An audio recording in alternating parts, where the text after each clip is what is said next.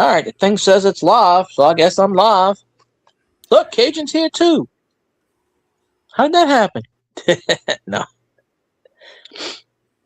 American made. I would certainly hope so. Shit. I need a shirt that I'm says American like made, and the shirt's American made. Well, there you go. You don't want to wear an American made shirt. You see it says made in China. Be like, well, that's a false shirt. No, this one's made in USA. It's got the little printed tag on the back. One that's printed on the shirt. Made in the USA. Well, I've seen stuff like that before. I've seen stuff where it had the American flag and it would say made in Korea. And I go, okay, why the hell couldn't it be made in America? Korea don't know our colors. I got the little, what you call it? Insurance on it. You know, that's if it's got this, it's American made on the bottom. Oh, like the inspector tag, yeah. No, it's sewn on there. It's a little flag, miniature flag sewn on the bottom of the shirt. Yeah. I took a nap earlier. Why the hell I feel like I'm sleepy? I slept like, I don't know, 2 or 3 hours. I gotta go lean off the dock and get me some coffee. I'll be back in a minute. All right. Man. Oh, that hurts. Just hold your breath and go 1, 2, 3. Oh, no doubt, man. And there's the commercial. Nobody's in here yet to see it, so it's strolling across the screen.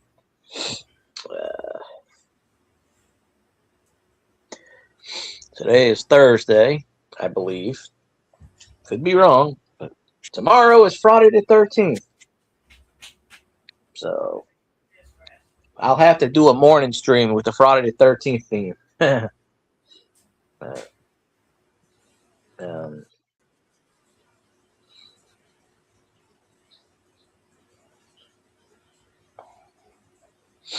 I was watching the return of the R&R today.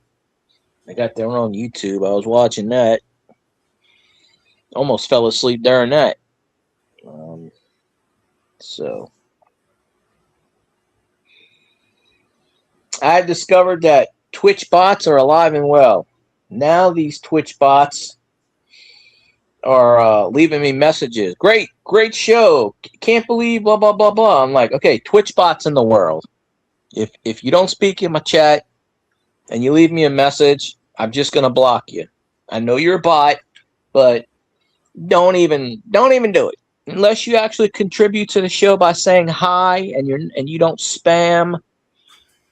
And I don't want to have to end my stream and I have 45 comments. No. So, Twitch, you got to start doing something about your bots. They're getting out of control. Skynet has become self-aware. AI should just be banned off the face of the planet at this point. Cause I don't know what's going on with this nonsense.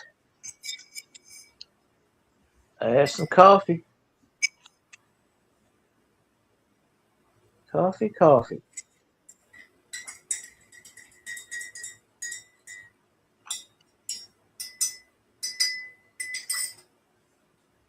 Take it. Drink it if you got it. Take.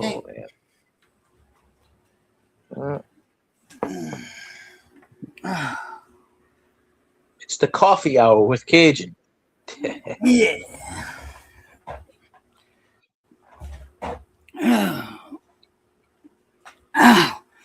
Oh, I gotta move the dog.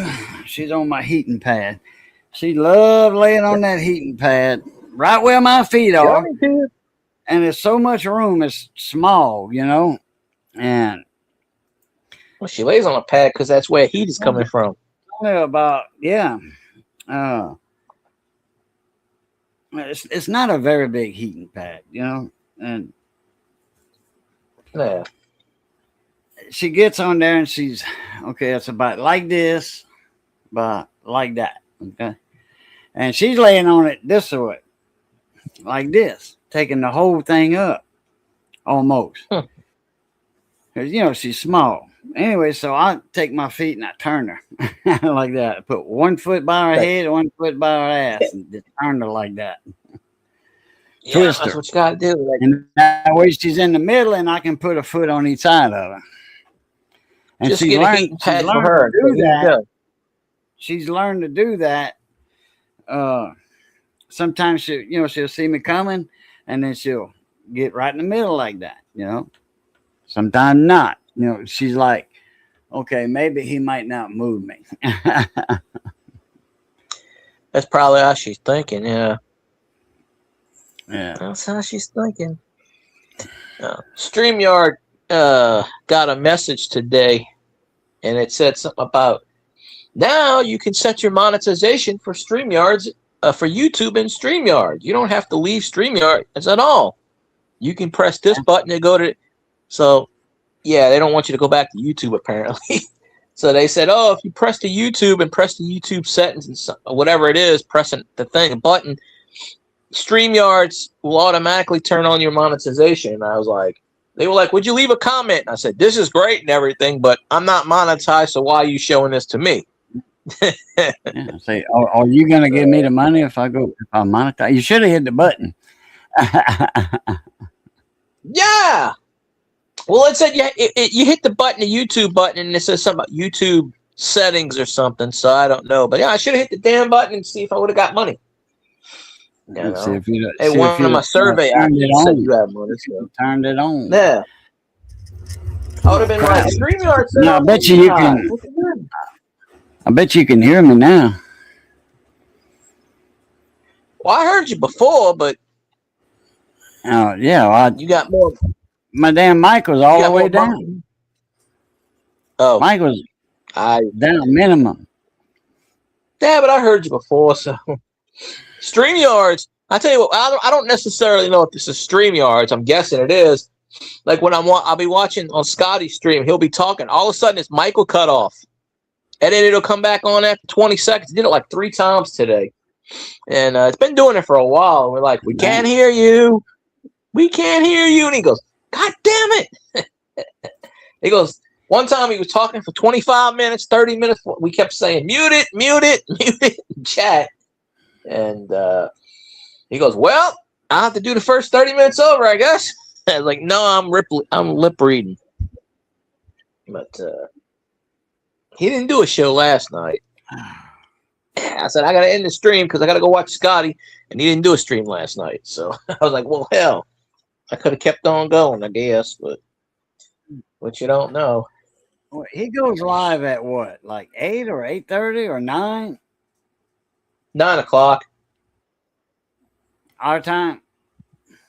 Yeah, he's in Central. Okay. Well, he did a show today. He brought back the Robertson thing. What he did with the British lady. He used to do that for a while on his channel, and haven't done it like 17 months. So he brought that back, and they made a specific YouTube channel just for that. So I was watching that for about an hour. That came on at 3 o'clock because she's in London, and 3 o'clock our time is 9 o'clock their time. So I was watching that from like 3 to 4:30, give or take. Yeah, Scotty's goes live at 9, and he tries to get off by 10:30. But so I was like, okay, Chad, I'm leaving, blah, blah, blah. I'm going to watch Scotty. And then I see the thing where he's like, I'm not going live tonight. And I said, well, shit, I could have kept on going, even though there was nobody in chat at that point. You have your small days, I guess, slow days. But there is no right time to start a chat. There used to be. But oh, damn. Just fell asleep in that chat. I was just listening with the headphones. I'm like, crashed out. And I'm like, oh, show's over. Okay. She moved. Where'd she go? There you go. Oh, she probably went. Got up to go on her pad. Probably. No, she ain't under your feet. No, she came back. She's laying right in between my feet now. She went peed, I guess, and then came back. Johnny's here. Yeah. Mrs. little flower stand came in today. It's got like 5 or 6 tiers. You know, it's made like in a corner. You put it in a corner. Yeah. It does like that, then it does like that, and it got different levels. You know, it's like a bottom, midways, and then up and up, and then finally a tall one on top. You got to put it together. That came in on the FedEx truck. I mean AliExpress on a FedEx truck. Yeah, well, it was shipped from the U.S. It's an AliExpress store in the U.S. It only took Oh, okay. 3-4 days to get here. It didn't take long. I thought it was going to be here like on the 20th or something. She said, "When is it going to come?" I said, "On the 20th." She said, "Oh, okay. Well, okay." So anyway, she was glad that it came in before the weekend, and she's going to she's leaving tomorrow to go spend the weekend and help her mom. Her sister's in the hospital, so Mm. yeah, she Damn called a couple hospitals, times, and it was like Savoy Medical. I'm like, oh, Savoy Hospital and Savoy Medical Group. I'm like, yeah, okay. And then I said, Like, why are they calling me now?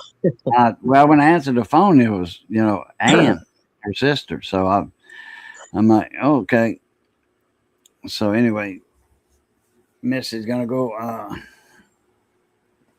tend her mom, spend the weekend over there, get her stuff, sit with her because her sister can't. Yeah.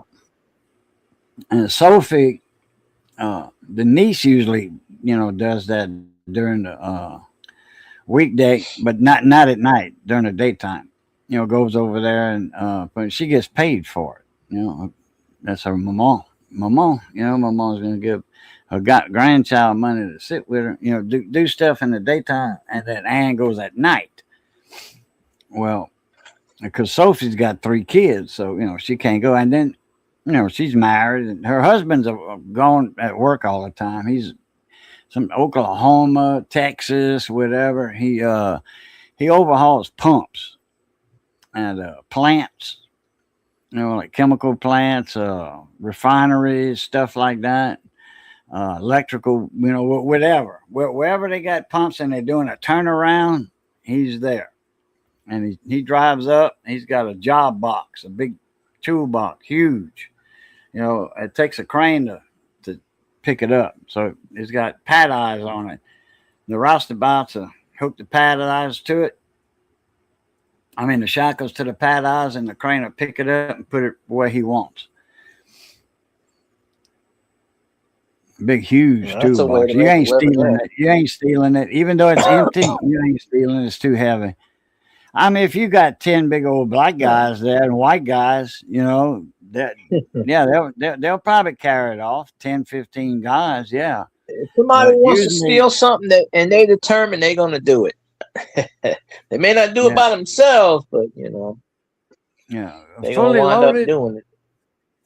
Loaded with tools, that box. A forklift?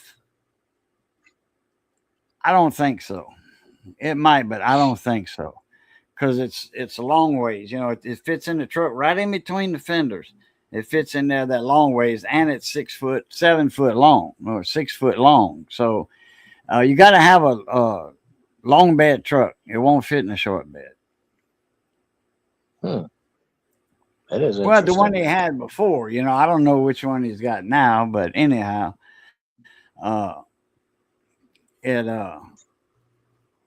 those boxes are made out of steel, and thick steel. It ain't thin. Do you not?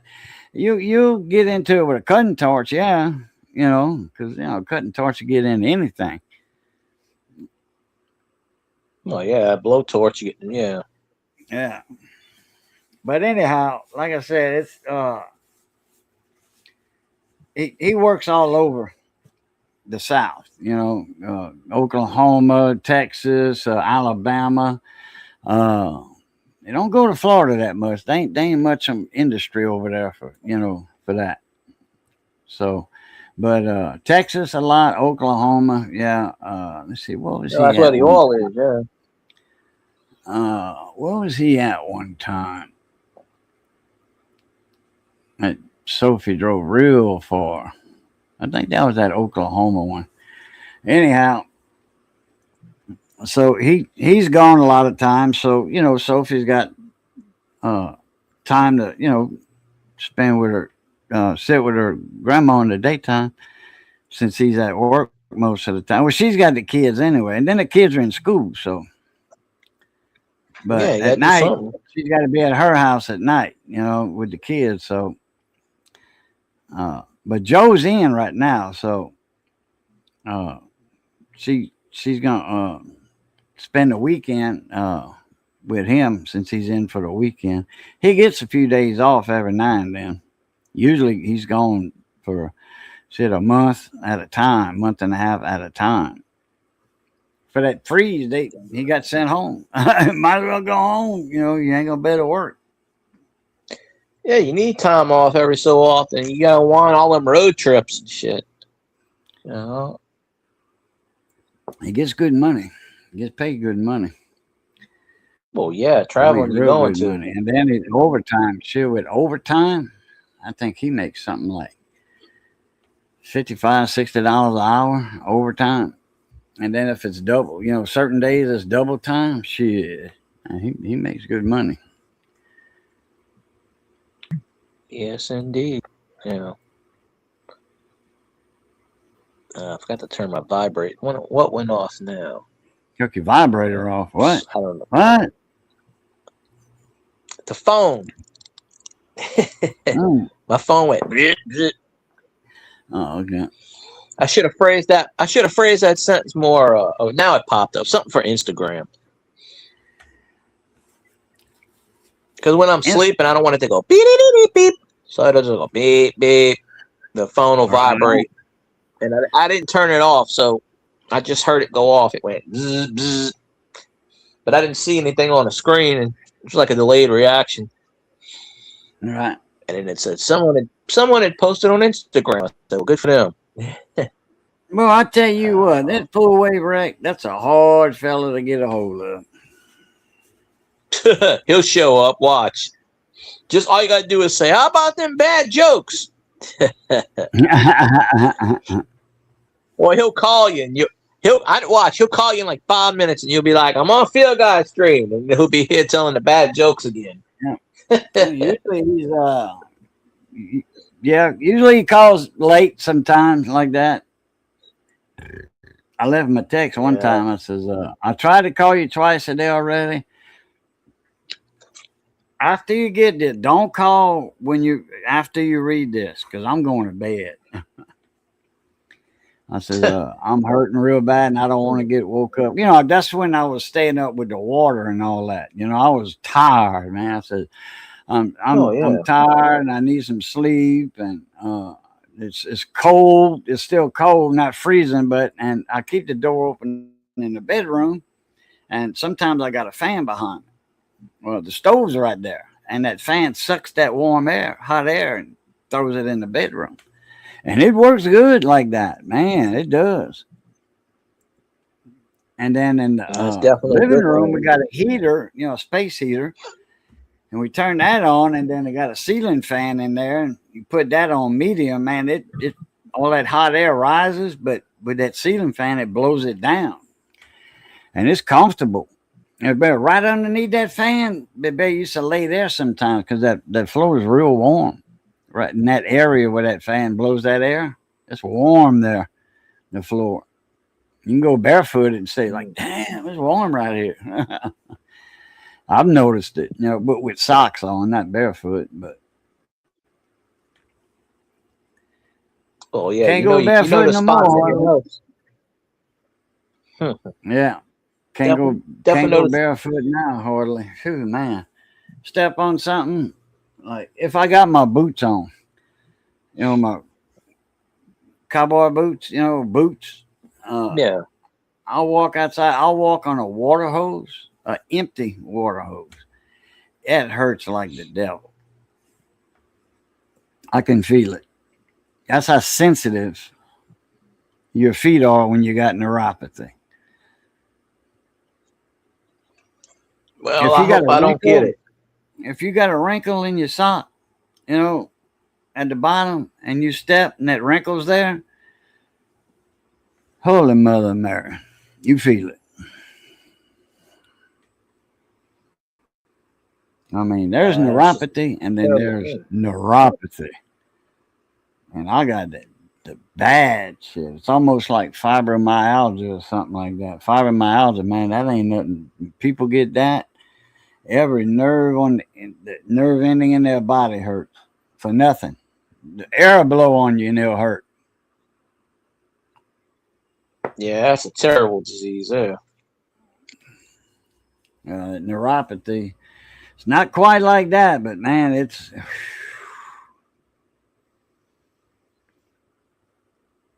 Yeah, I'm sure it feels that way. Huh? I'm sure it feels that way. I said, I hope I don't get it. Printed some of that. I printed the table of contents. The table of contents for that is 10 pages. I did the cover page, you know, all right, and then there's 1, 2, 3, 4, 5. Okay, and then the 6th one is like a block diagram. Fundamentals of it, and removing the front panel and all that and everything. It's got an order of operations.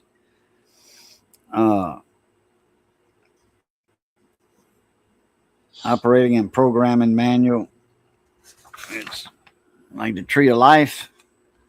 You know, it's a breakdown of, you know, what to do first, second, third, fourth, fifth. So how many I said that was? 8. 1, 7? 2. You said 7, I think. 3, 4, 5, 6. 1, 2.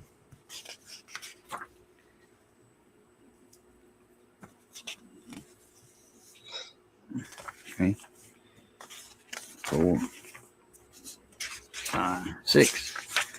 Okay. Oh, it was supposed to print. Oh yeah, okay. I see what I did. I did 3 to 10. So that's you don't count the first one. No, that's 4. Okay, well 3 to 10 in the printing part of it, because in the PDF it doesn't go, the page numbers are not the page numbers on this. So let's see, 6. Okay. Anyway, Wouldn't think they were, but yeah. Like sometimes 2 of those make one on here. But anyway, that's 5. It's 4 pages of table of contents, and it's not big block letters neither. It's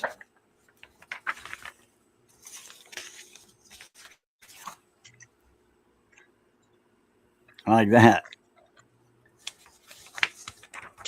that's a lot. Yeah, it's a lot of stuff. It's got like 4 pages of table of contents. Yeah, 4. And I printed that because I was going through the PDF, and then if I wanted to look for something in the table of contents, I had to go all the way back to the top. Okay, which I can, do that on that left bar, the left bar in the PDF. Yeah, why would you want to do it all the time? That's a rapid look. It'll go by sheet, by pages. You can just go down there and then boom, just hit the top. But so I just printed out the table of contents and I stayed where I was inside the book on the PDF. Yeah, that makes sense. For the gate times, the nanoseconds. It automatically, when you turn it on, it automatically goes on from standby, because it's got a little crystal warmer in it, crystal oven that keeps that warm. So it's ready to go at any given time. Anyway, when you turn it on, the automatic 300 nanoseconds gate time and trigger lock, automatic trigger is on. That's from the get-go when you turn it on. So you have the blinking lights, that's waiting for a signal, and then when you put a signal in it, then that channel light there, that'll calm down a little bit.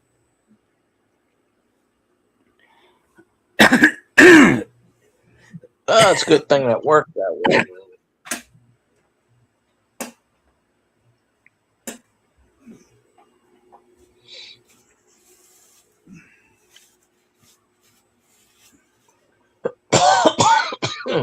See if I can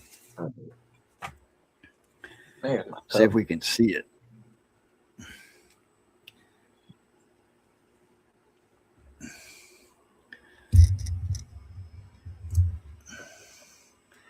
Can't see it. The scope's What's in the that? way. No. I thought the scope was in the way. Can't see the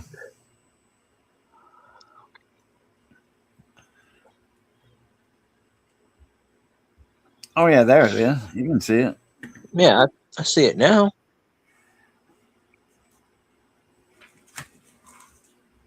You can barely see the edge of it.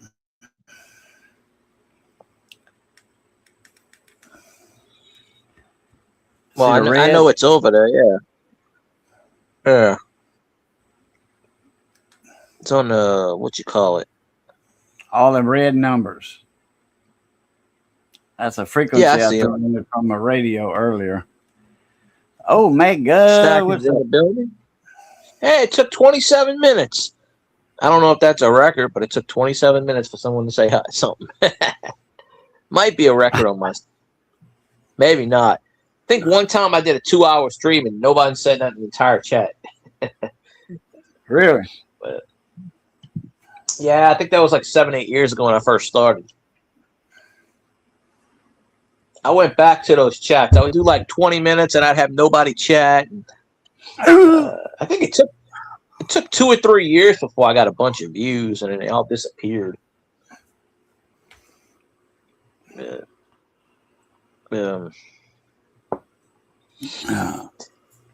was doing the rounds yesterday with the videos and the comments, and I had a lot of comments to check up on people's videos. And one guy did a video, sticker book video, and he had this book when he was a kid, 1992 WWF sticker book, and he was missing like 18 stickers. And some guy gave him these stickers that one of his friends, and he did a video on this, about a half an hour, 20-minute, about a 25-minute video. And it got something like 37,000 views within the first 20 minutes or something like that. I'm like, damn. So I was commenting on his video, and he commented back, and I don't think he's a big channel. I think he's got some subscribers or whatever, but YouTube's just funny on what it recommends you. Like it's been pushing like weird stuff for me. It's been pushing these waterfall videos for me, and I'm like, why am I wanting to see people like women and guys jumping off of waterfalls into the water? And I keep getting those, and I'm like, why are they pushing that? I'm not watching that stuff. Why are they? They just keep pushing weird videos on me lately. I'm just like, if you scrolling on something and you pause at something, and you see in like 4 videos in the frame or 2 or 3 videos in that frame, they know you paused or scoping that thumbnail out. So maybe you did that one time. You put your phone down and it was on that. It's and possible. When you finish, you pick your phone back up and scrolled up and. No, do you know YouTube pushes my own shorts to me? I'm like, this is my own damage. Like, if you're scrolling on the phone, you'll have 1, 2, 3, 4. You have 4 shorts, a box, and it'll do videos. And I'm scrolling and it's got like 3 of my shorts, and it's like, oh, watch this, and I'm like, why am I gonna watch my own shorts? YouTube, come on, push that to other people, not to me. You know, something bad's gonna happen when you say, "Hold my beer, watch this." Yeah. Southern Coin Hunter, Van in the building. Oh yeah, sorry, I sent him an email. Sorry, I've been missing your streams, man. We've been streaming at the same time lately, it seems. Him and a few others. Yeah, I had that dude that kept coming in asking where Southern Corn every night. I had to block him. I'm like, I can't deal with it anymore. I'm like, I'm like, dude, he's streaming right now. Why don't you tell him to end the stream and come into yours? I go, no, I don't do that. Sorry, I don't. Yeah, I had to go poof. I had to just hide and just, I had to do it. And just like, well, if you're just coming in here asking where he is every 10 minutes, I'm like, nah, not gonna. Yeah, if Cajun gave you the link, yeah, come on up. Shit. I'm sure he gave it to you. Yeah, suffering. Sent him an email. Yeah. David Carlisle. David always says, send me an email so I know y'all up. Y'all live. So I always send him the link, but he doesn't come up. He comes in the chat, but he doesn't come in the No, because he's in Tupac's a lot of the time when he streams. He's streaming almost every night now. Coining around Tupac. He's about every night. He used to do like, I don't know him. I've seen him Bitcoin guy, does auctions. Hey, yeah, he's okay. I know who he is, but I just don't know him. I don't really know much about him either. I've been in the stream probably 20, 30 times. I've never been on a panel, but he mostly does auctions almost every night. I just don't go on auction streams. I'm just kind of like, I'm not going to buy their stuff, so why am I going to go to auction? I should do an auction. I should do an auction and say I'm selling so many coins and see how many of those coin people who just don't come on my chat anymore all of a sudden just come on my chat. Hey, buddy, how you doing? Yeah, you're only here because you want my shit. Well, yeah, they want to buy something. Hell yeah, you want their money, don't you? That's if they got it. That's if they want to buy it. They may come up in here and critique me and just leave. Bastards. But I mean, yeah, I wouldn't care who I wouldn't care. But they probably try to Jew me down and next to nothing. I'm just like, no, I know how much it's worth and I know how much I'm getting for it. But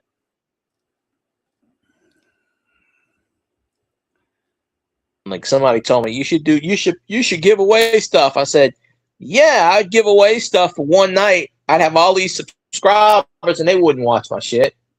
I said, when you put giveaway in the title, they're just there to win stuff. And if they don't win anything, they get pissy. So you can't please anybody with that strategy. All right. I don't. I mean, YouTube should just ban giveaways of any kind whatsoever. I mean, it's just they want to do that shit going Whatnot. Whatnot's getting sued by I saw the article yesterday. Whatnot's getting sued by one of these social medias. I think it's Twitter or something.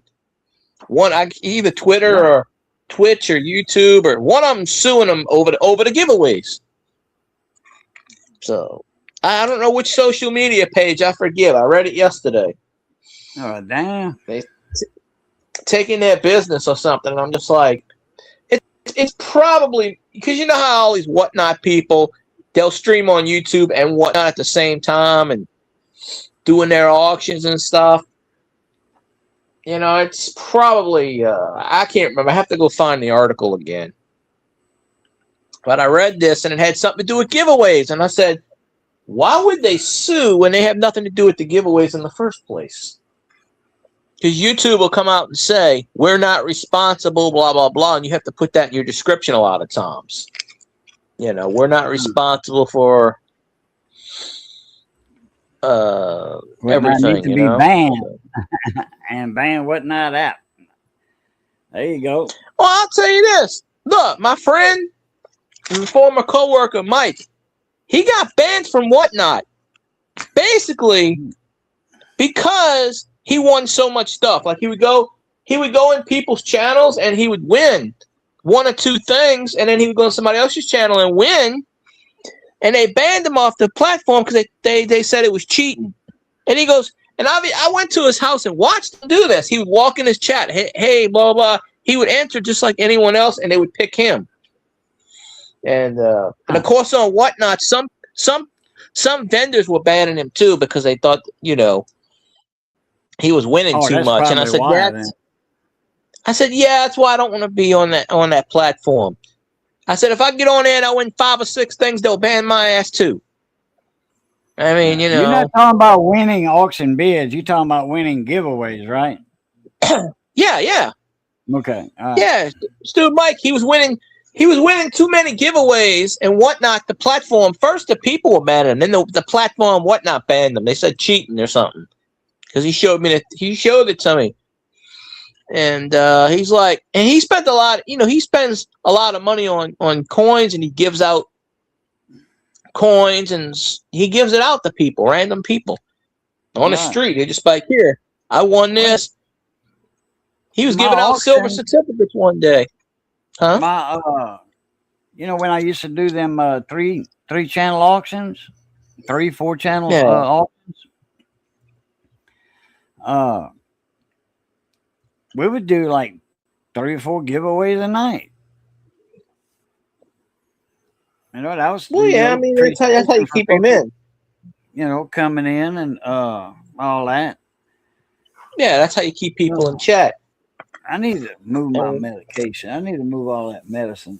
It's not just the idea that people can see it. It's just that it's too much medicine, and too much medicine means that, I accidentally took something, a misdose, you call it. No, I didn't even notice that. I didn't even notice that was there.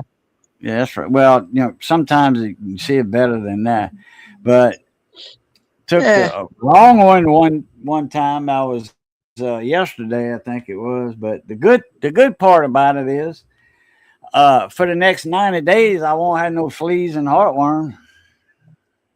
There you go. Hey, there ain't nothing wrong with taking the heartworm medicine. I'll tell you that.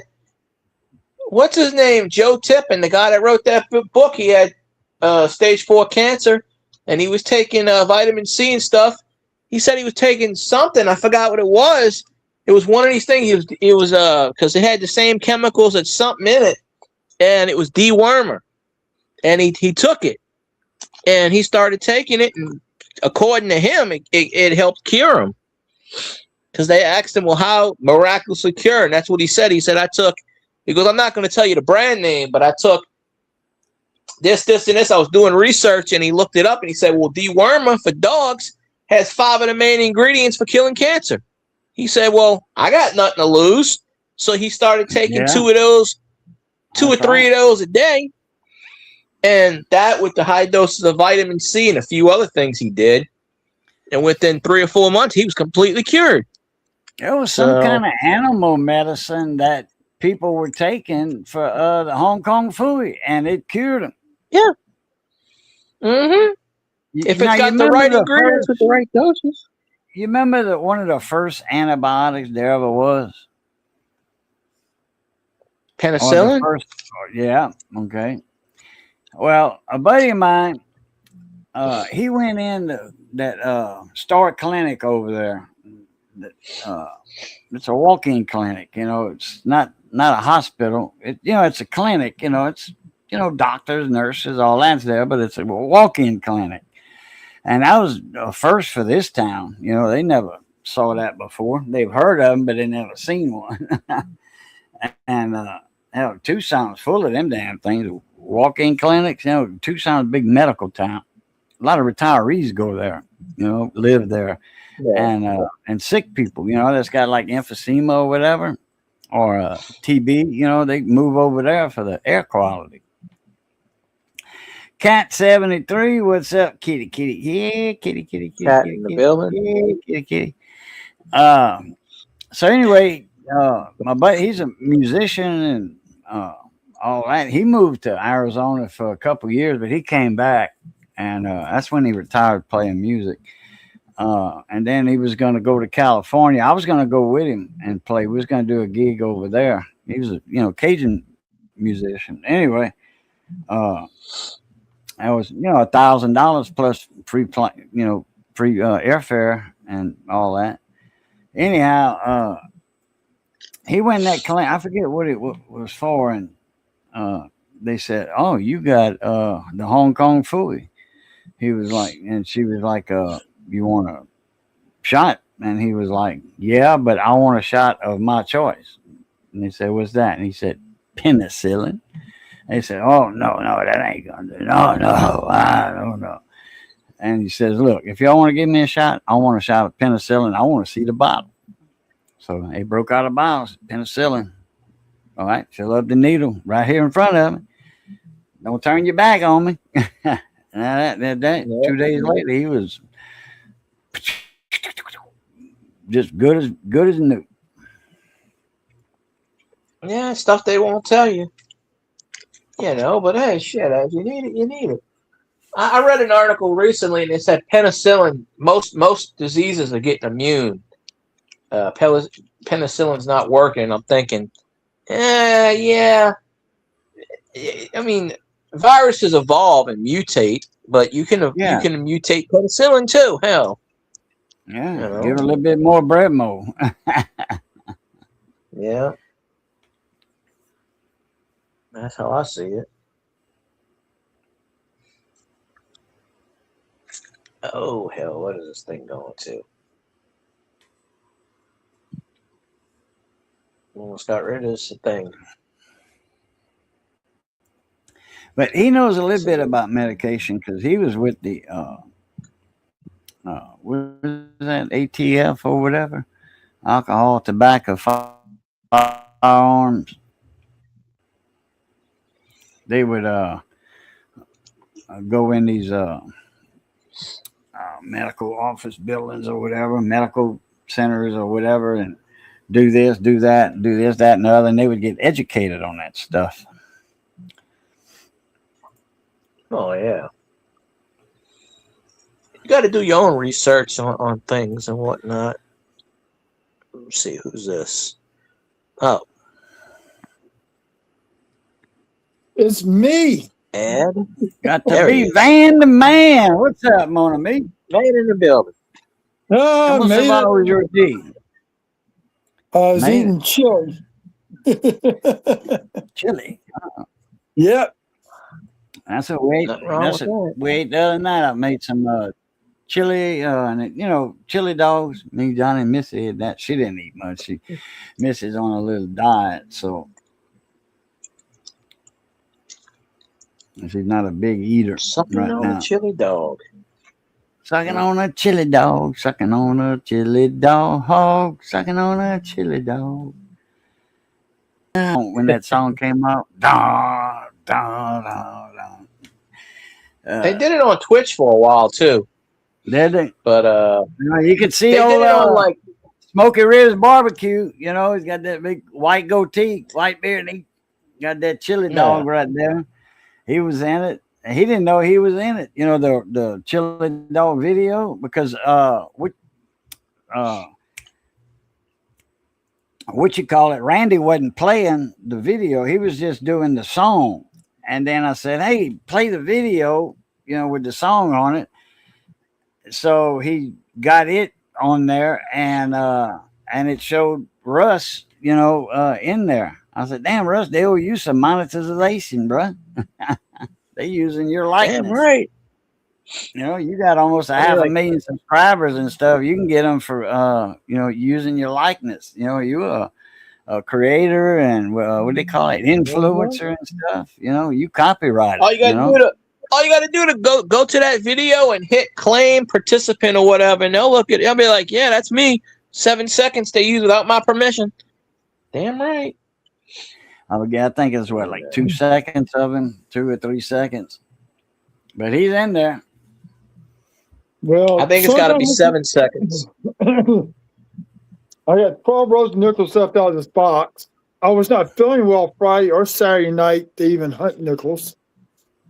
So I got 12 rows left. I got a bunch of change to go through. This has been the strangest box. Hardly anything. Huh. I'm up to 3 nickels from the 40s and 3 from the 50s.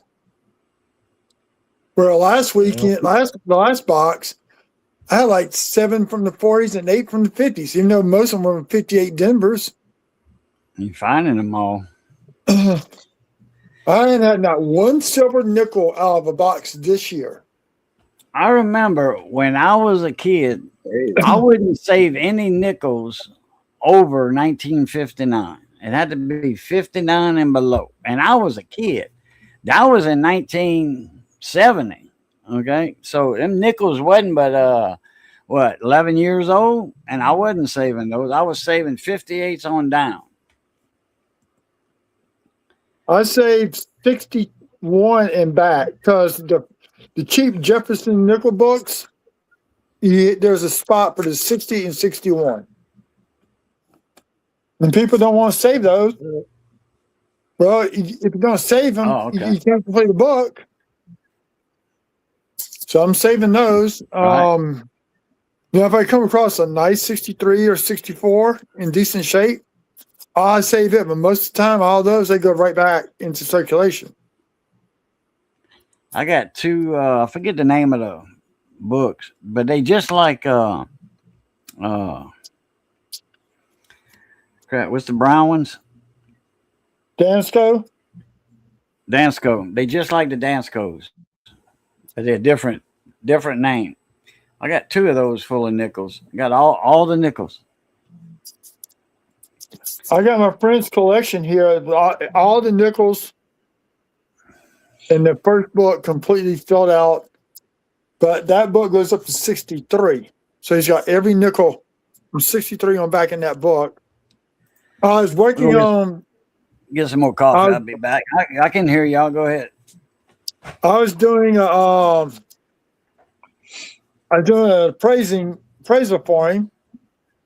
I just finished doing our nickels to start on the dimes, which I think the dimes I'm going to put into flips. So I can label the flips for him so he knows what they are. When they get done, I'm going to print out the page, but there's a problem. Back in November, my hard drive died. Found out 24 Denver, it gives me almost 10 nickels from 24. So I got to start the thing all over again because I went to my backup on the cloud. The file was corrupted on Google Cloud. That's why I don't use cloud. Well, I ain't checked all my backups. Apparently the file was corrupted. I didn't know it. I just backed it all up like 2 weeks before and I realized the file was corrupted. So I got to start the thing all over again. That sucks. Yeah. You just be like, folks, I did the stream already. I'll just be like, I did it. I got a bunch of stuff out of it. I'm going to roll all the coins back in the rolls, and we're going to reopen them. Redo. Just fill it up. Look at this. We got 12 silver nickels in one roll. Holy shit. Now, tomorrow, when I get off of work and go get my next box of nickels, there's a coin shop on Monterey, and the guy's got all the Westwood Journey nickels in there. I'm going to make an offer of $4 a roll. In the original mint wrap. The original, what the mint sent them out in when you can order them from the mint. This is the original mint wrapping on those nickels. Which actually a guy I said here, and the ink is toning the ends up from the paper, make them tone a gold color. Oh, hell, you'll open them up, you'll have black nickels. Maybe. If it bleeds through. Well, it'd be blue, not black. Oh. That'd be something you could put them up on eBay. Look, I have blue nickels. No one else has blue nickels, folks. Let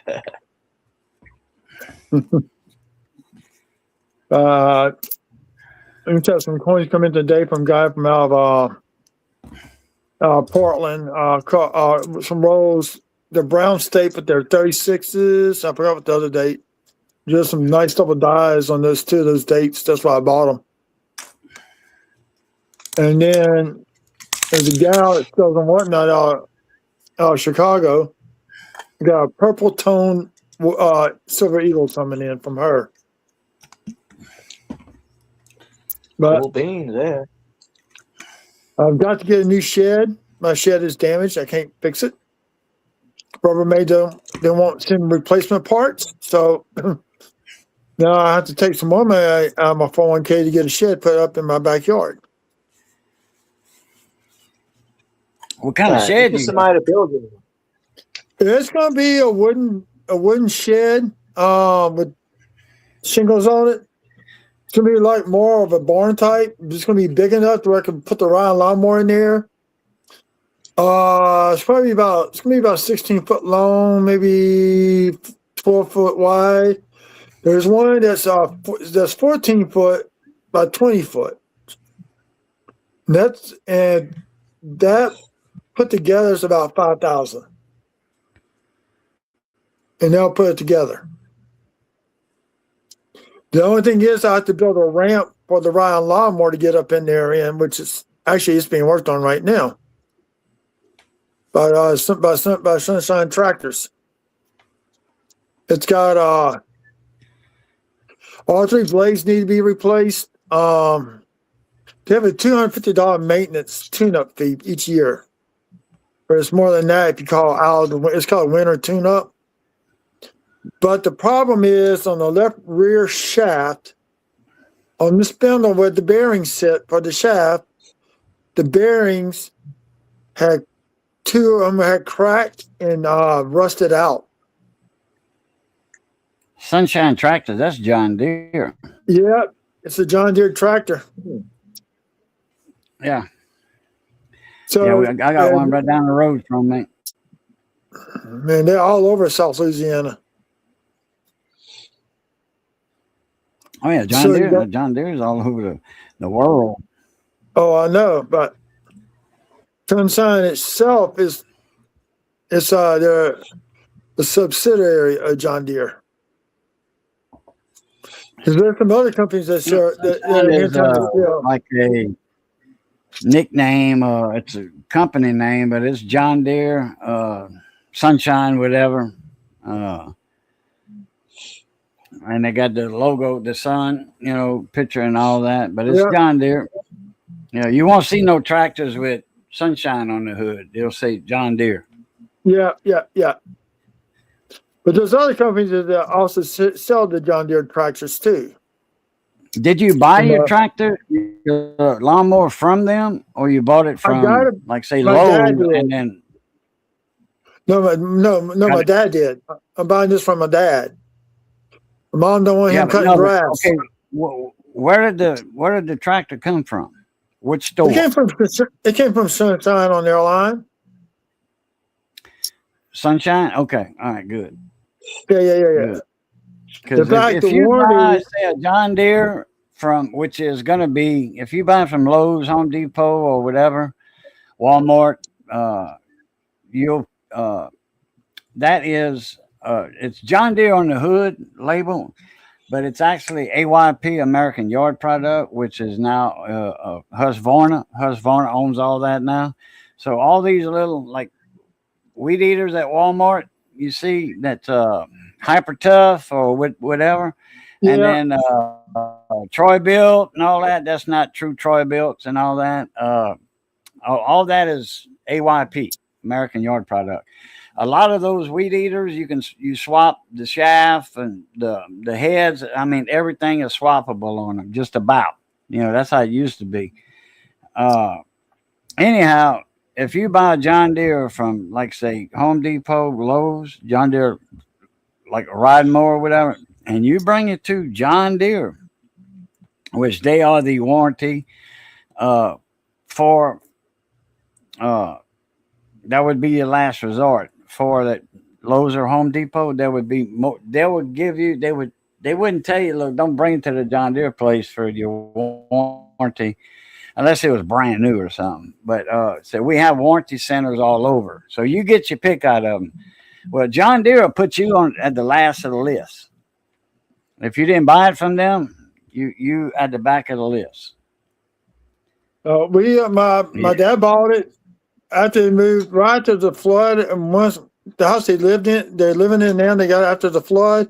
He bought a Ryan lawnmower, and it's about 9 years old. The warranty ran out last July. So this is a $622 bill, which thank God I got one more check in from State Farm, which that's another story behind that check. I'm mad at our mayor. Let's put it that way. Our former mayor. So you said you couldn't find parts for your shed or something, you said earlier? It's a Rubbermaid shed, and they will not sell the roof replacement and the corner wall because it got damaged by a tree limb. Okay, it's a metal shed? No, rubber. No, it's one of the plastic type sheds. Oh, okay, I got you. Just fix it with some wood. Any carpenter can do that. What I'm going to do is I want to take out some more money, get a new shed put in the backyard. And what I'm going to do is when I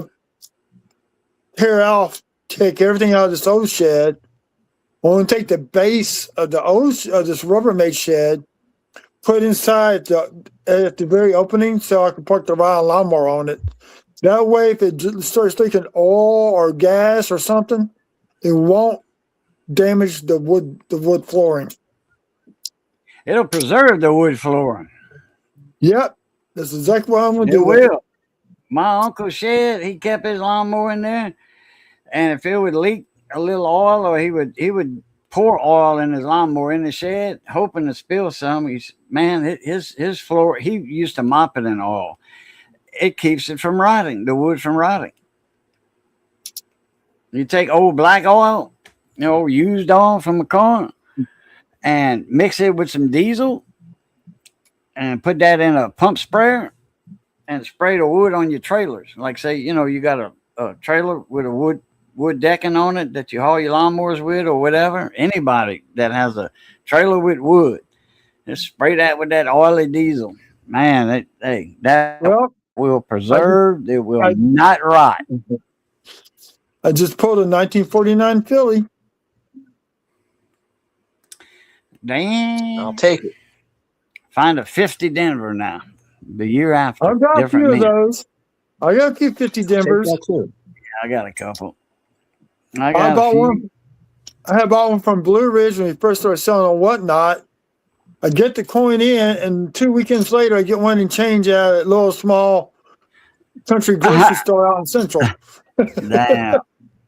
That's right. Yeah. If you lose a tool, best way to find it, buy another one. Just like it. Buy it. And a week later, you're going to find the one that you lost. Happens every time. There's another guy that does YouTube videos. He finds maybe 124 Denver per box of nickels.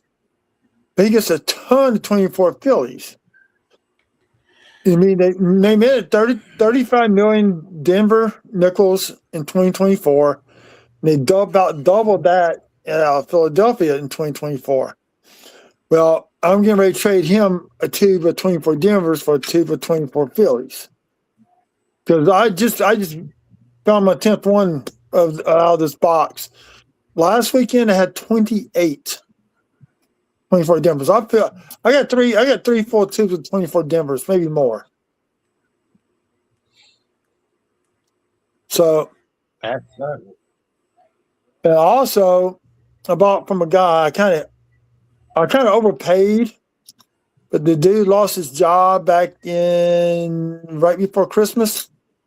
He was selling his slab stuff, and he had a 2009 DDR001 Lincoln cent, double thumb, rated MS66 red. It was graded before it got assigned the FS number.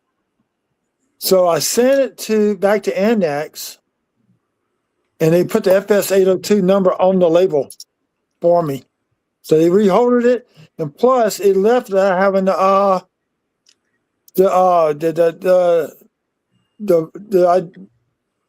grading the God dog it can't get it out of my mouth.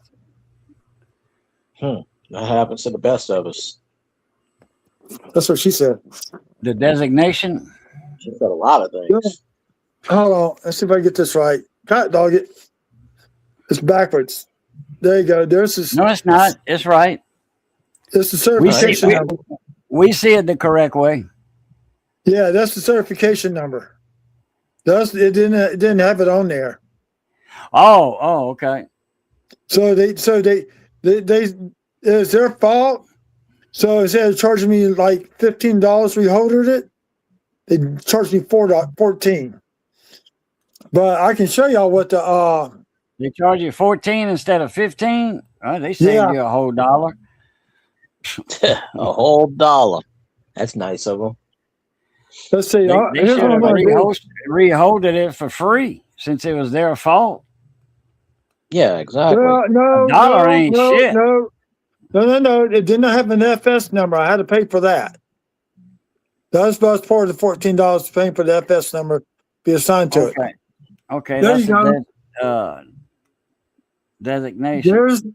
Yeah. If you pull it up, you can see the double thumb. Yeah. See it right there, in that little spot right there. So if you go to Wexler's, that's the FS 802. So that's like, it's basically, I paid $121. I put the value at $125 because it's going to go up in value with the Lincoln Cents no longer in production. You paid $100 for that? Yeah. I was helping the dude out. He needed money. Hey, I need money. Help me out. That's a lot of money for that. Okay. I'll find me a penny. For that variety. I'll find a penny for that much. Hold on.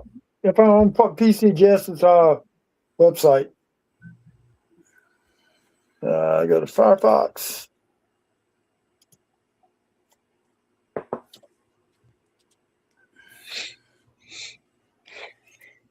I'm pulling it up on my computer right now. What was the number on it? FS 802. No, MS what? 66 red. 66. Okay.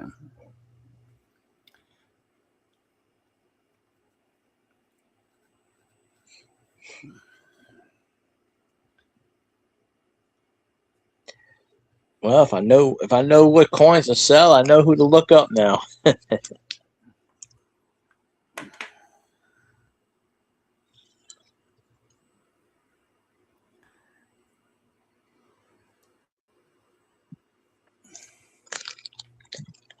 There we go. Let's see. All the reviews.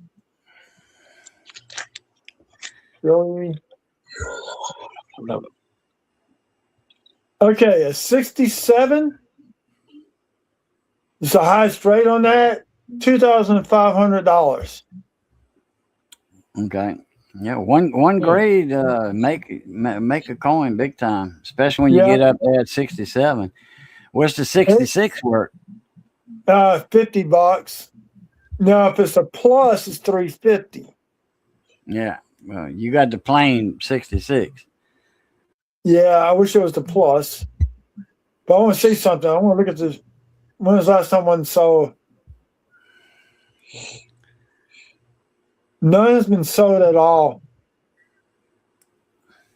No, even in a 67, none of these have been sold. They've been graded, but none has been sold.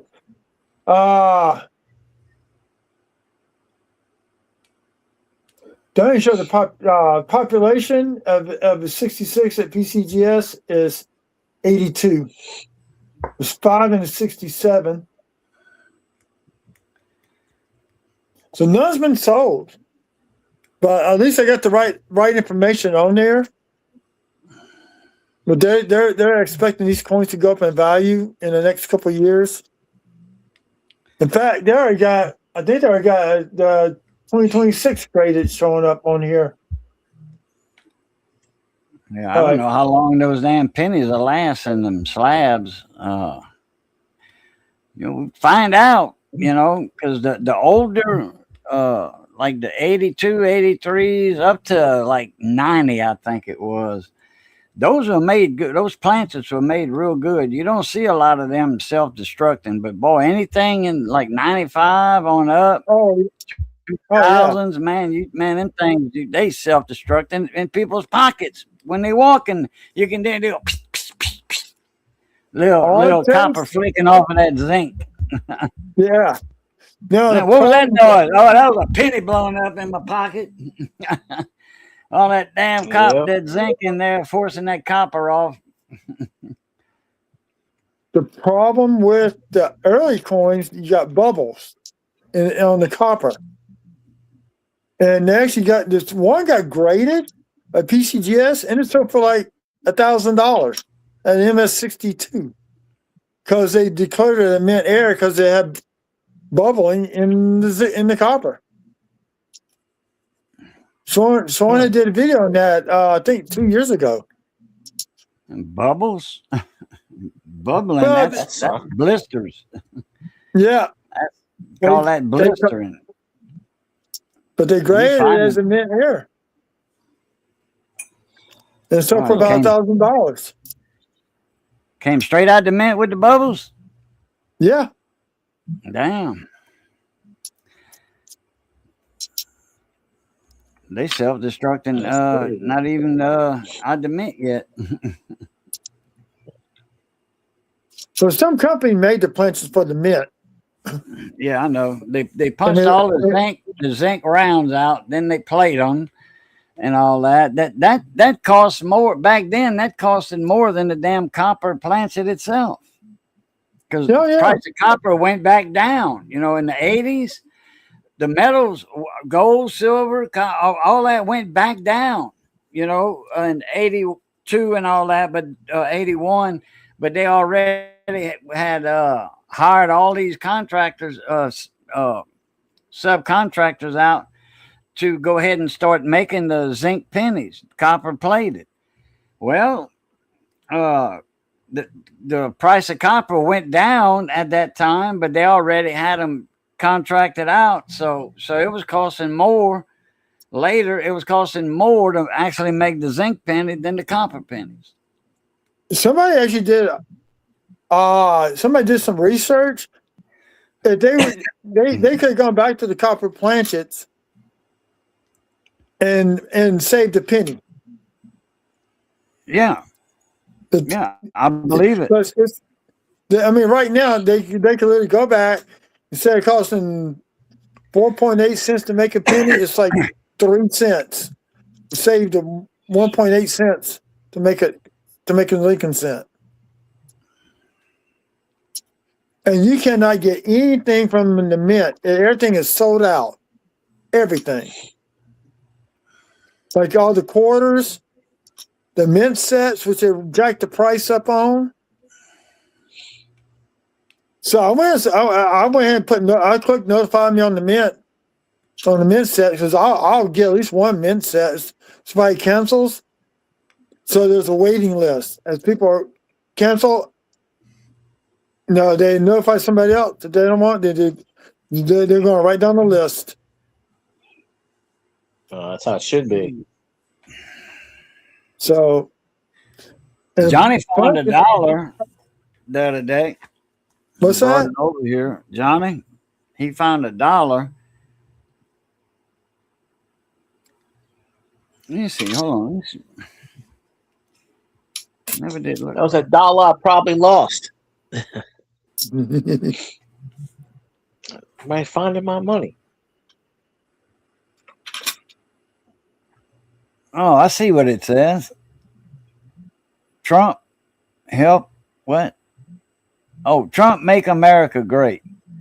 20. 26. What?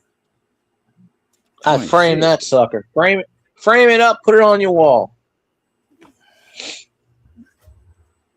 Well, He couldn't make it out what it said, and he wanted me to put it under the scope. 20. Ah, I don't know what that last number is. 2020, I think. Let me see. Yeah, that's Trump.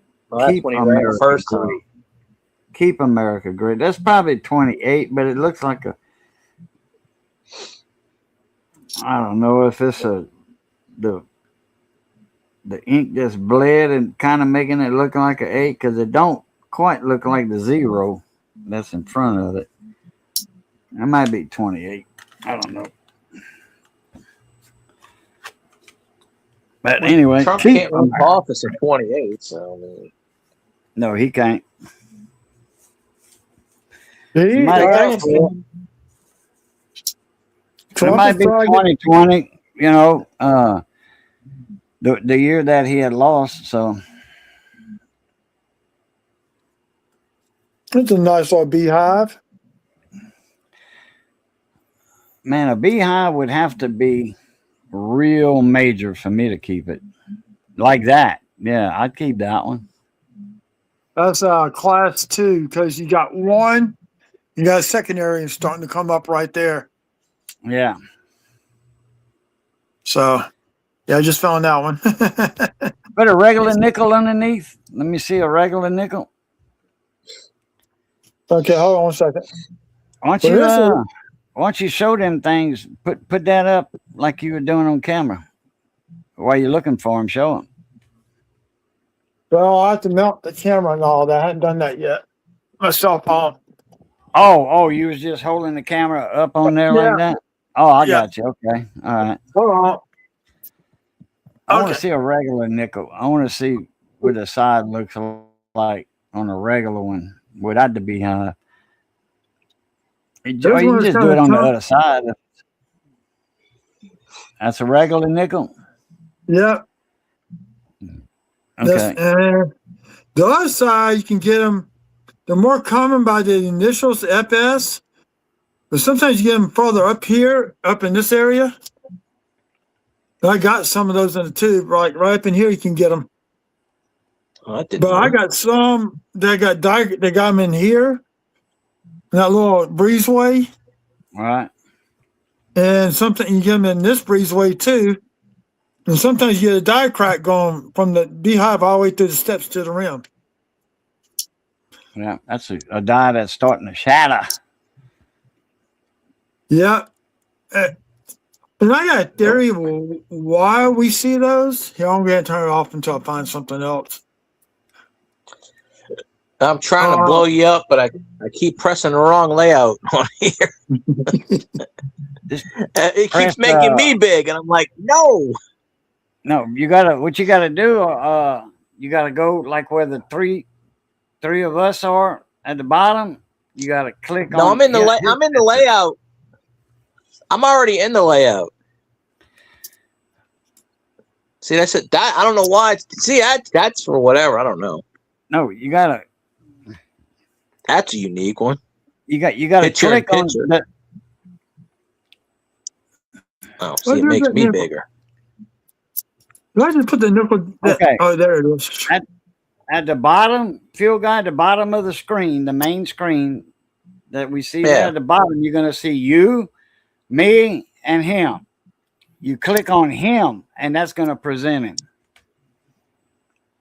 Oh, usually when I do that, I don't get the option. I either get remove, mute, or edit. Well, you got in the corner, you're gonna see a little shoulder person with a head and shoulder, a little person. That's gonna be what you click on the top left of his thing, and that'll make him big. Oh, I think. I mean, that's what I remember on my phone. That's what I can remember when I was hosting on my phone instead of when I didn't have a camera. You know, my computer wouldn't take a camera, my desktop, because I was using a Windows XP, and it wanted a Yeah. You know, I don't know why it doesn't updated do it Google. for me. Because yeah, it used to do it too, but they changed a bunch of things on it. What you call it? Oh yeah, on I have to StreamYard. ask, Yeah. I have to ask Scotty. He does it every night. I'm like, how do you do that again? I don't remember.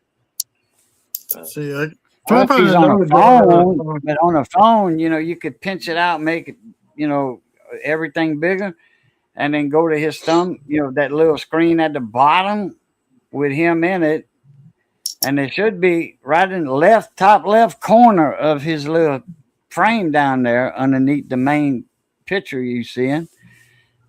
Top left corner should be his a little head and shoulders, and you click on that, Yeah, and but it'll present it. it just says remove, mute, or edit. That's all. It doesn't let me blow it up. I have to go to the layout and do it that way. I can do it like no, that's Usually, that see, I had when the you do the layout. layout, that's just to make you big, you know. Oh, Or once somebody's, I'm gonna go See, live here's, from my phone one day. I want to see what it does. here's one I they found last. changed it, but So here's one I found last night. It's got a little die chip down here in the M. I don't know if y'all can see that. Yeah. See right here in the M, die chip there. But look at this beehive. You got a major one here. You got a secondary one forming off of this one, and it's shooting up this way. And on my screen, I can see where the line of the metal is starting to break off right there. So eventually, What is that at the top? What is that at the top? That's just the side of the building. That's all Oh, I do. okay. That's the All right. Yeah, molding. drafted side. Gotcha. Right. Gotcha. See, then here's the one by the FS.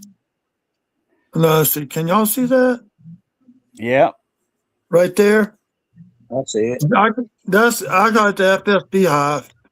Now you can watch your coins. You can find die chips in these letters down here below them. This is not one. That's just the ones I found last night. But like I said, I got to get these rolls done tonight. Actually, I got to do all my change. We're going to wash the truck tonight, so I got $20 worth of quarters to go through. Oh, okay. That's I gotta go found. lean off the dock. In fact, I'm gonna get out of here. I'm going to bed. Phil guy, appreciate the link. And Anytime, please, of course. yeah, I didn't have a nap today. I woke up a little late. I was like that. You didn't take a nap yesterday either. No. And see, I took a nap. I didn't sleep that good. Neither. That's me every night. I didn't. Yeah. Oh, okay. All right. I'm gonna catch y'all later. As always. Okay. Love, Sleep well. peace, and crackling grease. Please top. See you, Ken. But yeah, I was trying to make you big when you were showing the nickels off, but I don't It's okay. know. I don't really know how to do it too much. But, did that dude come in your stream or no? I don't know who the dude was you're talking about. He keeps saying, "Where's Southern? Where's I kept banning him because that's all he would do is he would say, "Where?" I said he's streaming. One time last week, I said before I banned him, I said he's streaming right now. Why don't you go on his stream? And he goes, "Why don't you tell him to end the stream and come on yours?" Just like that. And I go, no, I don't do that. I don't do that to people. No. I even told him, he goes, "Okay, I'll be right back." And like 30 minutes later, he goes, "Oh, he's not on your stream yet?" And I just, he did that for like probably 3 weeks straight. And I just got tired of it. And I said, "Nope, done. I'm done with that shit." I'm like, no, I'm not going to have somebody come in here and tell me, where's he at? I even told him, I said, he's streaming right now. Go on. I said, go on his stream. You will not hurt my feelings if you leave my stream and go on his. Trust me. If you don't, but that was his whole stick. Where's Southern at? Why don't you call him up? Call him up and get him on your stream. I said, I don't have his info. I said, what the heck? Like, he was so obsessed over you, and then he never goes on your stream. That's just weird. I don't know who that is. OAYS. That was the name he went under. Yeah, that's what he always would do. Like, he expected you. He's like, well, he should be in your stream every night. And I go, well, people have lives, you know.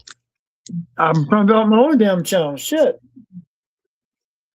I'm at 1,231 subs. That's it?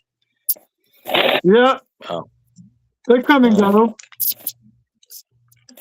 Oh, damn. Well, coins in the chat, Nick. Chatting about coins at the moment. But somebody finally popped in on the Twitch side. It's a miracle. I don't get what kind of coins? Nickels. Well, Southern was showing some. He's got mostly coins on his side. I don't have any new coins, but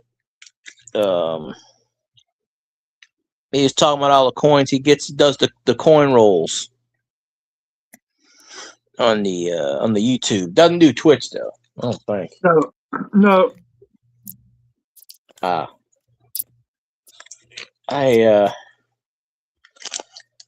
Oh shit, that wants to peel off. This is just strange. At least last year, every 2 boxes, I was getting at least 1 silver nickel. I got more in change last year than I did in out boxes. And with 40 something more nickels last year, most of them were the same. I sold them to one. I sold 30 of them to one guy for $60. Damn. And his situation is grim because his wife is terminally ill and she's starting to go down fast now. Oh, I hate when that happens to people. Yeah, trust me, I watched my sister go down. There's a lot of these celebrities that's going down. With James Vanderbeek, you know, the guy that played Dawson, he passed away. Yeah, Stage 4 colon cancer. Yeah, I've never heard nothing about that. He kept it private. Yeah, and then Brad Arnold, the lead singer, 3 Doors Down, passed away a few days ago. He had kidney cancer. Yeah, he was 48. They're both 48, 47. Right in my age group. Honestly, you know. But you better put some crosses above your doorway tonight. Yeah, that's something.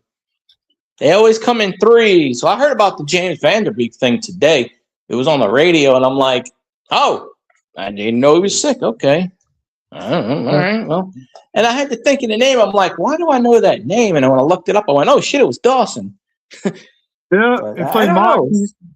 He played Mox in Varsity Blues, which I watched last night on YouTube.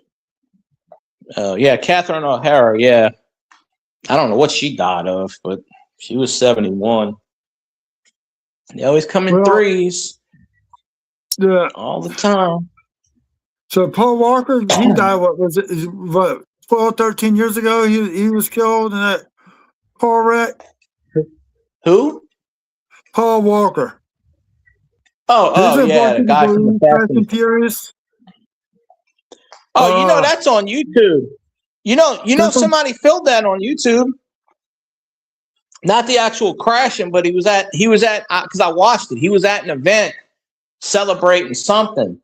And he goes, all right, folks. He jumps in, I think it was a Lamborghini. He goes, I'm going to test this out. Y'all will hear this from a couple blocks away, what he was doing.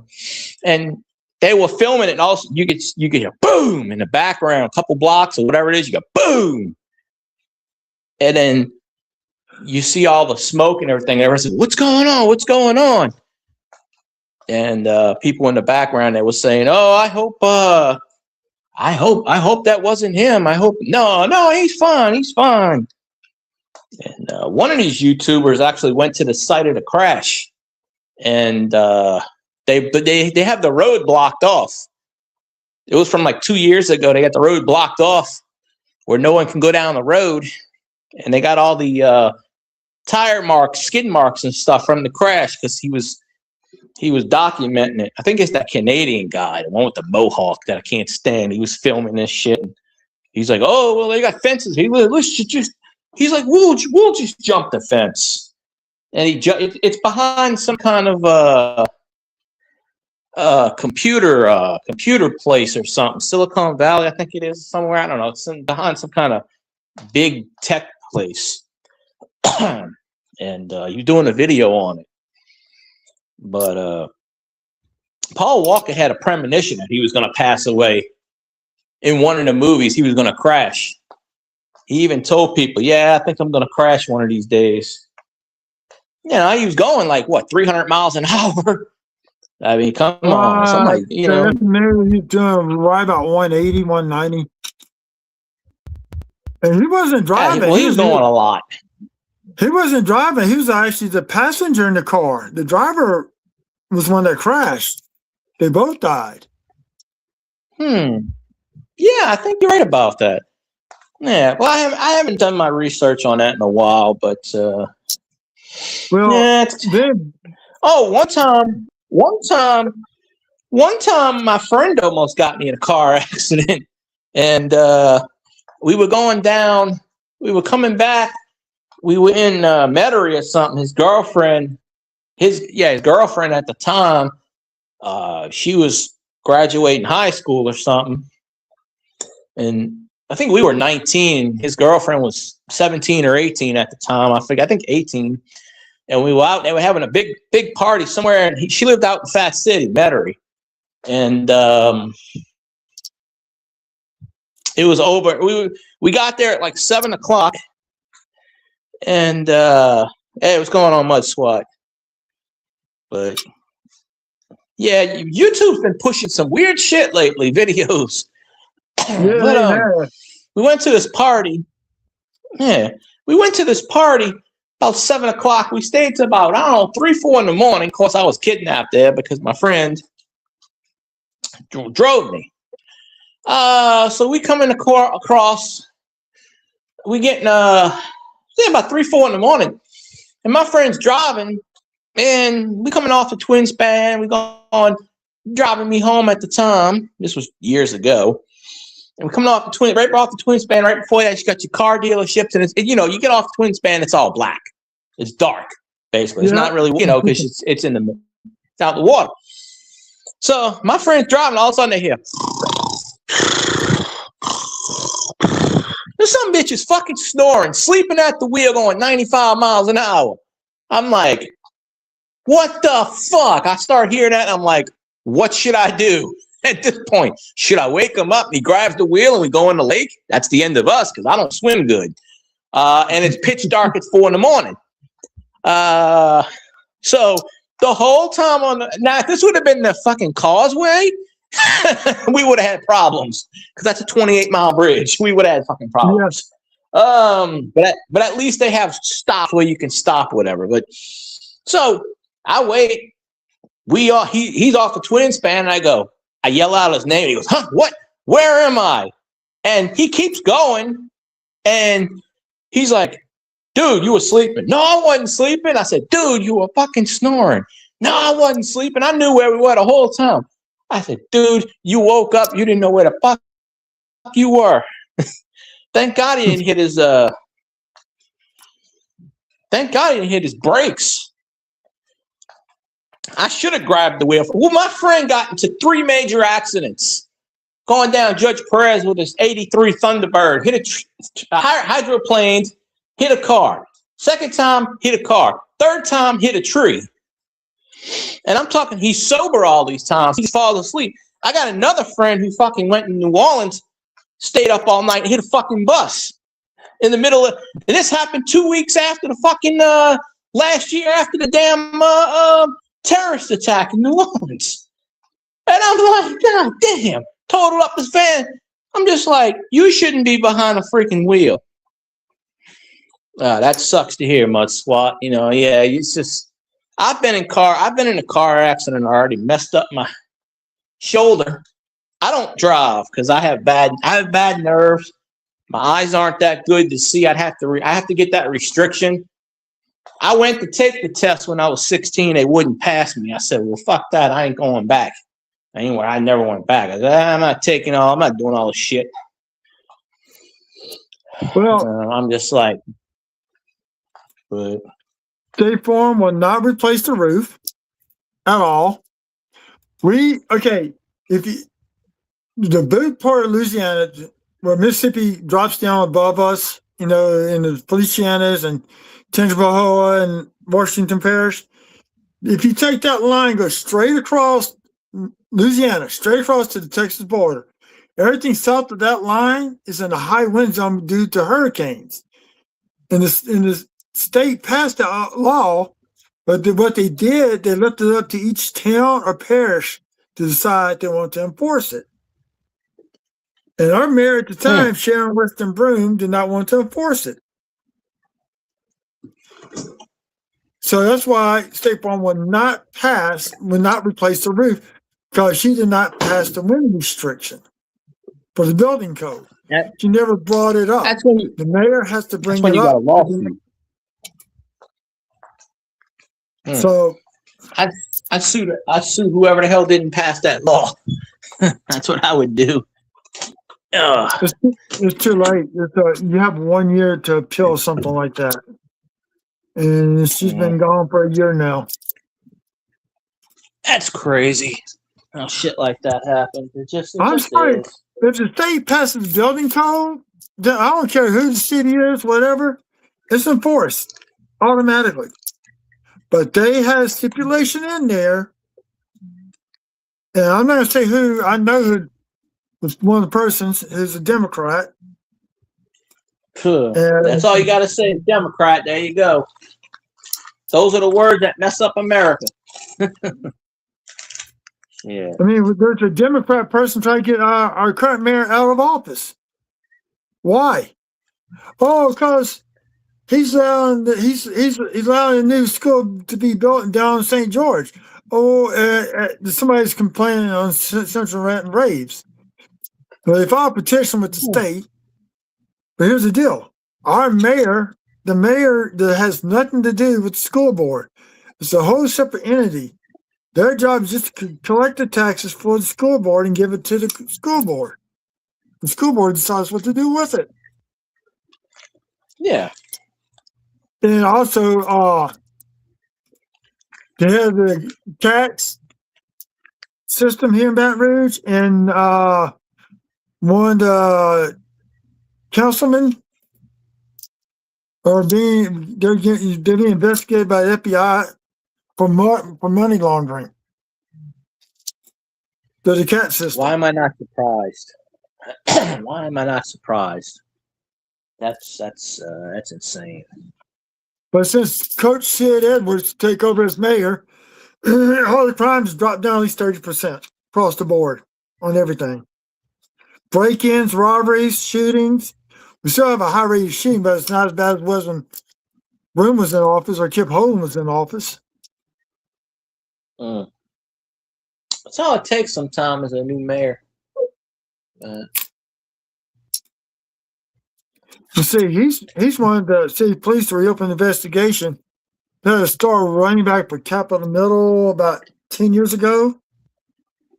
Somebody walked up at a party and shot him and left. And nobody saw a thing.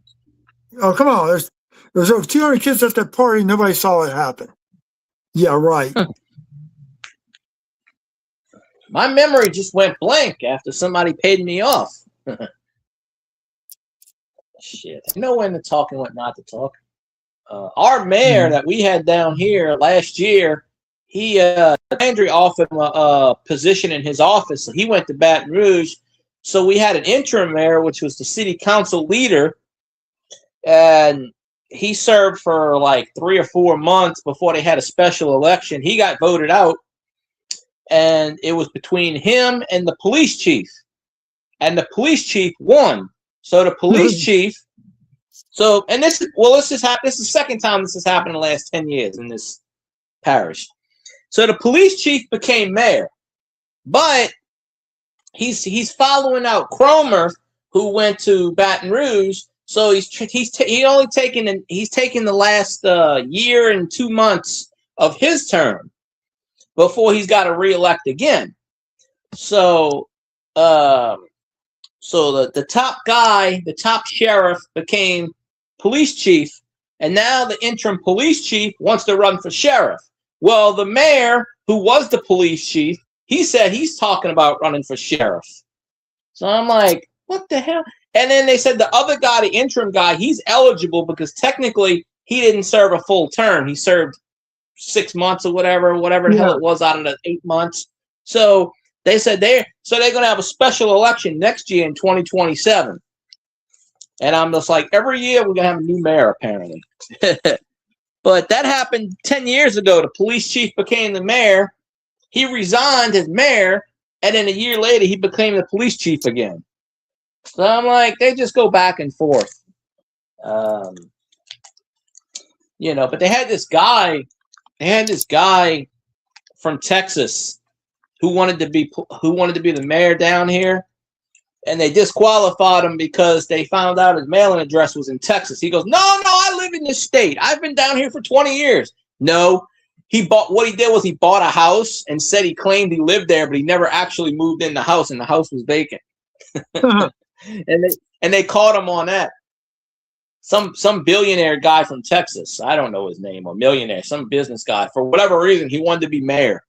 So he just came down here, and I'm just like, what the fuck? Be mayor of Texas. My friend we went from grade school all the way to high school together. He lives over in Brewley.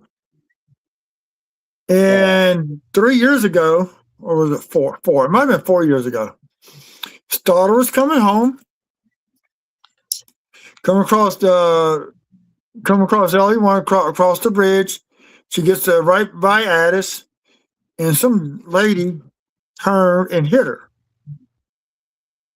And so Dwayne, my friend Dwayne, worked for the state. And he worked for the state at the time, in Charles Crime Division. And so he goes and he files paperwork with the judge for their award. He wanted to sue.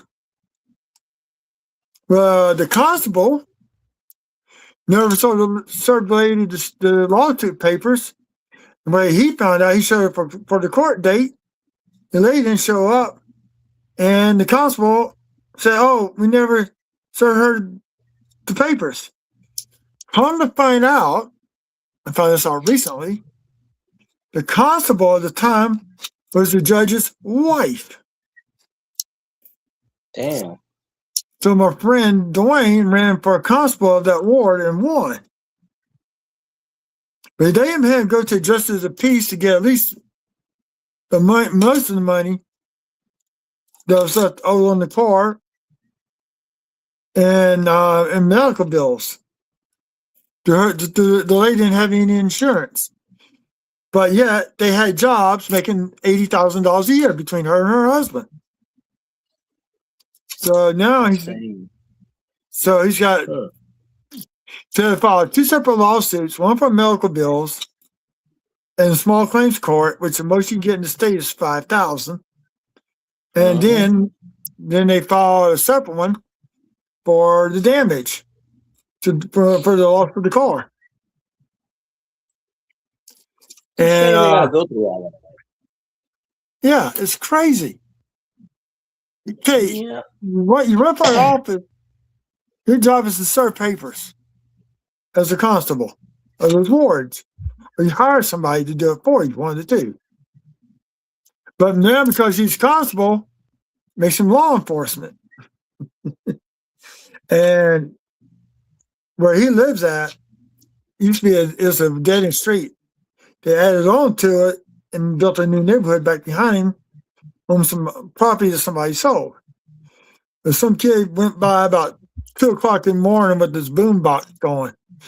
So Dwayne went and grabbed his badge and his gun and went talked to the kid and told him, said, look, I'm going to be nice to you this one time. You just enjoy the morning.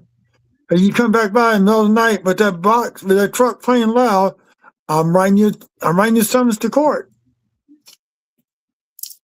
And the boy's father walked out. So by this time it's 3:30 in the morning because the kid was yelling at my friend Dwayne. He's ready to handcuff him. boy's father walked out.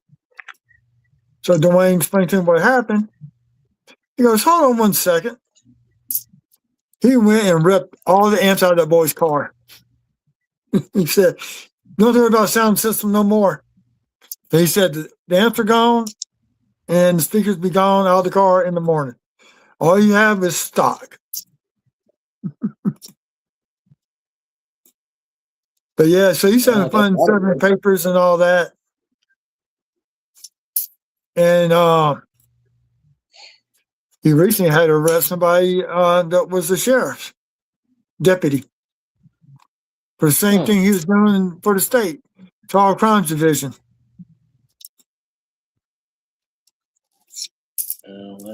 That's something, yeah.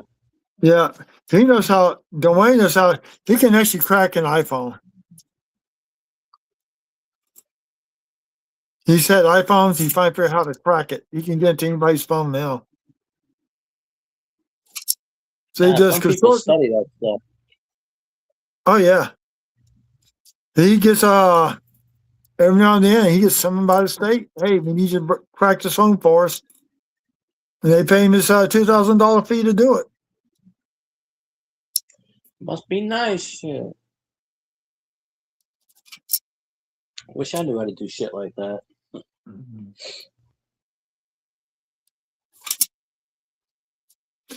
So he's also a ham radio operator. Said, Dwayne, you ever get your tire fixed? He goes, I gotta find one. The one he had was on hinges and you could lay it down. And he was out of state when one of the hurricanes came through. And his wife did not know how to winch down the tower. So it warped and bent it and broke two of the hinges off. And you can't replace those hinges. You can't weld them on there. They're made out of an L bracket. Oh yeah, they won't crack on. Yeah. Yeah, there's a 1x8 L bracket, and the hinge is attached on the 8-inch side. So yeah, you can't replace that. I still keep looking for the dang speared bison, and haven't found one yet. Basically, what I'm doing when I hunt nickels, I'll pull out the 24s and 25, just see how many I get. I've got enough of them rolled up. I put out they're in nice shape, you know. Well, I see how many I get of what type. Hell, if you're saving 24s and 25s, I'll look out for them. Well, no, I'm talking about like 2004, 2005 nickels, the Westwood Journey series. Oh, yeah, I got some of those. I collected those because it said Louisiana on them. Hey, Wayne, how you doing? But yeah, I got those because it's got the handshake. I bought a medal years ago. I think it's a bronze medal, and it's got the same design with the handshake as with the Westwood thing. I bought it at the Chalmette National Park Service, and they were selling these coins. And it's sort of like a medal, but it's a coin. I still have it. I bought it for like $2 or $3. I don't know. Couldn't tell you how much it's worth, but then years later when they did the Westwood series with the hands, I was like, oh, I've seen that design before. And sure enough, the same design on the back. I have to find it one of these days. Maybe I'll make a video of it. I don't know. They'll get like 2 views. In 2003, they rebuilt those designs as bronze medals, and that's what they used to make the nickels from. I got some over here. They're holographic, I think. Now I got a map of the Westwood Journey, but it's all the kill boats, and all the kill boat nickels are painted. That is some.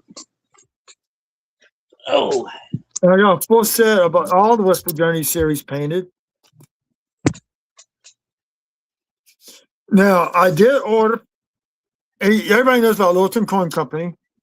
Very expensive, more of a ripoff, but they do make good books. And Yeah, I got a bunch of the green books, tons of them over here. now I could not find a Dansko album or Whitman with just approved presidential coins. The only person that has the nice album is Littleton Coin Company. So it's on its way over here. Should be here, I think, either Friday or Saturday. Or I have a it's- Dansko, but it's the silver proof American Eagle dollars. I got the Barber Dime one, the Sacagawea one, and I think that's the only 2 Danskos I got. Well, somebody donated that book and gave it right to me, and I was like, they're like, you want it? Okay. I was like, yeah. I'll take it now. Put it right in my hands. I said, is it filled with coins? Oh no, the coins are gone. It's well, it's got the person's they had passed away, and it's got the stamp with the person's name and everything in inside. But the son told me it was fully it was a full set. But he just gave me the book because we didn't sell the coin book, so it's like anything we don't sell, I got first grab at it. So I was like, all right, I'll take that thing. But Well, there's my those Barber- 2 coins there. Yeah, I see that. Hmm? My Barber Dime book, the first page is misprinted on the Dansko, and they let it go through. All the dates are skewed on the first page. You got something there. Yeah. I bought it for $25. That ain't bad. No, I since got I all bought my it, books. Oh, huh? I was gonna say, since I bought it, somebody on the stream said, "Hey, son, I buy it for you for $50." I almost said, "Yeah," but I wanted the book. Yeah. I got all of my books. My brother worked at Barnes & Noble years ago in the mall. It went out of business before the mall pretty much went dead. And it had like a $5 tag on it. And I'd already had 3 or 4 of them, so I got a couple of the duplicate books. I wanted to sell them, but nobody wants to buy the damn things. But the other books that I had, Cajun just left about 10 minutes ago. Wayne, you missed him. He went to sleep. Yeah, you say you didn't get a nap in. Yeah, he didn't get a nap in yesterday, but yeah, there are some times when but usually I end the stream when Cajun leaves, but we got Southern in here, so I don't need to end it unless he leaves. When he leaves, or when he's got to go, that's when I'll end the stream. But yeah, I'll do it. I might do a stream in the morning, maybe. I don't know. Maybe I'll do tomorrow's Friday the 13th, so that's going to be a scary stream. I just don't know what I did with my Jason mask. I lost a lot of things when I moved a few years ago, aka Mexicans took it, or the movers took it, or it was thrown in the trash. 2 or 3 of my boxes never got here, and I don't remember exactly what was in those boxes. I know some had coins in them. I do know that. But more than likely the Mexicans stole them. You know how they go in people's houses. Well, I had more time to get my stuff out, but the realtor at the time decided to take my shit and toss it in the fucking dumpster and not tell me. But I had another 5 days from the homeowner to get the stuff. But the realtor was not willing to wait 5 days because in Louisiana, you only need 5 days. But my landlord told me I have as much time as I need. Well, when she signed the papers to sell the house, of course, it goes by Louisiana law and not the state she's in because she don't live in the state anymore. Yeah. And once the realtor got hold of that, realtor changed all the locks on me. So, and then when I called and said, where's the rest of my boxes? I had 2 boxes left. I was going back. I was in the middle of moving and I was done moving. And I said, I'm going to go back tomorrow. Time I went back, I went there in the middle of the night to get something about 1 o'clock in the morning to get mail. They had about 18 Mexicans in that damn house. Because they work at night. And I was like, and I stopped. I went, what the fuck? I called up my landlord and I said, yeah, they got all these Mexicans in here, blah, blah, blah, in the house. I said, what's going on? She called up the realtor. Oh, well, we're doing repairs. I said, I ain't got all my shit out yet. The realtor goes, well, it's out now. We threw it in the trash. And she hung up on me. I'm like, you stupid bitch. And I can't do nothing about it because once they signed over the papers, it becomes the realtor's property, which legally means they can do what they want. So they, and my friend even told me, he said, yeah, I saw him throw a bunch of shit in the dumpster. And I said, we should have got it out for me. He goes, I didn't know that was your stuff. So, you know, like it had my, one of those boxes had my birth certificate in it.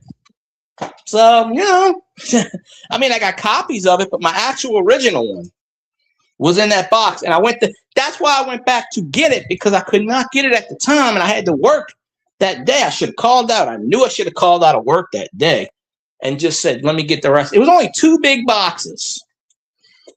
But, you know, I didn't think they would pull that shit on me. I mean, my mom already had her shit gone. It was just my stuff that was left in the house. It was just 2 boxes. I had 20 boxes. I just had 2 left that I couldn't carry because they were in my room, and my room had a slant. Like you step down, and I didn't have a ramp to go up the ramp. So I told the movers, get the boxes. Well, you know, the movers, not only did they not get the boxes, they said they were done. They did not. I found out later they did not get the boxes. They broke my mom's glass thing, you know, display thing where you put the stuff in. They broke that. Didn't tell them. My mom tipped them $100 each, which I wouldn't have done. But she was on the phone with them the entire time, the moving company. I called it the moving company. And I said, yeah, they did not do a good job. I was told that they were done.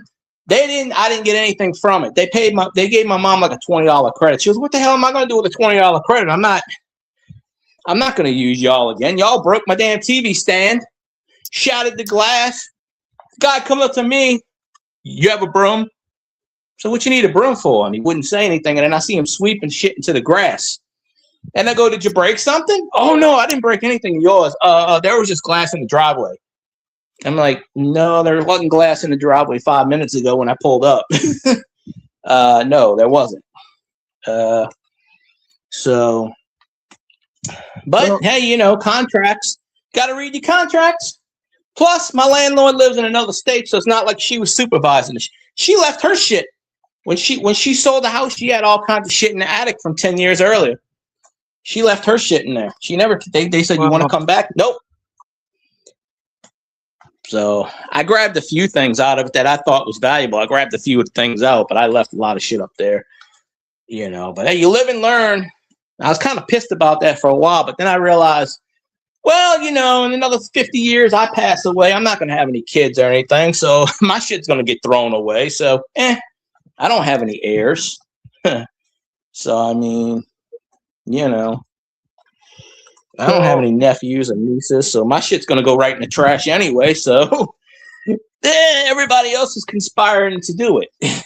But, well, I kind of taught my son about some of the coins. The greater ones, I already said, look, if something happens to me,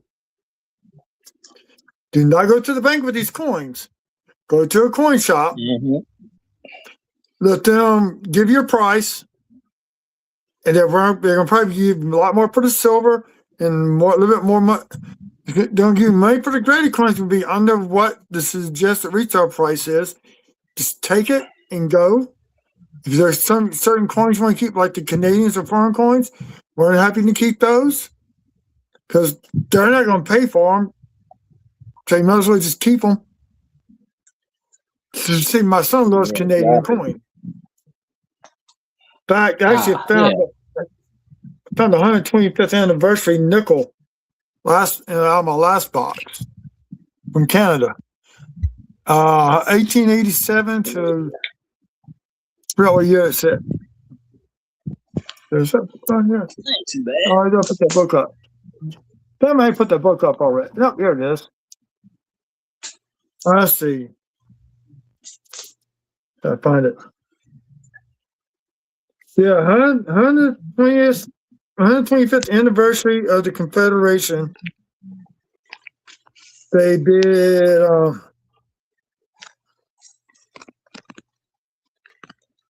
They made 53 million of these coins. I got one in a knuckleball down here in Louisiana. Hell, some pretty good odds. I mean, This book goes from 65 to 2012.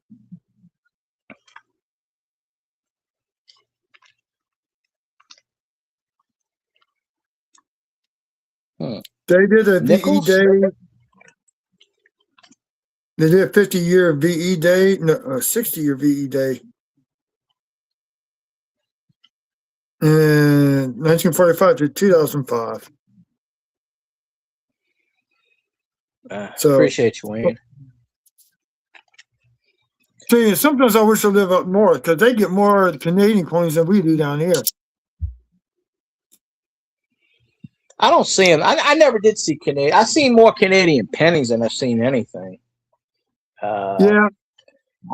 I haven't seen any Canadian pennies in a while, but last job I was at, I never was a cashier, so I never. I always told the cashiers, watch out if you see weird coins, watch out. But the few times they did, I was off, and they never saved it for me, and it got spent, or they put it. Brinks picked it up, and Yeah. a lot of other nonsense. Because they always got Brinks, See, That's why I like being a cashier. What were you saying? This the thing about the pennies here. We got more than enough pennies. The Reserve has re-released all the pennies back to the distributors. But the distributors like Brinks, Loomis, and all them, they don't want to give them out to the banks. Why? Release them. Because they don't want to deal with all that paperwork and shit. They just figured, nah, we're not going to do that.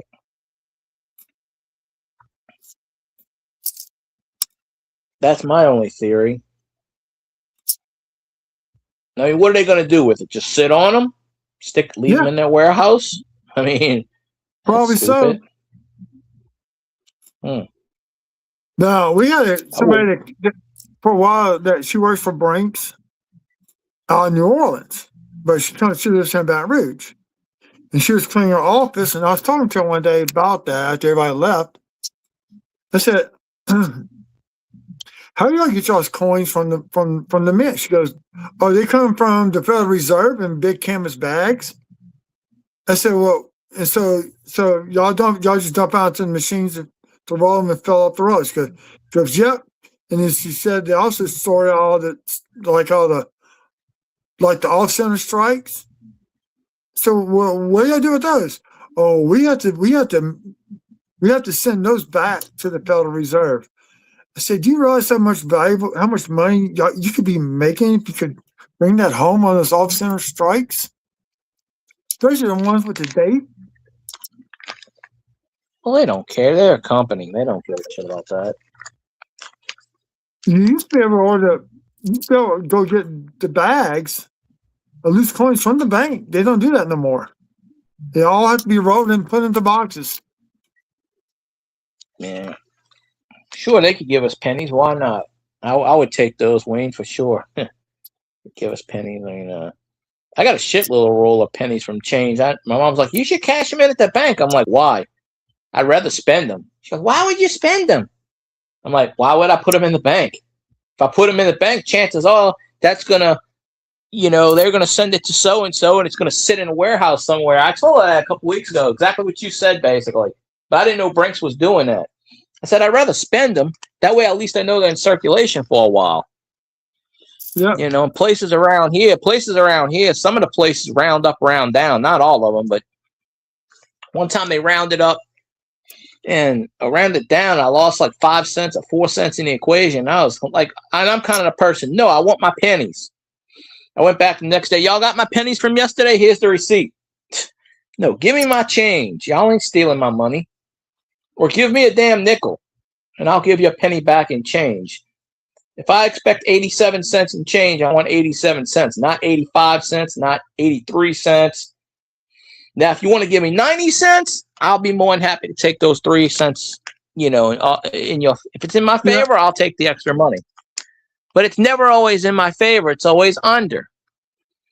And I don't like that. But. Well, this weekend, I'm probably get my whole box done. I'm gonna do Bush Creek through the nickels, separate them out by old style, new style. Of course, I'll be looking for old nickels and war nickels and all that. Then I actually want to separate the new style from the mint marks out.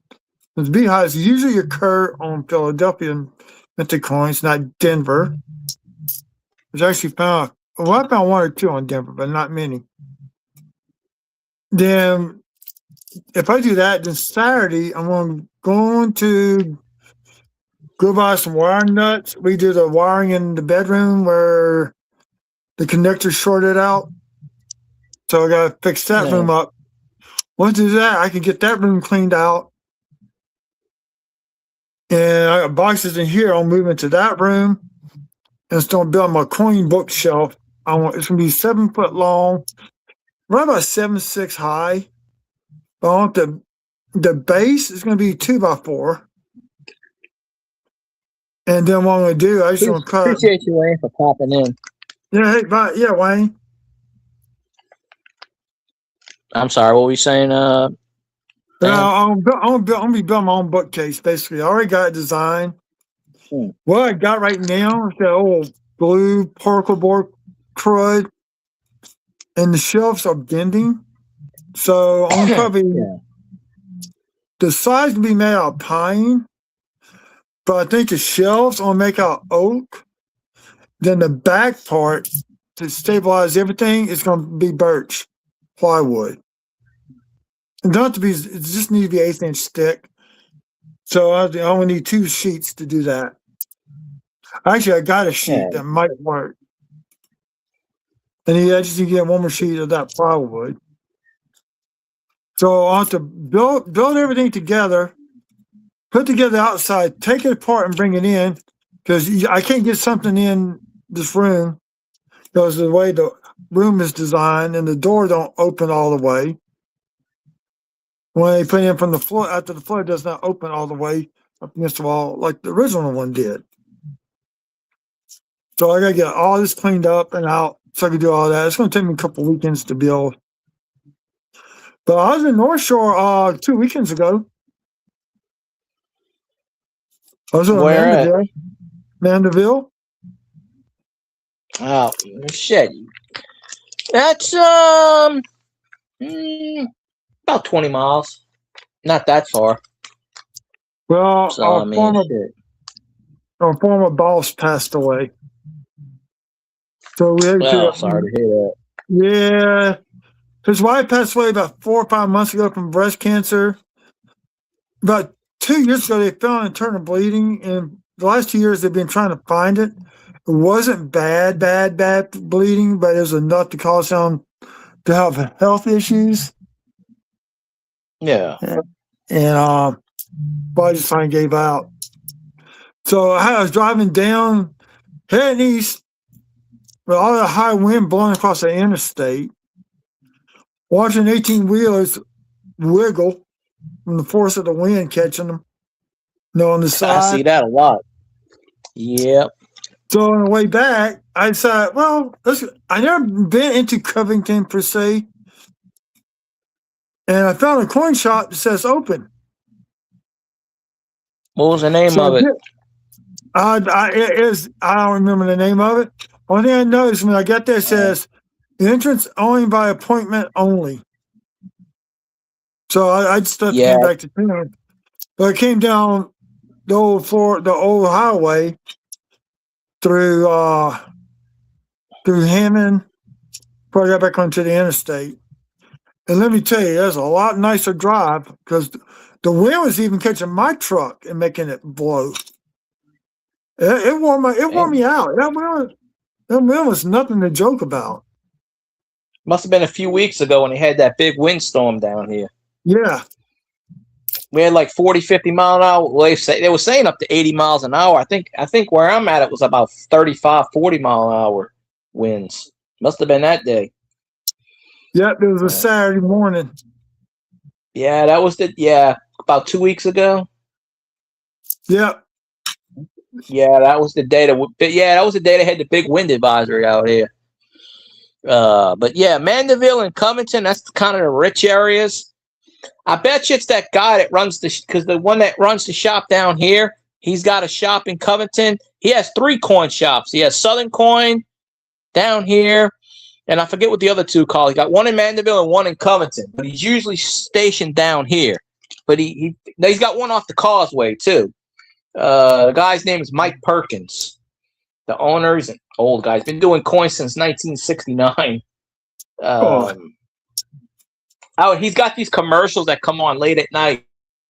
We're gonna pay you more, and like one show, like you'll see his face like out of a cartoon. He'll pop in, and he'll pop out. He's like, nobody pays more than Causeway Coin. Nobody. And he'll say, I will pay you top dollar. I've met him a few times. He's a pretty good guy. I've never sold him anything yet, but might have been that guy. No, he owns 3 or 4 points. No, this is a law firm. The guy's a lawyer Oh, and a really? coin shop. Yeah. Oh, okay. Well, well, it's not him then. All right. You see, I don't go to Covington that much. Yeah. so I go north until I had to go left or right. I had to take a left. I think I go like maybe a mile and a half, then take a right, and I passed it up. So I had to go back around a block. I had to go 2 blocks down to make a left turn to come back around to come to it because there was a one-way street. So I go down to the next street to turn around.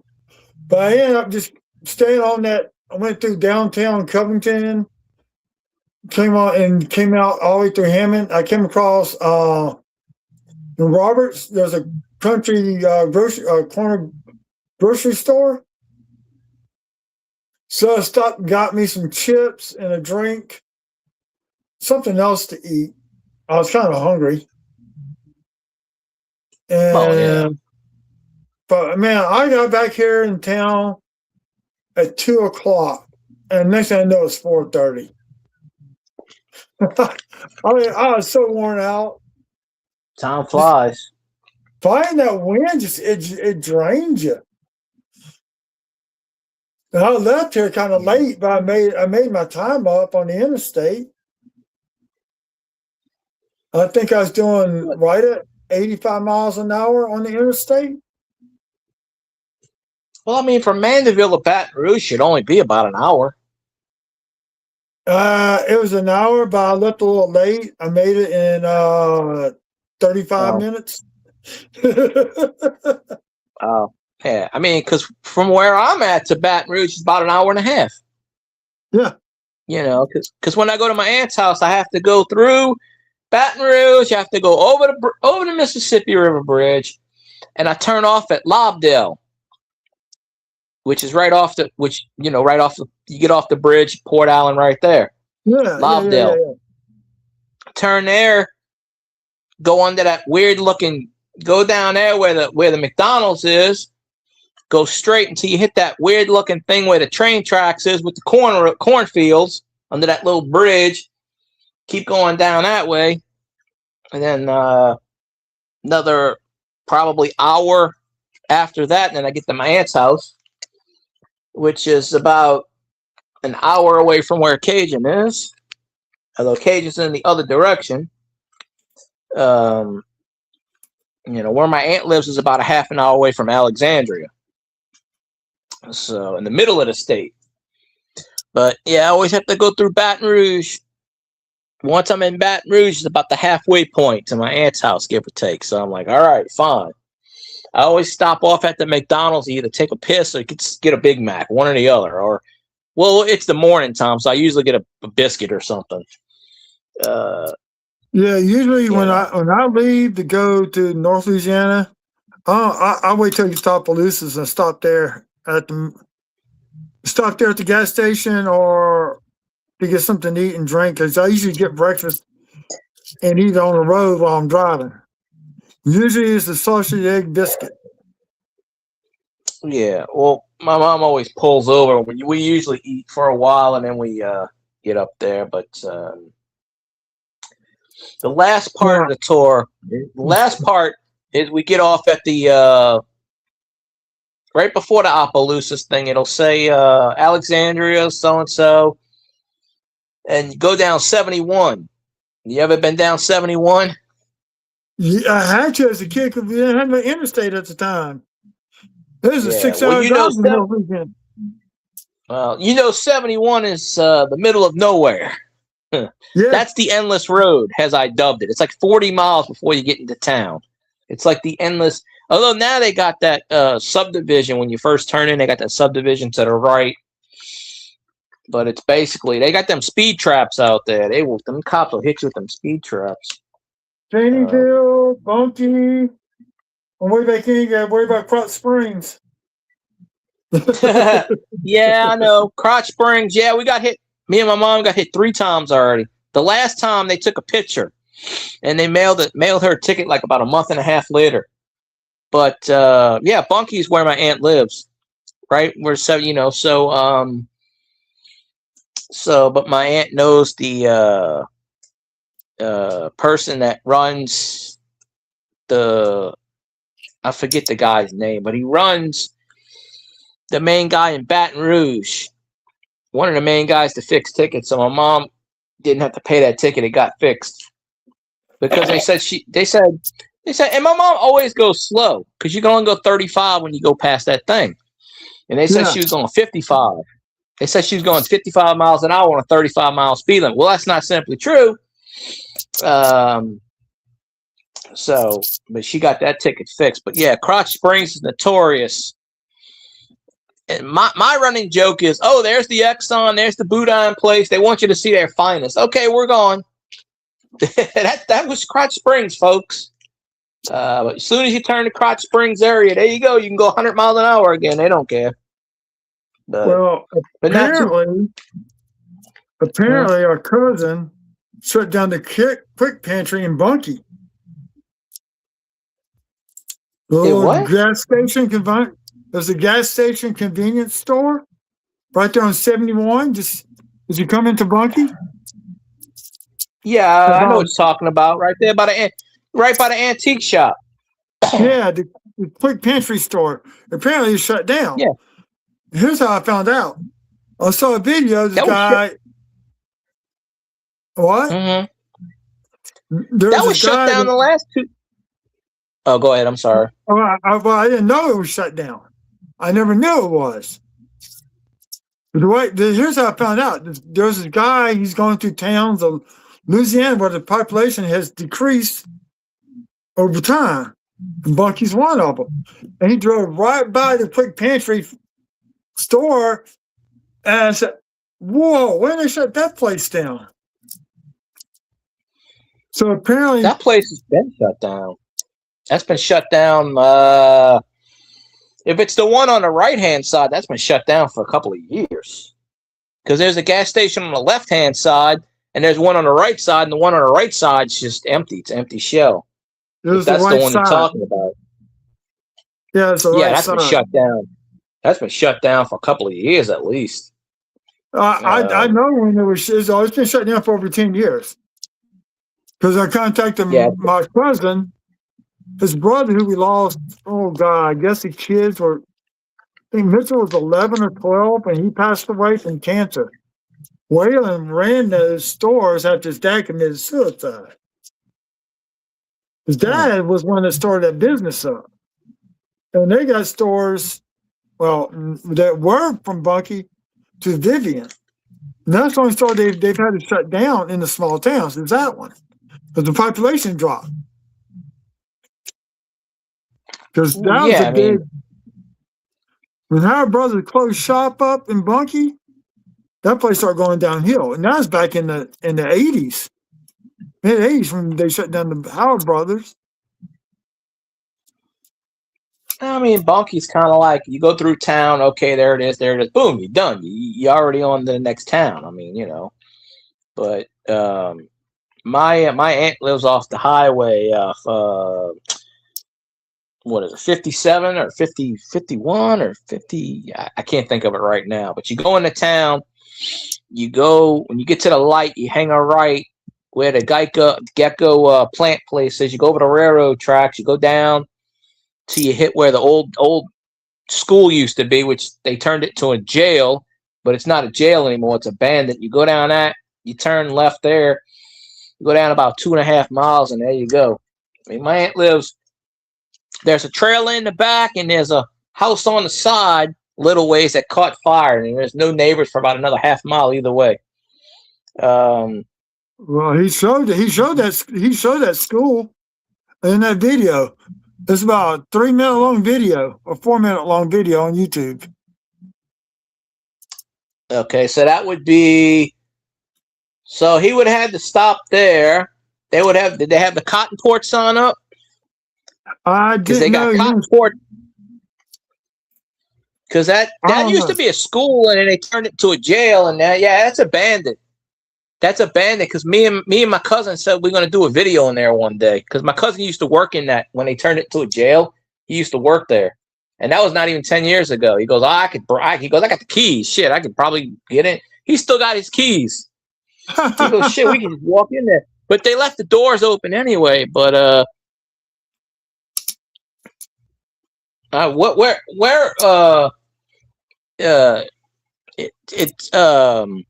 wonder if 504 Road Trips drove up there yet.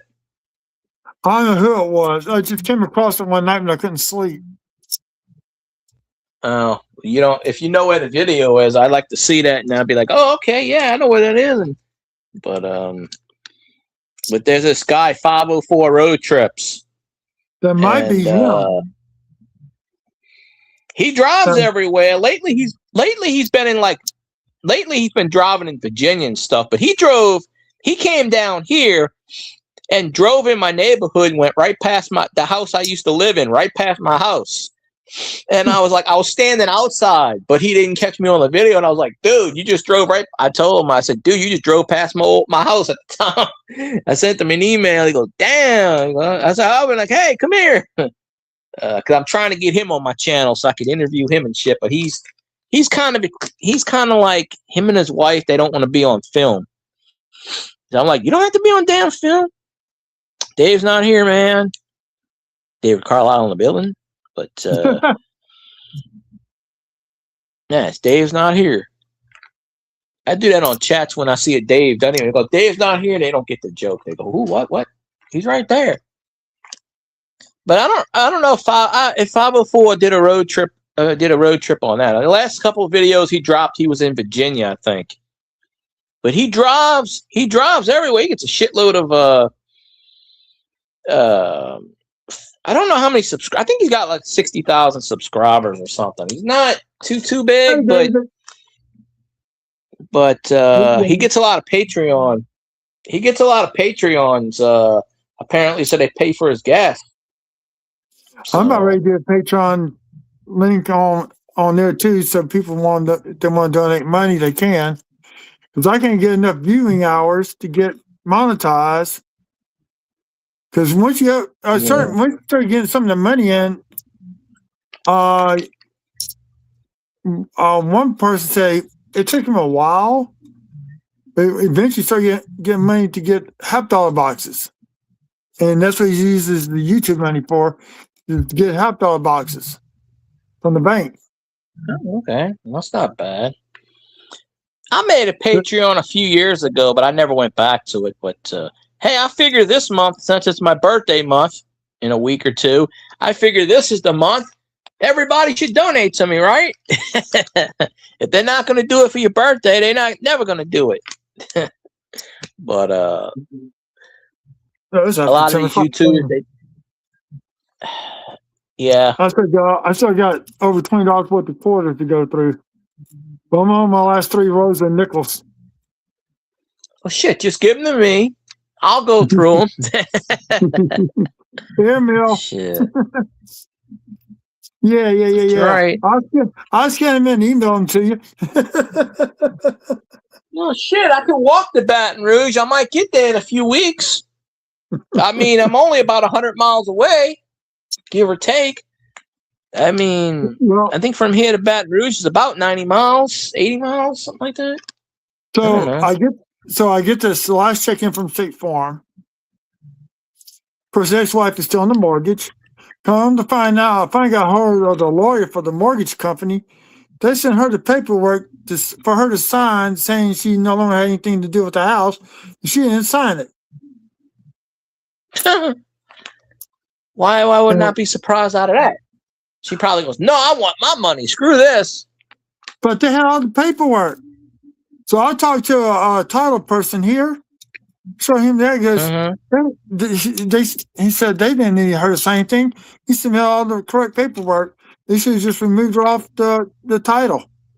So now, and once the house gets paid off, you still have to go to land attorney to get her name taken off the damn mortgage. She's got to go to a You just got to go to a notary and say this person isn't on the mortgage anymore. Fuck them. There they go. You know, by default. He said they should have taken her off right then and there, and they didn't do it. So yeah, they supposed to. Yeah, she signed a quitclaim deed. We filed for the Obama refinance thing, where I got a lower mortgage rate. Now my house note due to fees and insurance rates increases. Now went from $417 a month in 2015 to now is what 2026. It's now as of 2025 in July, it's $517 a month. Oh shit, that ain't too bad. I wish I was paying that.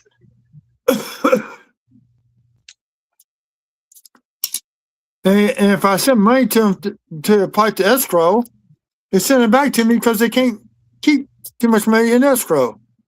I said, I want y'all to just keep that in case insurance goes up. Well, by law, we can't do it.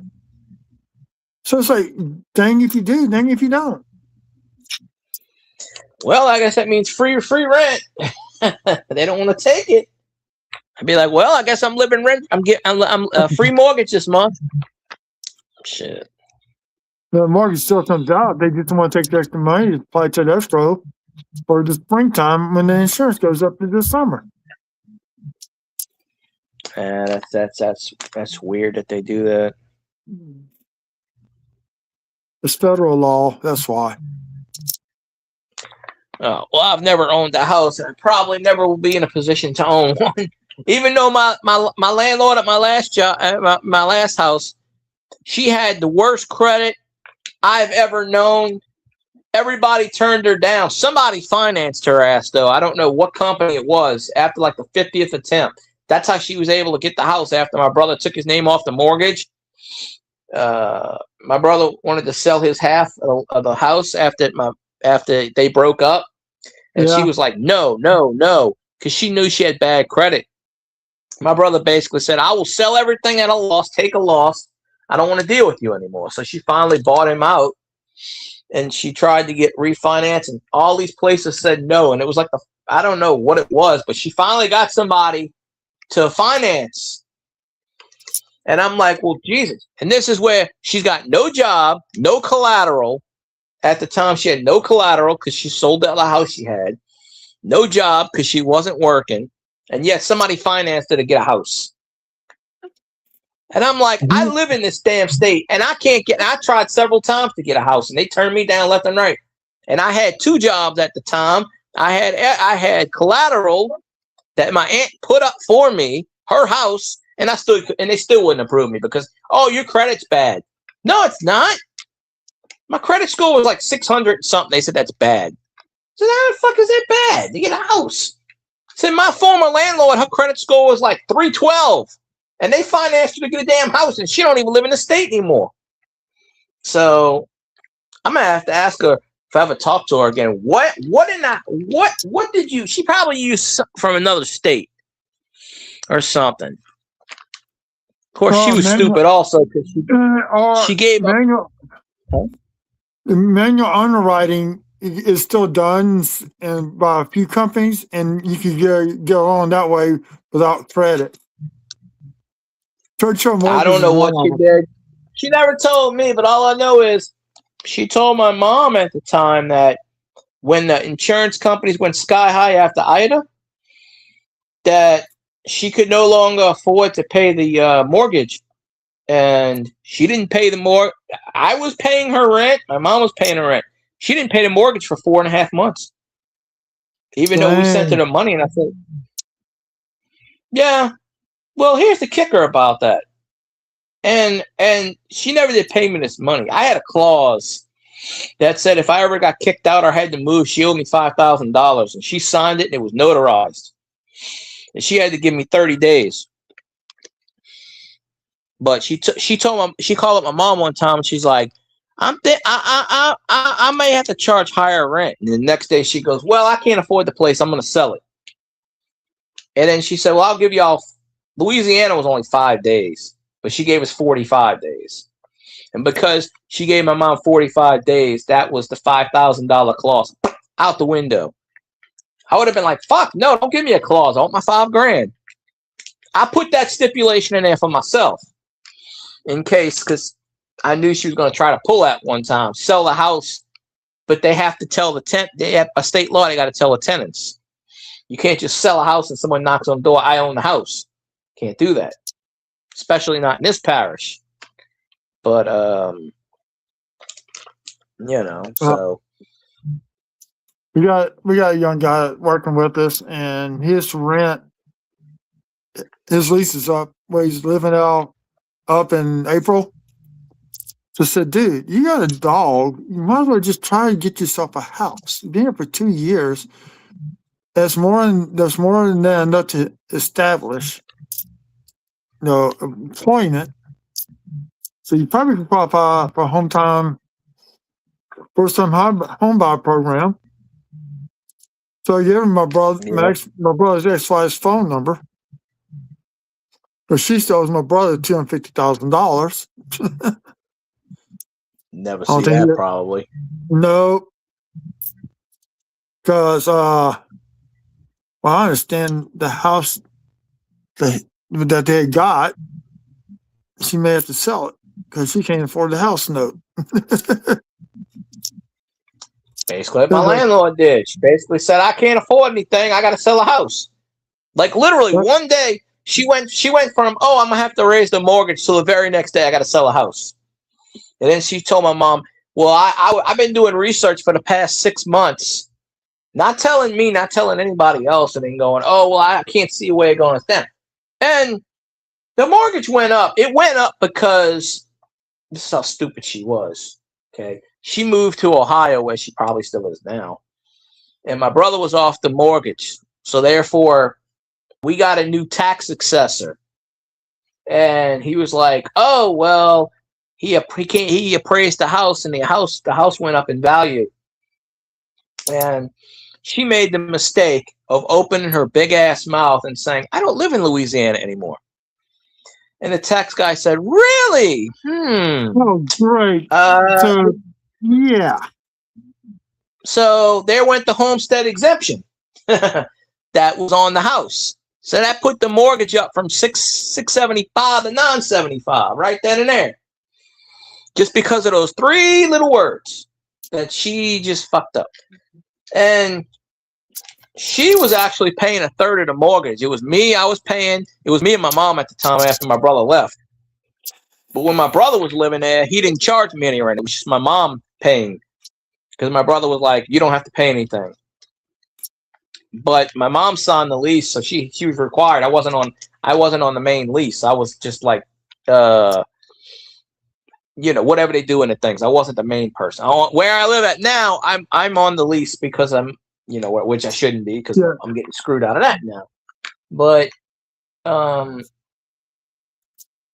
so how it was is I was paying a third. My landlord was paying 200 and something, $250, and I was paying my half 300 something, whatever it was. It equaled $975 because it went up. So she said, "Oh, you know, I'm losing." But the thing is, she was losing money because she was also paying on her house in Ohio, and she wasn't working. Her boyfriend wasn't working. I'm thinking, how the fuck did you get a house in Ohio? I still don't know the answer to this. She don't work. Her boyfriend don't work. Somebody's got to be. You got to pay for a house somehow. Like when she lived down here, she had 3 jobs. Yeah, She probably I found out later on she. Well, I don't know, but I think she does this mail stuff. You know, you buy stuff, you send it through the mail or something. That's what she was telling my mom. I don't know, but when she lived down here, she was working 3 jobs. But I don't know what she does. But yeah, she and I always wondered this. I said, well, how is she able to afford the house? That's what I always get. I was like, she don't have a job. So I knew one day in the back of my mind that she was going to sell the house. I knew she couldn't afford it. How it lasted 5 years after my brother left, I don't know. Because I thought she was going to sell the house as soon as my brother left, got off the mortgage. That was it. Because I was already starting to pack. And she's like, well, no, I got this, I got that, I got this. So she had enough money, and then just one day, I ain't got no more money. Okay. It's like, why don't you sell your house where you live? And the thing is, I tried to buy it from her, and she said no. She didn't want to sell it to me. She's like, no. You know, she didn't make any money off that house. She probably broke. I don't know. She might have broke even from what I heard. I don't know. Well, But, there are programs that if you don't have a job, you can get government money to pay for your house note. That's been around for a long time. I need to get one of those then. Shit. Nah. Well, my mom wants us to move where we're at now because my rent's kind of high. She wants to get a fucking trailer. I'm not living in the trailer. Oh, God. I was like, she's like, I don't want to live in a trailer. Well, I won't do that. Why not? A trailer's just like a house. No, it's not. It goes down in value. Mm-hmm. Now, unless there's a guy in Oklahoma has 3 trailer parks. Each trailer park has 2,000 trailers in it. He charges $1,000 a month to rent those trailers out. So you do the math. That's a lot of money coming in. $2 million each. By the time he's a friend of Dave Ramsey's, and he was on this been years ago. He charges.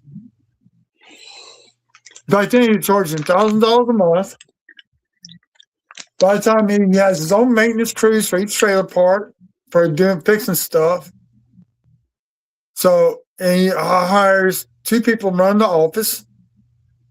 So by the time he pays everybody off, he gets his share. He puts money aside for new trailers because he rotates new trailers every 5 years.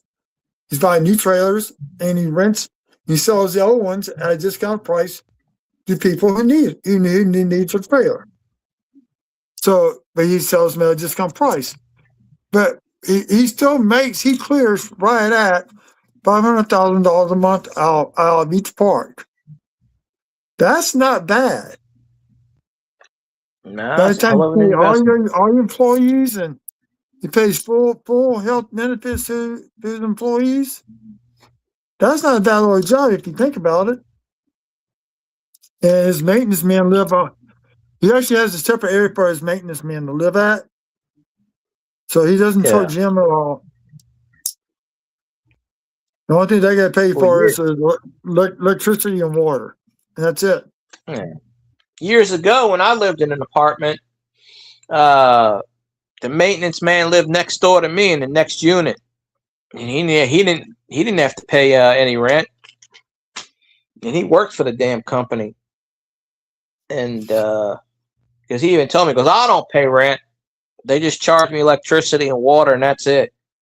He goes, I work for the company. He goes, then again, they don't pay me. He goes, they don't pay me. They only pay me. This was like in 2009. He goes, they only pay me like $10 an hour. And I'm like, back then that was a lot though. He's like, I should be getting more. But if you think about it, you live in free. We were paying $850 for the apartment 2007, I think. So when I left, when we lived there, when we moved in, it was $700 a month. Went from $700 to $975 when we left. It's probably like $1,300 now, knowing, you know. But he was $10 an hour, but he wasn't paying rent. Shit, that's a gold mine. What are you talking about? I'd rather take the $10 an hour with the no rent, because if you're paying rent, all that money's gonna go right back in your pocket. Yep. Shit, not doing that. And they own a lot of across the highway. It goes the highway, the roadway, and then the other side of the roadway, and then they own houses and apartments, whole sections. Half of that side is you know, and it's a big area out here. It's a name brand out here that does it. So they own the they got a sort of like a Planet Fitness. They have a fitness center, a gym, like a thing, pool. They have 3 of those out here. So it's a multi-million-dollar company. I lived at those apartments for about 7 years before I moved into my last house. So, because they were getting ready to raise the rent again, I said, nah, I don't feel like that. Fuck that. And like I said, when I moved into my last house, I don't pay that much. But Take a look at that. I know that's a nickel, or is that a quarter? This is a quarter. This is what's the name? The Lowell National Park quarter. That's a die chip. That's a die chip right there. And then up in here, this is the Ghost, and this is just an extra die chip. I just found that. Just found that one. Well, there you go. I'm bringing you good luck. Okay. Till you find another one, turn the camera off. Now, find me a 1943 Washington quarter or something like that, and I'm good. Or whatever the key main date is. I always say 43. I don't know. Wait, where's that? Where's that envelope at? Oh, where's that my package? Are you going to do a live stream tonight?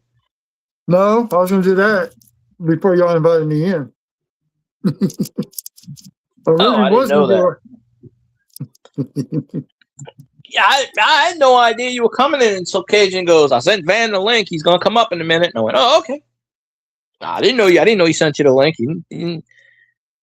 Yeah, the last week, every time I went live, right before I went live, Southern Coin Hunter went live 12 minutes ago. And I went, damn it.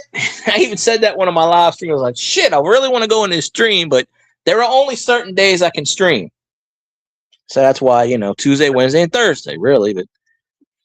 But hey, it's an holler. Yeah, but look at it. Look where the leaf is in the A. This is 1963 Type B reverse. 63? Yeah, FS 901 63. Type 3, that's the Type B reverse. And that's a silver quarter. Yeah. And you then just found it? No, I know I bought this off of somebody else or whatnot. Oh, okay. And this one I bought also. Originally bank wrapped. Same thing. But this is 58. Interesting. This is going to annex. Both of these are going to go annex for the Type B reverse designation. I mean, hopefully you get some good money out of it. He put $66.39, $67.96, $68.5,000. This is the fourth lowest managed. He brought all this information down. I don't know if you can see it or not. Yeah. A little bit. I mean, I see where it's words, but I can't make it out too much. But, yeah. I see something. Mintage. Yeah, I saw it a little bit, but since 1940. When he messed up, 6.36, just a little bit over 6.36 million. And this is the prices he put down. But here, look at the reverse. This is a type B. So you can take these grading prices, you can almost double it if it gets to 68. It becomes a $10,000 coin. Well, shit, yeah. So let me look at that. Send that coin over to me so I can sell it. I'm going to send that to Annex. Let them, if it is a type B reverse, then I'm going to go to my coin shop they deal with NGC, and they'll get it sent off and we'll get the grade that way. If it comes back to 68, 69, it's going to Great Collections for auction.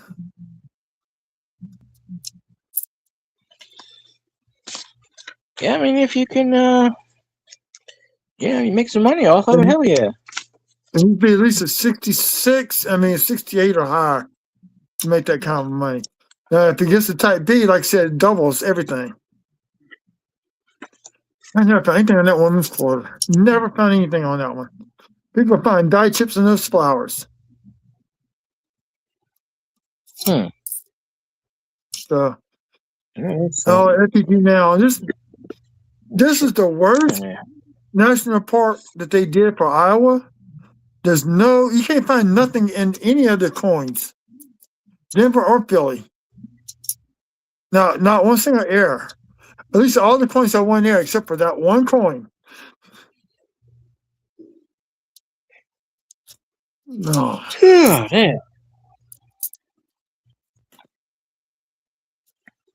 Man, at least you're getting the good ones. Yeah. I told Cajun, I don't think you want to stream yet, but I told Cajun, I said, yeah, you know what I should do? Me and you, I should put up some of my coins. Now, I don't have a lot of, I have some, but I couldn't tell you what's what. I don't have the scope thing. I don't have this or that to look at stuff. And I said, I guarantee you, if I put that I was selling these coins, I'd have all these channels that used to come in my stream, don't come in my stream anymore, wanting to buy. And Cajun said, well, hell, don't you want their money? I said, yeah, I'd want their money. I wouldn't sell it to them because I'd be like, oh, you just supporting me now? I went in these people's streams. They thought I was dead. I'm like, because I don't do giveaways and I don't do any of this other shit. So I'd be like, well, shit, I'd sell it all. I'd let you get first dibs, or Cajun or David down there. Or I'd let the people who are in my channel I know pretty good. I let them get first shot before I let these other bastards get them. You know? Yeah.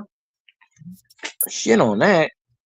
I had the Whatnot thing on my phone, but I had to delete the app because my phone was running out of space.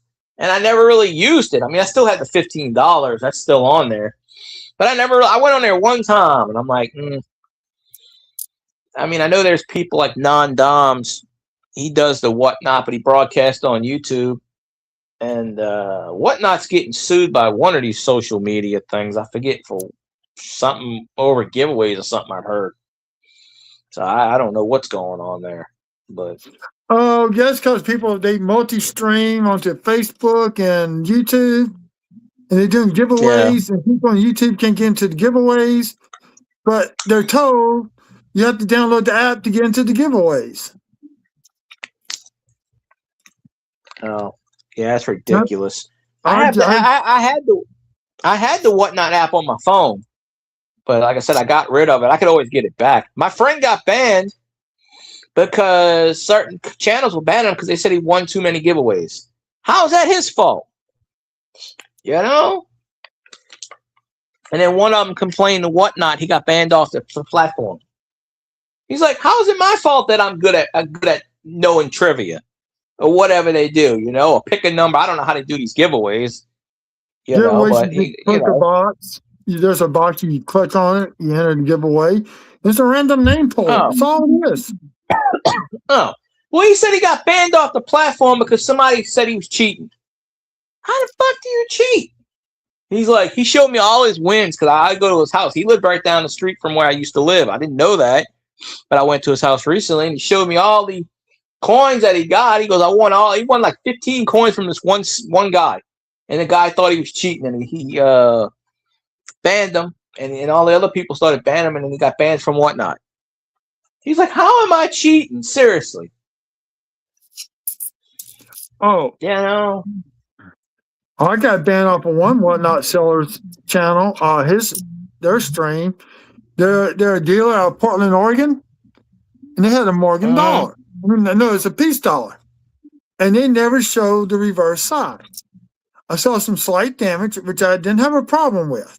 I wanted a peace dollar. I think I'm paying $36. When I got it, the reverse was all scarred up, and then they never showed it. So I called him in a stream one day, say, hey, look, I'm not mad at y'all, but y'all sold me a bad coin. It says it's scored up on the back side. Really, really bad. I don't want my money back, just letting y'all know. But he banned me. So, and then one of the guys that goes into the shop does videos in their shop about once every couple of weeks. So I actually I knew the name of the shop, looked it up, called him up. I talked to the owner. I told him what happened. I said, I'll even email you the pictures of the coin. Because, tell you what, dude, don't even call out west again. Don't call us. You're not happy with what you got. So your guy sold me a bad coin. I said, I saw the counter stamp on the front. I did not mind. Just you had pictures of the back side. It's all scarred up. I just want him to say, you know what happened. It's just not right. If you don't show one side of the coin, then ban somebody from your Whatnot channel, and after that, I quit watching their videos. I know who makes the videos.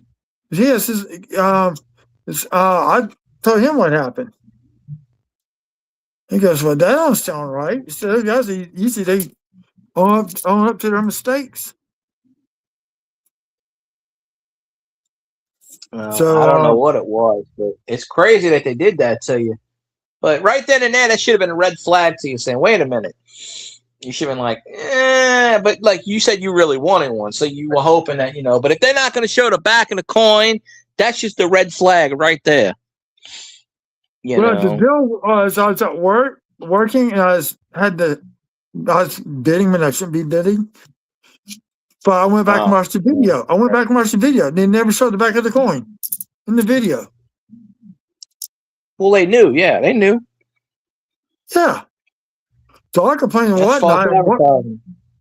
So I sent photos of Whatnot to them, and they checked the video, and they didn't give them $36 back, and I kept the coin. Well, there you go. I offered to send the coin back to them. And I said, I don't want this coin. I'll send it back to them. So I got the envelope.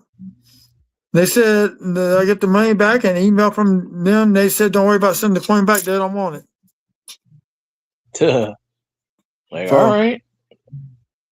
Got the coin sitting over here by me someplace. And a generic big dollar holder. So every time I see the videos up, I comment on there and says, don't buy from these people and Whatnot, they cheat you. I don't blame you. Like shit, they already banned you. What else you can do? Yeah. Oh, they came in one time and I was streaming on Whatnot. And they said, don't buy from this dude, he complains about everything. They came in your stream? Yeah. Oh, my stream on Whatnot. I'd be like, I'd ban their ass.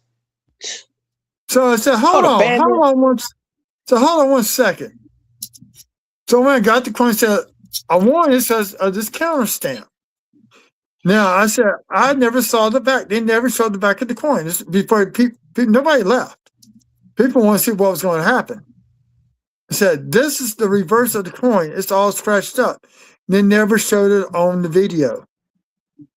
So yeah, that's why I complain on YouTube videos about them not being a legitimate dealer. No, because they're not. So, They know they're not. I wasn't complaining to them, but I just am saying, look, y'all just send me back coin. I don't want nothing in return. Well, I told them they were live streaming.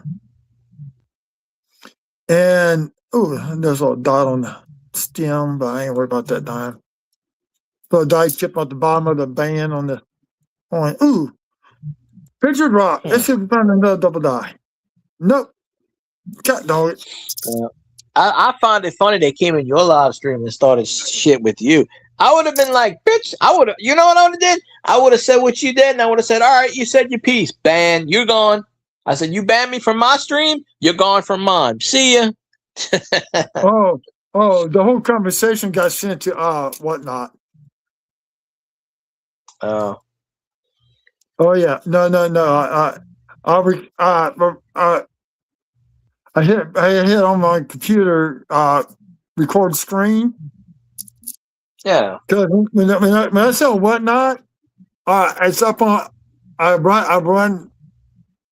do the bidding from the phone, but all the stock information is on the computer, so I can click okay. and yeah. I got it set up that way.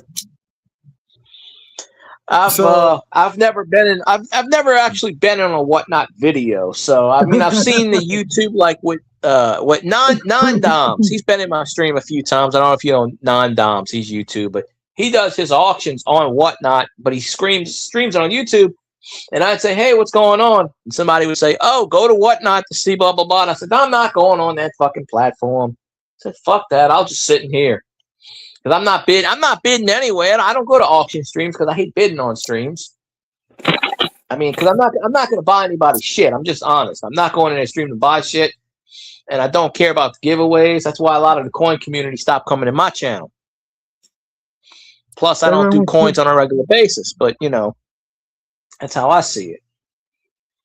Oh, people come in for no, people come in. They want me to give away. Say, why? Are you going to buy it from me? Because I'll do a buyer's givey. And then they leave. Yeah, well, of course, they just want free shit. That's all. That's why I don't do giveaways. I don't have much shit to give away anyway. I mean, I did it once on Facebook. I gave away a football card for something. They didn't do shit.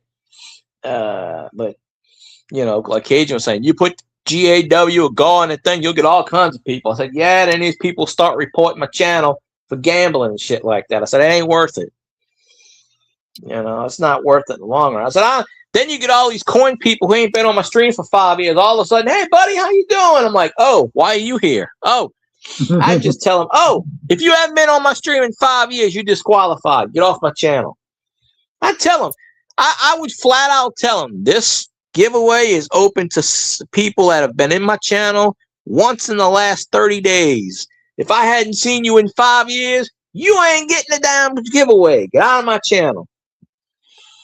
That's what I would tell them. Say, if you can't support my ass, and then all of a sudden you come in, then why are you in my channel now? Oh, and don't tell me, I'm not here for any giveaway. Bullshit. Somebody probably tell you, Field Guy's giving away shit. Go on his channel and kiss his ass. No, I don't think so.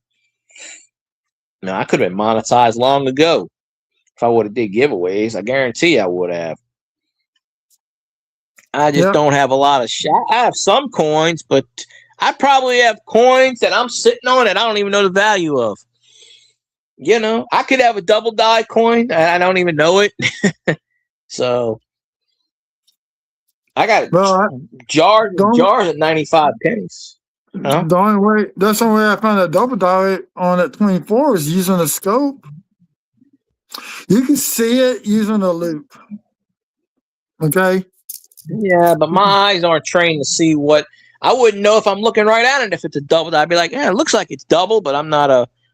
They had a guy. I was browsing at lunch, Monday or Tuesday, and the guy on eBay, and the guy had a 2024 double die. I was looking at it and said, no, he doesn't show all the devices that double.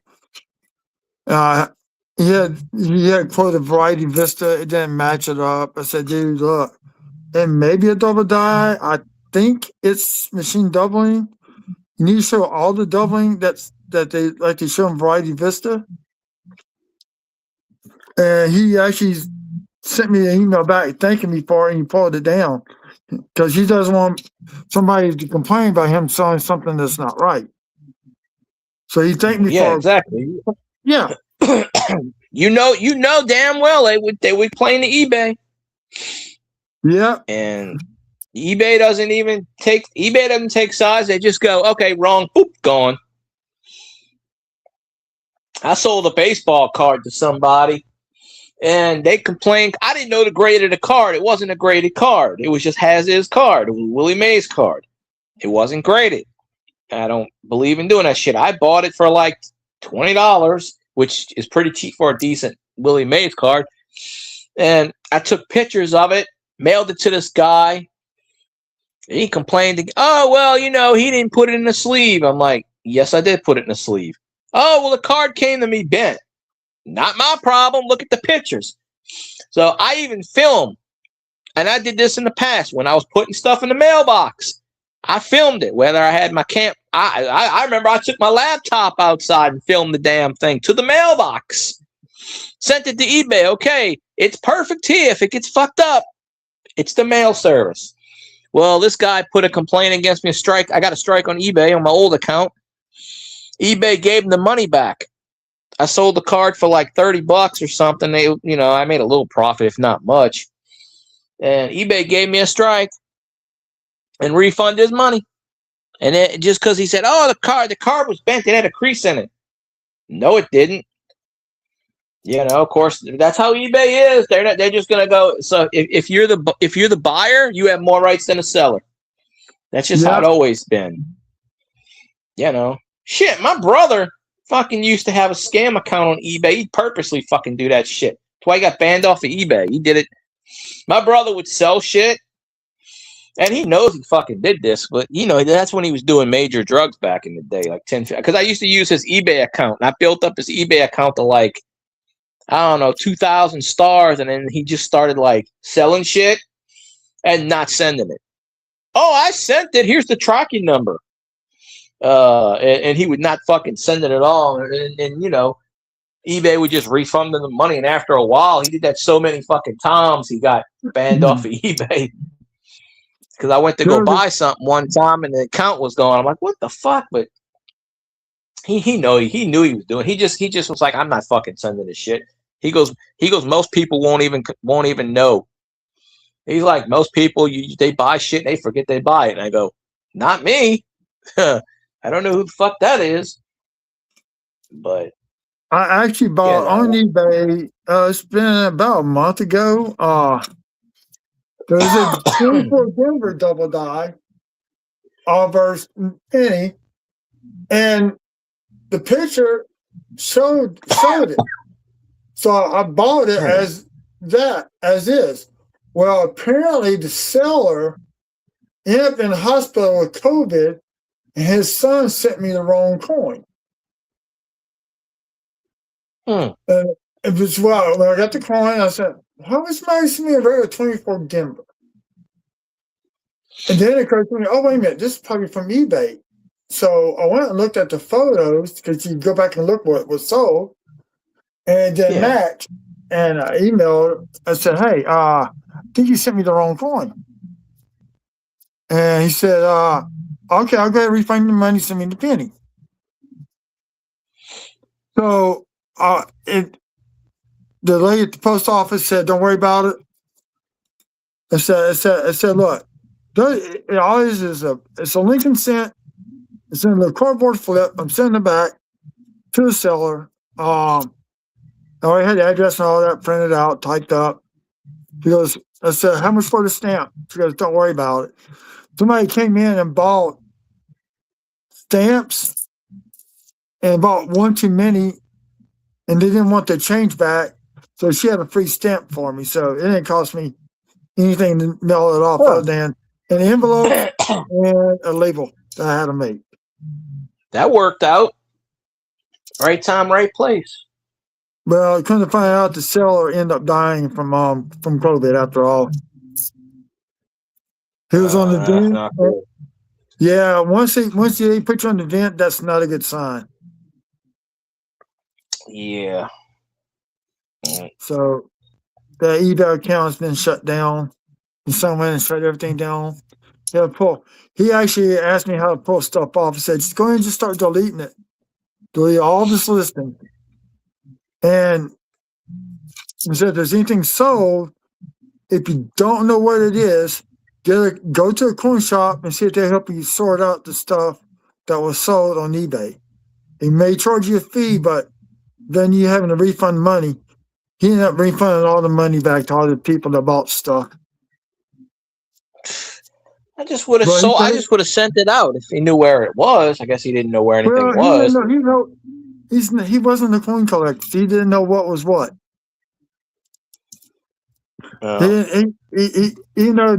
His dad had a listing of everything, what was what, and all that. It wasn't very well kept on the flips or anything like that, and that's why he sent it. He's just refunding the money. Yeah. The coin shop, he was dealing with ended up buying the whole collection just to help him pay for funeral expenses. They just went and bought even all the generic stuff, all the Lincoln cents and all that.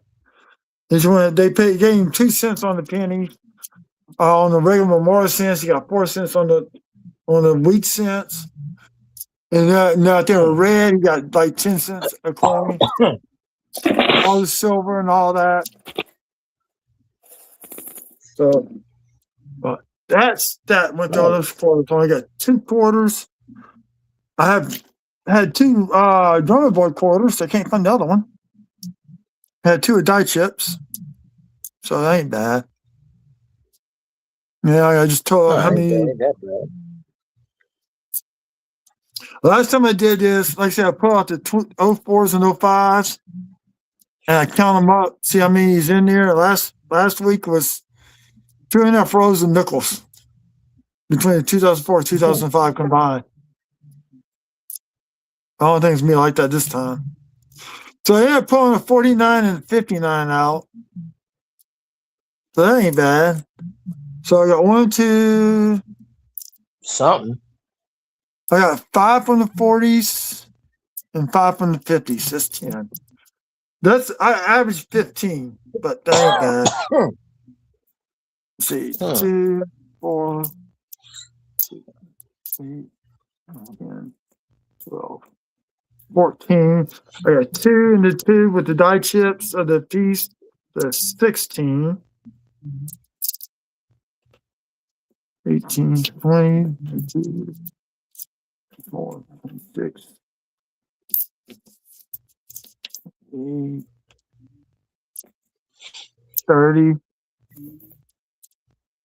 Be a roll and plus about 15, I guess.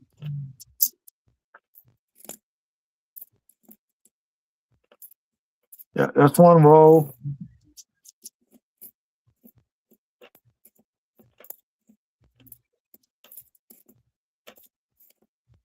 So,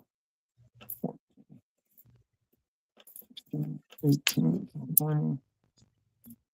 So 20 roll plus 23 nickels are 2004, 2005s. Well, last week I had almost 3 full rolls. Although I had them stacked three columns deep. So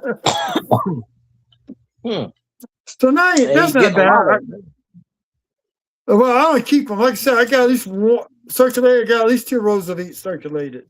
That's more than enough. True. Let's see, what time is it? It is almost 11. Yeah. And I need to get off. I'll go. So Huh? I'm going to leave. Everybody remember, always check both sides of the coins. I'll find die chips on both sides of the nickels. So you never know what you're going to find. Y'all have a good evening. And good guy, I catch you another time. All right. I'll catch you later, man. Have a good night. Yeah. See you later. All righty. Oh, let's see. Oh, yeah, it is almost 11. That's something there. But I missed watching Scotty tonight, but that's okay. There's always reruns and replays, as they say. And kick off eventually. Anywho, guess I'll go for another minute or two. Been at 3 hours already. Damn, I got heartburn like a son of a bitch. Where are my heartburn pills? God, I put them over here.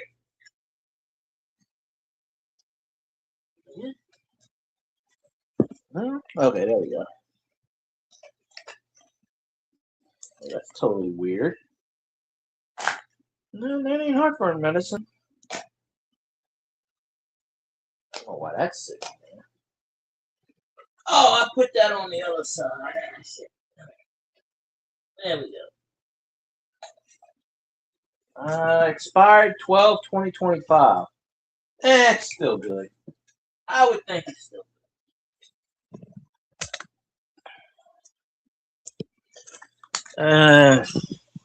I'm not going to go too much longer myself. I usually end the stream when the panel disappears. I've actually had a headache I'm trying to get rid of, and I got heartburn, so I'm like, yeah.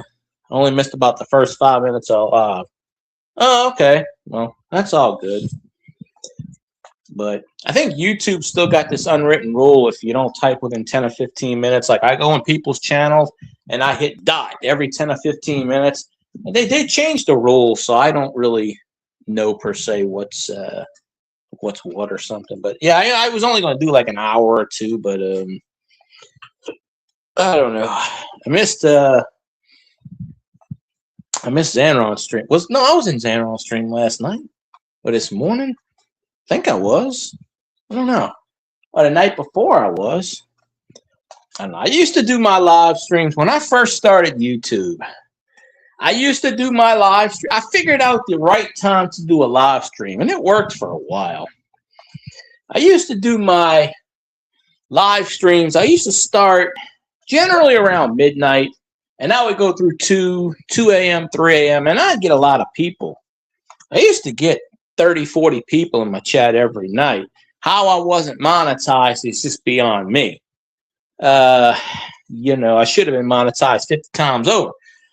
But what happens when people pass away who support you so much, they all disappear, and then I hit the box and this and that, and it's a bit crazy.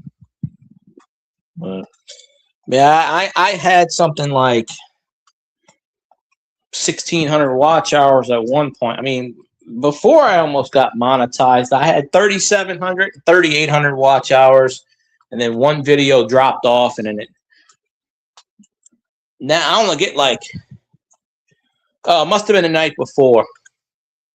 I can't stay up that late anymore. Around 2 o'clock, I'm starting to fall asleep. It might have been the night before. I don't know. I wish he'd go live at like 10 o'clock or 11 o'clock every night. Then I'd be happy. But I get it. 2 o'clock in the morning works out because then you got the other side of the world waking up. So I get it. I totally get it. I do. But I was almost monetized twice, and then my hours dropped out. I think now I only got like 450 hours. So I'm barring a miracle, I'm probably never going to get monetized on this channel. I should have started another one, but you never know. I just do these things for fun. I never saw it off as a goal for monetization. Then people said, "Oh, you should try to get monetizing." I almost had it when I had 30 and 40 people in my chat. I almost come close.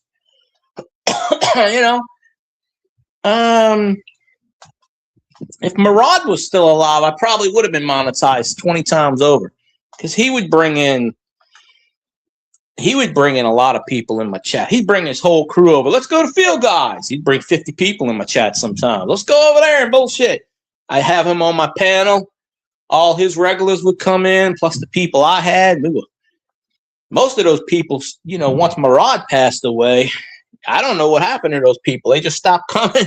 They only came from Murad. Once Murad passed away, that was it. Never saw those people again. All those followers that used to come in my chat, gone. And then other people died off, and you know, you have to keep making new friends on YouTube, new connections, because the other ones disappear. You know, so I'll try to. If Zanron's streaming tonight, I'll try to get it. He just streams too late for me. I think Zanron's about a year older than me, maybe. Oh, I might be older than him. I don't know.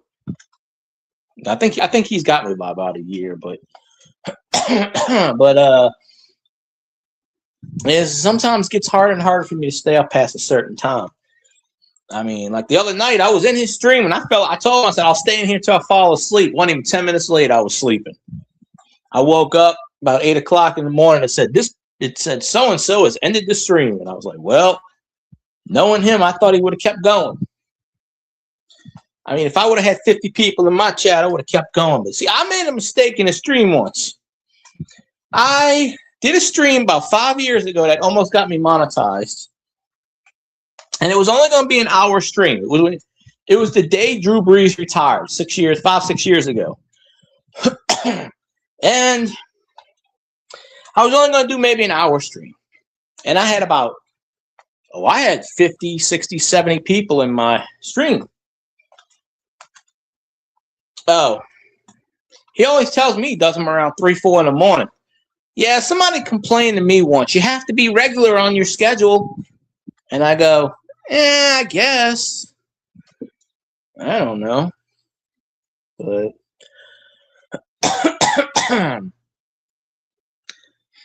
I mean, but it is what it is. But I did a Drew Brees retirement thing, and I had 70, 80 people, whatever it was, in my stream. And it had jumped to like 300 something people for a while. And I was like, holy shit, it kept up, went down. Of course, this was the time when YouTube was going up, down with the numbers. So you never really figured out with the numbers. But I did a little over 4 hours on that stream. And I still had 30 something people. Yeah, Zanron's a year older than me. That's what I thought. Well, not quite, because I'll be 46 in a few weeks. So he's got a few months on me, I guess. Or maybe, I don't know. But so that video, that live stream I did, got me 3,000 something watch hours, which puts me about 3,800 watch hours. So I didn't think much of it.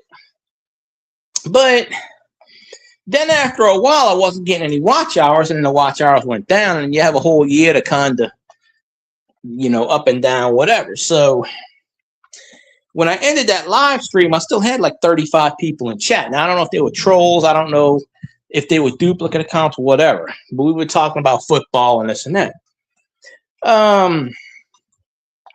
I figure if I would have stayed in that stream another, and I could have probably went another hour. But I was just like, nah, I'm going to go, because I was like, at the time, I was like, yeah, I still got 30 people in chat. I should stay going for a bit longer. And I didn't. Probably that, and a few times I said I was going to stream and I didn't. When I had 3,600 watch hours, that probably cost me. And then those videos started to drop off. And okay, well, I got him by a month then. I don't remember these things. He could be 106. I don't know these things. He probably did a birthday stream. 5 or 6 years ago, I did a birthday stream, and I got a lot of donations on that stream. I didn't even ask anybody. And people were donating left and right to me. I said, I might do one of those again. But that was back in the day when I had 40 to 50 people in my chat.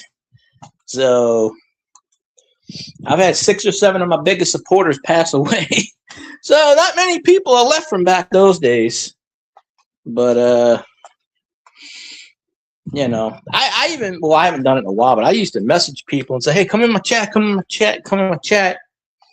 I still do it sometimes, but they don't, you know, they're too busy, life and shit, and I get it. And YouTube used to have a message button. You could message somebody, even if they were in somebody else's stream, even if it was on somebody's panel. Hey, I'm live. Come on in. And, you know, you could get them, even if they're watching in someone else's stream. You can, you'd be able to pull them in. But then they got rid of that, and then you can't hit the button for the you used to be able to hit the person's photo to go to their live or go to their channel. You can't do that anymore. And YouTube made it to the point where you can't really monetize, and they just push certain videos. You never know. You know, I remember when Zanron said he was going to quit YouTube. He's like, "Oh, screw this. I'm quitting. I'm deleting my channel." He said it more than once to me. And I don't take credit, and I will not take credit for anybody's success. He did it on his own. You know, I had nothing to do with that. But, you know, I told him several times, like, you shouldn't quit YouTube. You never know. You never know. You never know. Then he found his niche, and now he ain't making a lot of money, but shit, he's making more than I am. So, you know, you just need to find your niche, and you need that one viral video. And I think when he got arrested for that jaywalking, that's when he got that idea. Let's do some cop videos, and you never know what's going to give you inspiration. And I don't even know how he does that stuff with the things. I don't even know how to do that shit. So he figured out something I don't know how to do. Two things I know how to do is talk and talk, and that's about, you know, I don't even know how to do the simple things on StreamYards. I never figured them out on my laptop. My phone, I know how to do them, but I don't know. A little bit of this and a little bit of that. But yeah, I used to have a way bigger audience, and even on Twitch, because I'm doing these on Twitch now. I know Zanron hates Twitch, but honestly, if he doesn't do StreamYards though, but if he did StreamYards and do what I do and hooked it up and linked it, he could stream off of YouTube and Twitch at the same time without really even doing anything on Twitch and make more money off of Twitch and do it that way. But some people don't like Twitch. Some people like this. Something like, I don't know. I think I had one person come in the Twitch stream tonight. There's probably a bunch of them work and they just don't talk. But you never know. Most of the people that come in from Twitch, I don't even know who they are. Oh, well, streaming on YouTube is easy. Shit, you just press the YouTube button live and voila. That's what I used to do. I used to do that shit, and then back about 6-7 years ago, people kept hacking into YouTube, and that's what happened to me. Because, you know, apparently one of these people decided, hey, he's getting ready to get monetized. Because I was doing a live stream. Well, there you go. I have a Twitch account too. I'm actually streaming off of it right now. Well, YouTube, that's but yeah, I was getting ready to get monetized. And, you know, somebody messing around in their basement, could have been from India, I have no idea, hacked my channel, and it took me a while to get it back. And when I got it back, all my shit was gone. I mean, like, basically, like, my hours were gone. So I started over, and I got there again. But hey, there's some people on Twitch that follow me. They don't stream. They just support. You know, I got this one guy, that's all he does is support me and throws me bits. I said, hey, I'll take him. Come on down. He's my #1 leader in bits. Come on down. I don't make a lot off of Twitch, but shit. I used to make more with the ads. But I don't. But every penny counts in this economy nowadays. But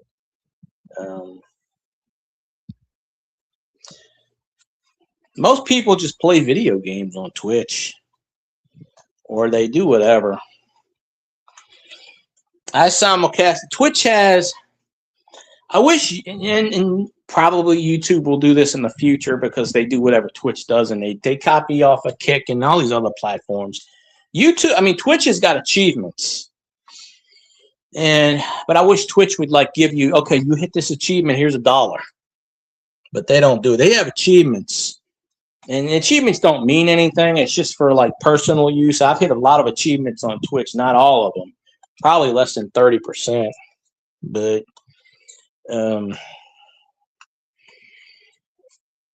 you know, it's something, I guess. Oh man, I'm feeling like shit again. I've been doing this whole stream feeling like shit. I gotta go in this. But I'm gonna end the stream in a minute or two. I know I got 4 people in here, but there's a time and place where I was just want to end it and do whatever. So.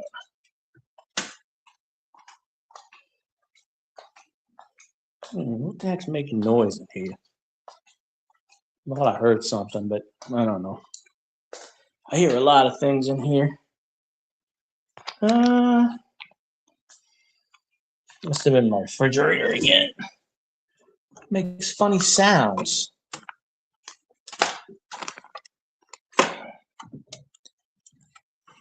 Oh yeah, thanks, Kat. I just had a headache, and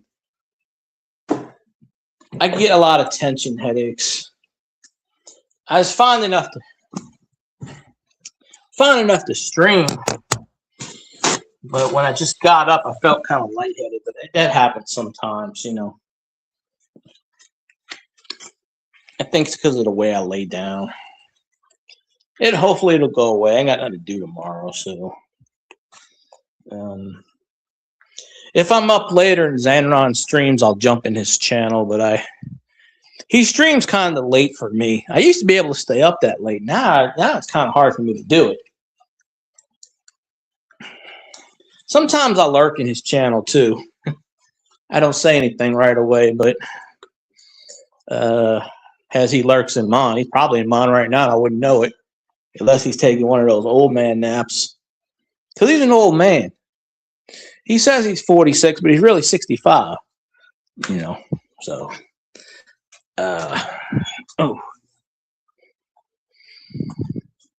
Tis crazy, I see. Yeah, I appreciate you, Kat. And Dave's not here, of course. You know, I just get another ice pack.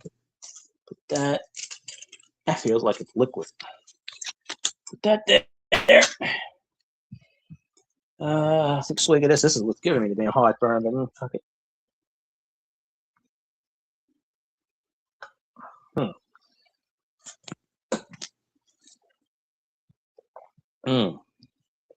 Damn bone.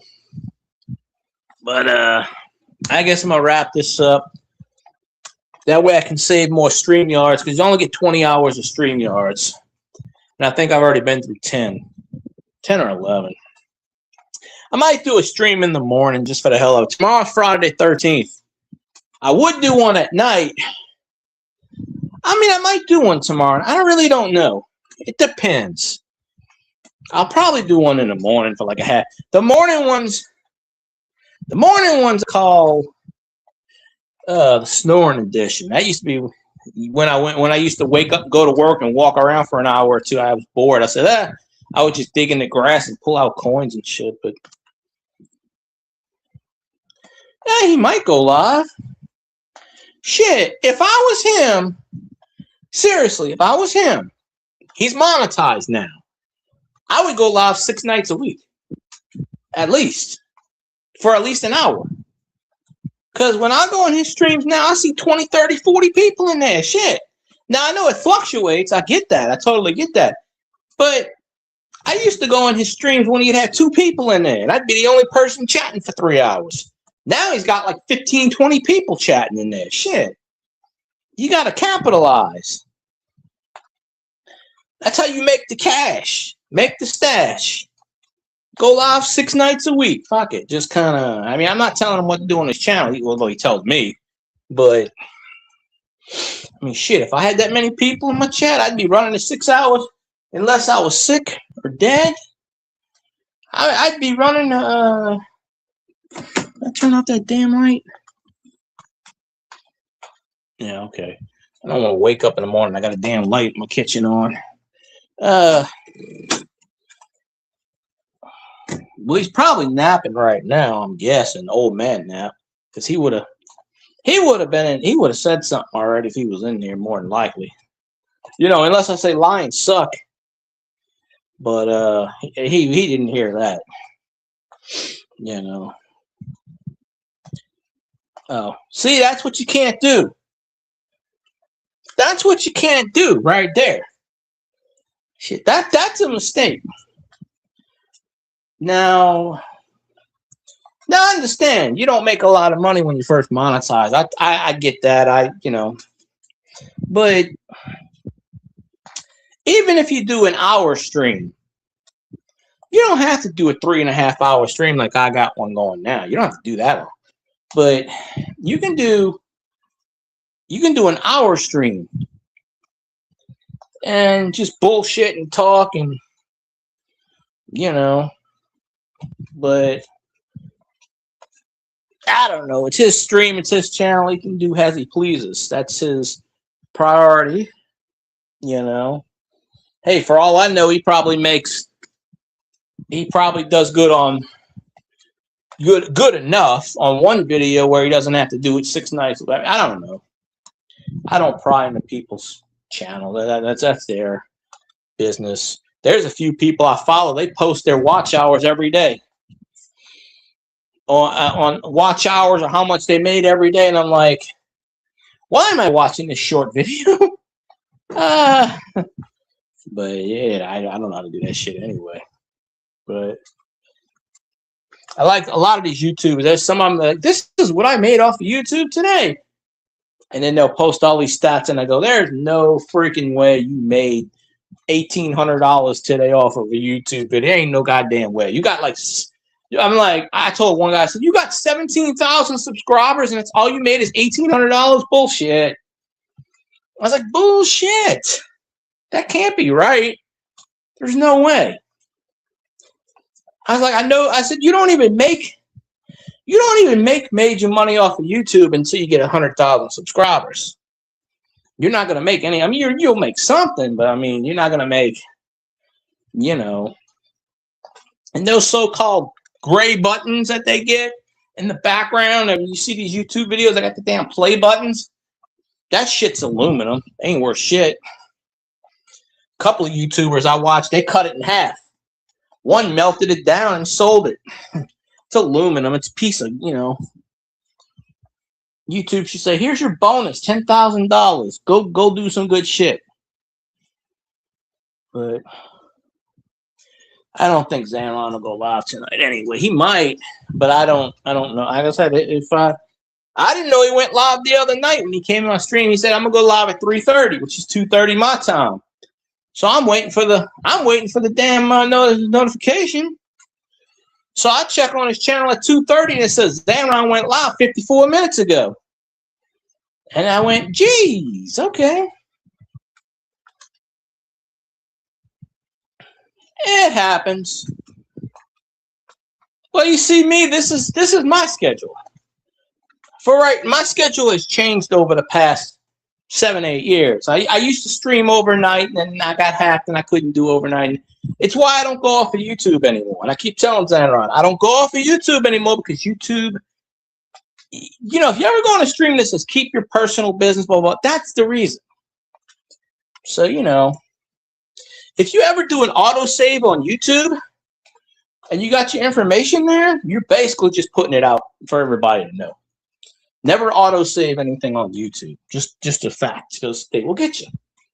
Apparently it's so easy for these people to go into the YouTube mainframe and just get your shit. I was told that several times. My brother told me that 3 weeks before it happened. He goes, someone's going to get you. And I said, nah, I'm not. I'm nobody. No one's going to get me. I'm not even monetized. Sure enough, someone was like, oh, he's getting close to monetization. Let's screw with his channel. And that's what happened. So,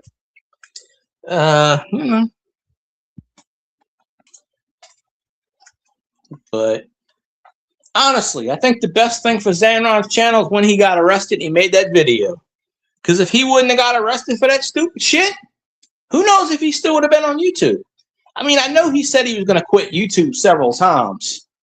But I don't think he would have. I think he just would have kept doing the bullshit. You know, because I've been in his channel where he's only had 2 people in there. I've been in there. I've been in there long before most people been in there. You know, so I know for a fact that, you know, when he started doing them cop watch videos, that's when his channel took off more than it did. So, I mean, but yeah, you need to have a schedule. I mean, someone told me on Twitch, you need to have a schedule. And I go, do I have a schedule? I stream Tuesday, Wednesday, and Thursday nights, anywhere between 7, 8, and 9 o'clock at night. I don't have an exact schedule. I mean, I wait until my co-host says he's ready to go, and then I get him. Cajun Corner. I wait until he pops up. I used to have ladies on my panel. I used to have all kinds of. I had 40 people on my chat. I used to have 10 people on my panel. We bullshit. You know, you go back to the beginning of my channel. You know, it took me 2 or 3 years. I was getting 300 views a video on a live stream.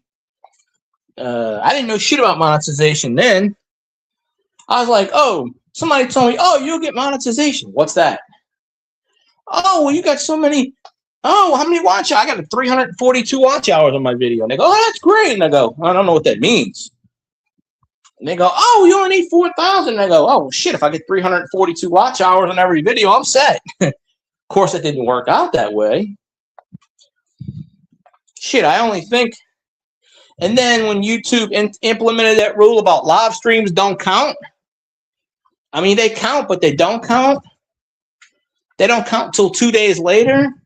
And then they count if people watch them afterwards versus, I mean, they do count when you watch them regularly. I mean, YouTube changed so many damn rules in the past. It's crazy.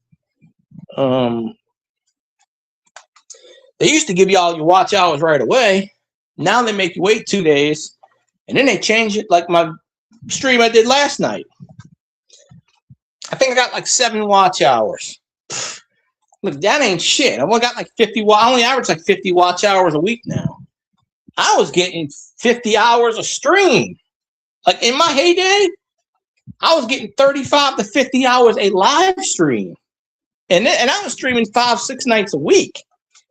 The only problem is I needed to take, sometimes I didn't stream for 4 days, 5 days, and then I would stream again. And, you know, I was kind of irregular. And my days changed. But I always told people when I'm streaming, like right now, and for the past, 6 months, Tuesdays, Wednesdays, and Thursday nights. That's my stream schedule.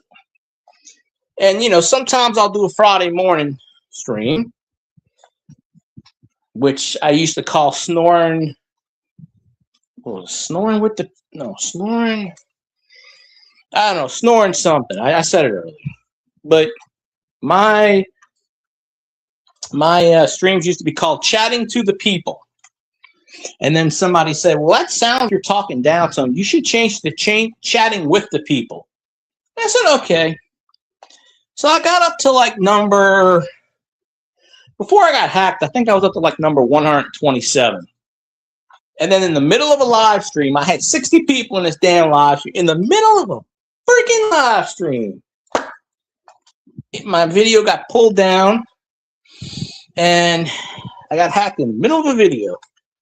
It was like 1:30 in the morning. I had like 60-something people in my stream. And a lot of people, because of that, stopped coming to my stream. I don't know. Half of those people on YouTube anymore, but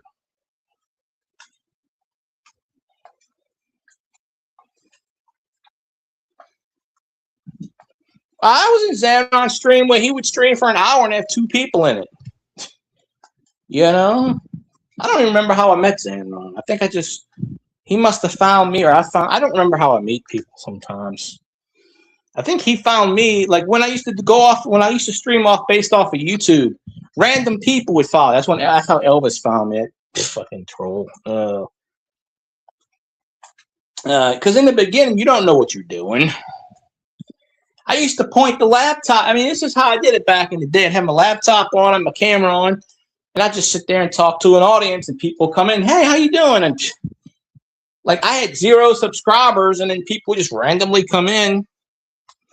Because now, well, back then, you could search the subscription YouTube thing, and just go on anybody's chat. I don't know if it's like that now. It might still be.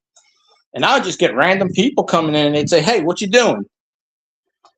Most of them were trolls. I wouldn't know it back then, but then I'd figure it out. But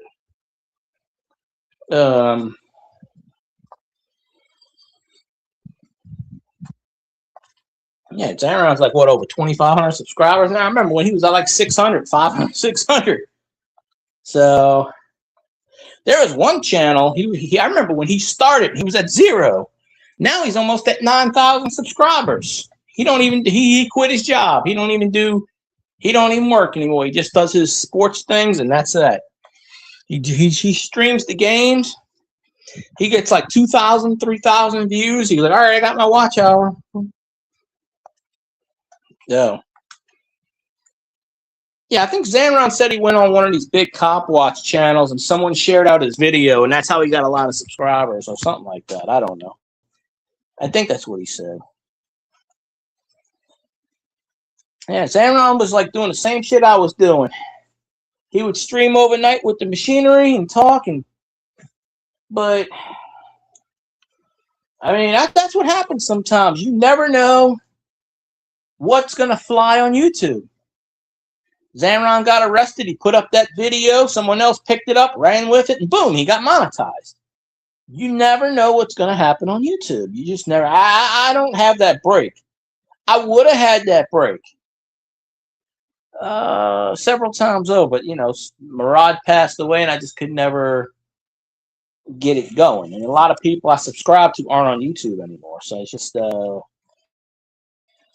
it's crazy. But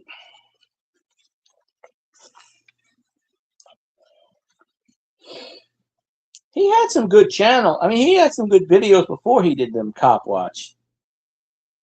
Zanron always had a good channel. He changed his name a bunch of times. He used to be Deplorable Garbage, and then he was something else before that. And he changed his name a few times, but he always had a good platform. I always go in people's channels. If they support me and they do live streams, I go to that channel. Always did. But damn. I'll support anybody that supports me. I can't do it financially, but I can help them get watch hours and shit. So, but I can say, at least I can say that I was there. I was, because when I go on Zanron's channel now, I don't know any of those people. I never seen any of those people. Never. I don't know who any of those people. I've never seen them before. Those people must have came from that Cop Watch channel. I'd never seen those people before. And now I sort of know them by going in there, but I can tell you this. Oh, 2024. Oh, okay.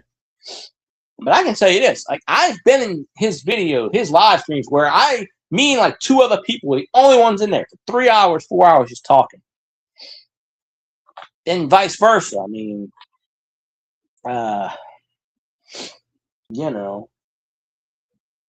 So I can honestly say I've been in people's streams where they've not had a lot of people, but oh hell, I started doing videos, I don't know, 7-8 years ago.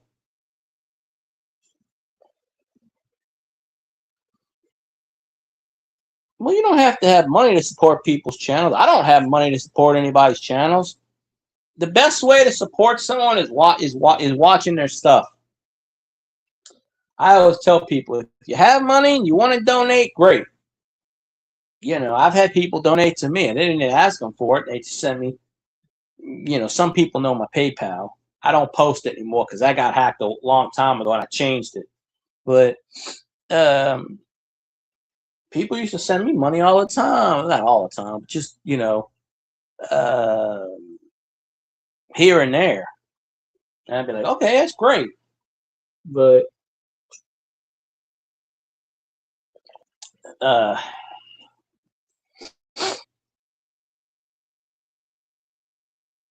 don't know. I can tell you this. I don't know any of those people. They were not regular. When I was watching Zanron's channel, those people were not on his channel. I know that for a fact. It would be me, Elvis, Zanron's kid. Mrs. Zanron would be in there every so often. Mrs. Z, she'd be in there. And they would have a couple other people floating in there. Like the people that go in there now, I have no idea who they are. So they came from somewhere. You know. And I'm glad they did. But they're regulars now, but they wasn't regulars when I was watching this channel. I can tell you that. So they must have randomly found him off of YouTube or something, or well, he does go on a lot of streams. They might have come from other, you know, me. I have people from coins, from the card community used to come in. I used to go into scratching tickets. That's how I got hacked. They used to hit those channels all the time, and I go in those channels, and that's probably how they got me. Even though I didn't do scratching, you know. Yeah, I don't know where all those people came from. Like I said, I'm glad he's got those people in there. I don't know where they came from. YouTube must have finally said, we better push this guy or he's going to leave our platform. I don't know. I wish they'd push my damn videos.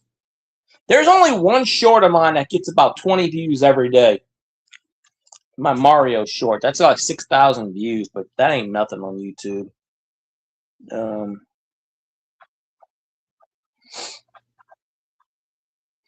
I get people that follow me randomly, but most of them are trolls, and after a while I ban their ass. That's why I put the subscriber thing, and you have to be up for 10 minutes. Sometimes 20 minutes, because I would get people walking up in here, who are you? And they would act nice at first, and they would try to spam your channel. And I'm just like, no, damn porn bots. That's why I don't drop my link in the chat.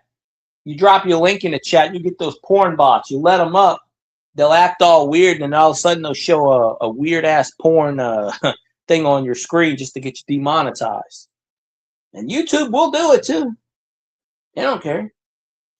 Well, not YouTube. It's a third party. I can't remember the name. Starts with an H. They're the ones that do it. YouTube has no idea what they, you know. They pulled down one of my videos from 4 or 5 years ago, and they said, you said this word 17 times. Didn't tell me what the word was, but they marked it.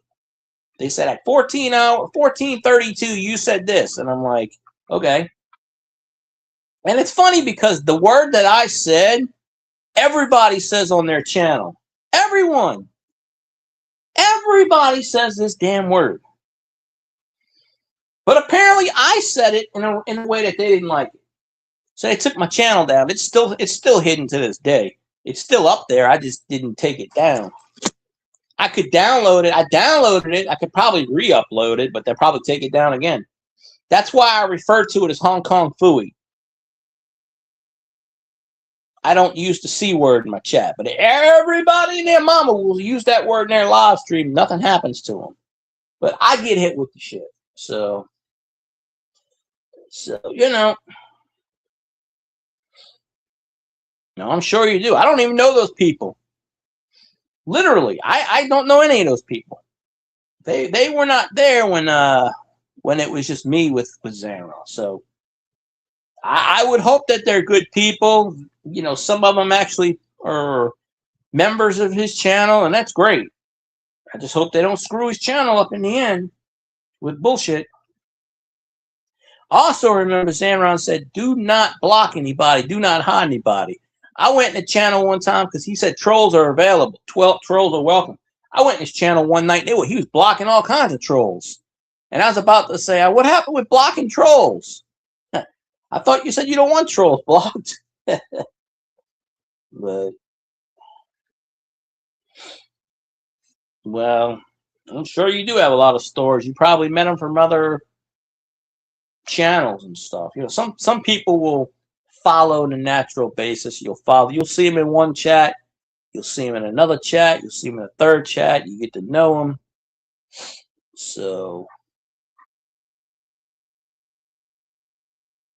it's a crazy, crazy thing.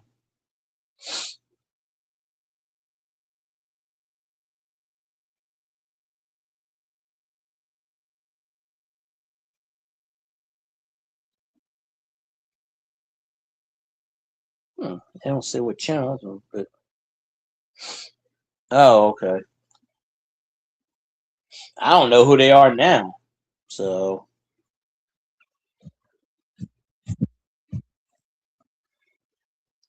oh, okay.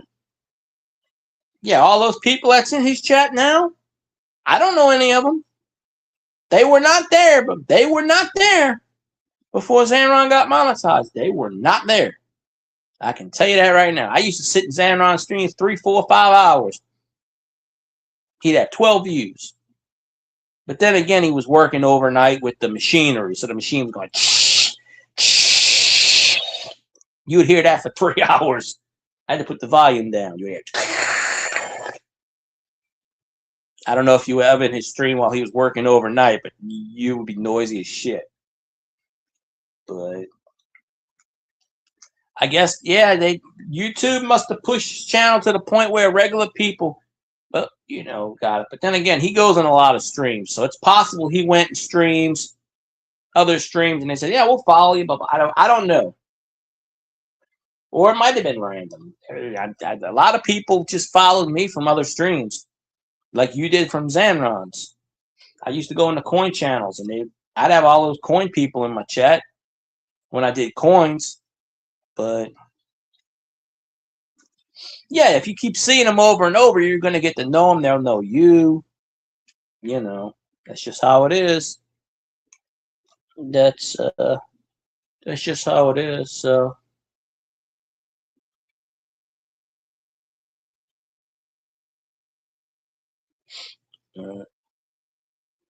Oh. Damn! I said I was gonna hop off a half an hour ago, and I'm still going. Oh, yeah, I probably if he does a live stream this morning, chances are I'm gonna be knocked out. I'm getting to my age where I can't freaking stay up that late anymore. Oh, yeah, most didn't. Well, he would be doing the machinery, cleaning the machinery, and you would hear for the entire stream, like loud. Sorry for making loud noises, but you would go back to one of his. I tried to go back and watch one of them. It said members only for all of them. He said, "Oh, I didn't do that." I'm like, "Yeah, but I can't go back and watch one of his lives from about a year or two ago, like when he's at work doing the machine, and you'll hear it if he's still got them available." I don't know. And that's nothing. He hid a lot of his videos too in the past. I told him, "Don't hide, don't private, don't hide them all." But I noticed he's got a lot of videos that said members only, and I said, "What the blue? Why the ass would you do that? That's stupid. You're cutting off more. I would never have a members only video. That's just stupid. Maybe I would make one for the members, but I'd never, But no.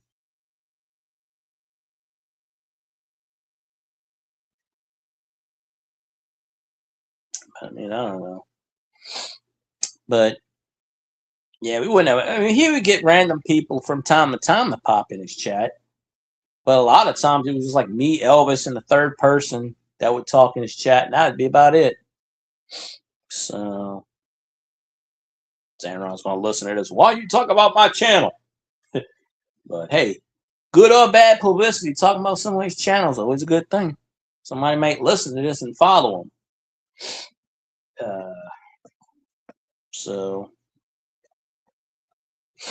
But if he ever goes back to that job,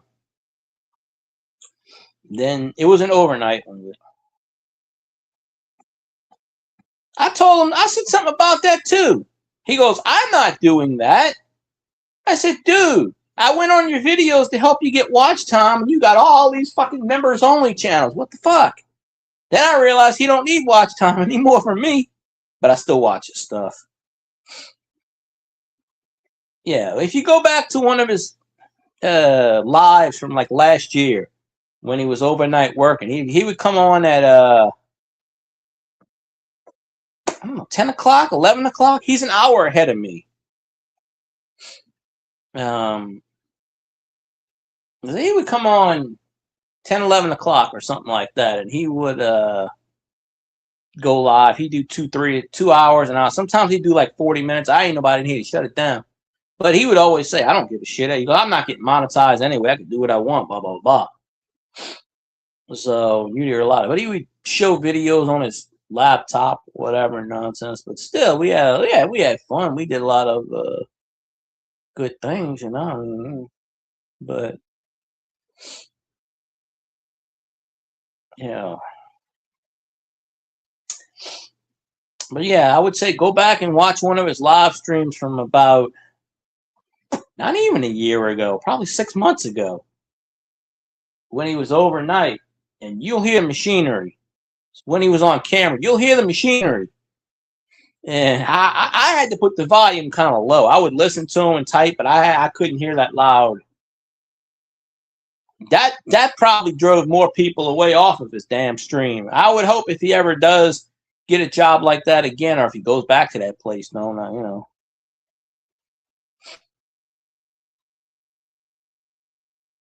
Wait, what? He's got a mod for not. See, Xenon always told me specifically, and it's his channel, he can do what he wants. Don't ever time out trolls. He goes, I want trolls because trolls give him watch time. I want trolls in there. I'll bullshit with them. And he used to. But one night I went up in there and one of his mods was just banning people. I said, what the fuck? I delete timing them out. So. Salute. Sarge in the building. Salute, Sarge. I was mentioning you the other night when Stickman came up in here. I was like, where's Sarge at? But yeah, I don't know I don't know all those people. I see a lot of people with the wrenches in there. I don't know those people. I mean, I'm a wrench. I think I'm a mod in Xenon. I should be. He's a mod in mine. I think I'm a mod. Well, when Stickman was talking about, we were talking about where he was stationed at in the military, and I said, "Oh, we need Sarge up in here." I was hoping you'd pop in, but yeah. Well, he got laid off, I think, in October, November. That's all. Yeah, that's the only time he would go live overnight. Well, he would go live when he was driving to work, which took about 20 minutes. He would do a live stream driving to work in his truck. He would do one. Sometimes he would do one coming home in the morning. But, yeah. Yeah, Stickman, Stickman Adventures. I don't know if you know him. Stickman that does the coins on Fridays. He would, yeah, we were talking about something. We were talking about military service, and I was like, where's Sarge? We need him in here. I said, because he was talking about military, and the other person in my chat was talking about military. I said, I've never been in the military. I said, I can say thank you for your service, which is what I usually do. But I said, I don't know anything about it. I said, I just wasn't a thing for me, and I couldn't do it. I just know that for a fact. But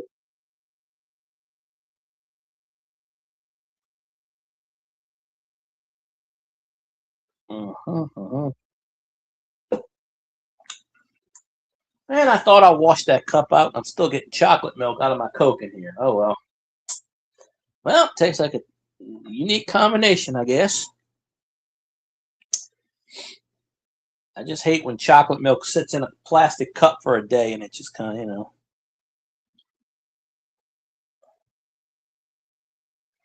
Yeah, I forgot you're in Japan. Yeah. 14:41 hours Friday. That would make it 2:41 p.m. if I'm right. No, wait, 11. Yeah, wait, 2:41. Yeah, 2:41 p.m. If I remember my military time right, because anything after 1200 goes into p.m. Oh, okay. Well, there you go. One day I'll go in Japan. Dave's not here, man. I've never won his duck race. You know, I've actually won giveaways from Stickman, but I've never actually won a. I don't think I've ever won a duck race. But he 2 or 3 times he sent me stuff, and I'm like, I didn't win. And he's like, yeah, but you're always here. And then I stopped going for a long time just because I was in other people's streams, not from his. Because I was streaming on Friday nights too, but. Oh, well, you were in his live while he was driving. Okay, well, I don't know how you missed his overnight stream then. He would go live at like 10, 11 o'clock, 12 o'clock, and then, whatever time it was, and then just doing that. But if you ever go back and watch one of his streams from like 6 months ago where he's at work and listen to his noise, just listen to the machinery. And I joke. I joke. I was like, how the hell is anybody going to stay in the stream with that damn noise? I had to put the volume down, but I was in his streams a lot. I try to go in people's streams. I try to support them when I can, and say I can't support them financially, but at least I can, Sarge, go get me something out the vending machine. I know Japan's got a lot of these vending machines. Somebody else that I watch. There's a channel I watch on YouTube. Don't know his name. He lives in Japan, or was it China? And everywhere you turn, there's vending machines. Like there's like a row, like 5 million vending machines. And I'm like, well, Jesus, why would they have anything open? And if you just go to vending machines, it's like, oh, you want dog food? Here's your vending machine. You want ice cream? Here's your vending machine. You want pizza? Here's the vending machine. You want to eat Kung Fu Pao chicken? Here's the vending machine. Shit, I would take a fake coin, stick that tie it up to put a hole in it, tie it up, stick that some bitch in, pull it out, get all the free shit I want. But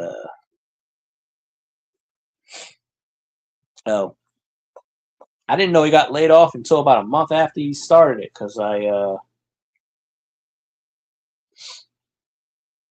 well, he always said he was going to probably get laid off of that job, just a matter of time. But, get the worst luck in the world. I know I do.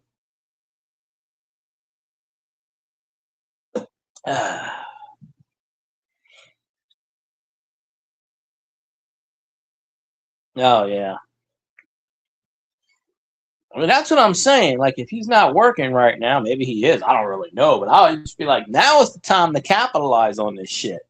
Now is the time that is monetized to start doing 5 and 6 day live streams and keep the people coming in and keep the new people going and get the momentum going, Even if you're only making $100 on this damn platform, keep it going. It builds up, it builds up, it builds up. I mean, he's got the potential to get 20, 50,000, 100,000 subscribers. Shit. I used to have this golf channel. And I don't even know if they're on YouTube anymore, but they had the check mark. If you see a channel with a check mark, it's a gray check mark. Okay, that means they have over 100,000 subscribers. And this person would come in my chat and we would talk about golf. And I'm like, they did this. I don't remember the name of their channel, but I hadn't seen them in a couple of years. But they had 178,000 subscribers. I said, shit. I would always tell this person, they would always share me out, but I would never get, I'd never get people in chat. He's like, oh, I shared your channel out. I'm like, well, shit, you got 178,000 subscribers. I should get somebody in here. But I would have to go back to my older chats and see who it was, because they may not even be on live stream anymore. I've been knowing Zanron, I don't know, 3 or 4 years, probably. Maybe 5 years. I don't know. I don't remember how we met. Maybe he found me or I found him. I don't. He probably can tell you the story. I don't remember. I'm bad at, I've been knowing Cajun 6 or 7 years because he came in my earlier live streams.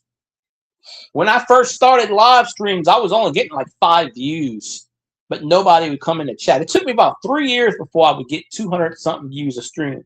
and I built it up. Then I got hacked, and that got disappeared, and I had to start over, and then that got screwed up, and that's why I don't go off of YouTube anymore. I do it off of StreamYards.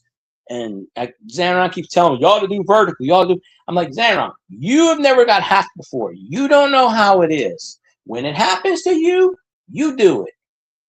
You know? I said, I don't feel safe going off of YouTube anymore. I don't. So I'm not, you know, because on YouTube, all you got to do is press the button, voila. You know?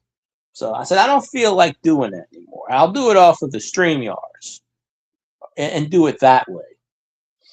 You know, I mean, I used to do vertical before vertical was even a thing on my phone and off my I never got that many. It's just YouTube just started pushing it for whatever reason because of the shorts. When they started to do the shorts, that's when everybody started going with this bullshit about, oh, vertical, vertical, vertical.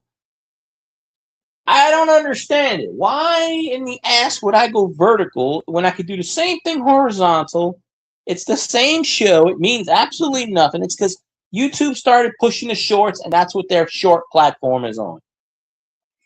I don't like it either. Never did. I mean, I used to stream off my laptop, but my laptop, the wire broke. Cajun fixed it, but the piece won't go in the laptop. The other two laptops I had, I lost the plugs. Probably when I lost my stuff at the last house, I lost a few of my boxes. That's probably where the plug disappeared. But that's what YouTube wants to push. Vertical, vertical, vertical. I'm just like, because of their shorts. That's what they want to push. And that's fine. But I don't want to do that shit. I'm not going to. I don't bow down to these people just because. I don't do that. I don't care. I don't care if they came up to me, we'll pay you $1 million right now. I tell them, say, fuck you. I'm not doing that shit. I do what I want. I'm not going to, you know, I'm not going to do what they tell me to do. Hell with that.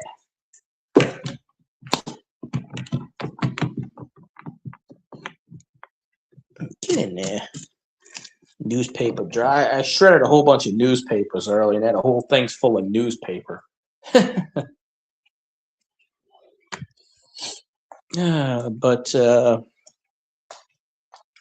yeah, I don't. Yeah, I'm happy that Xanron's monetized. Look, there's so many people. They started off with nothing, 0, 2, 5, and then they got monetized.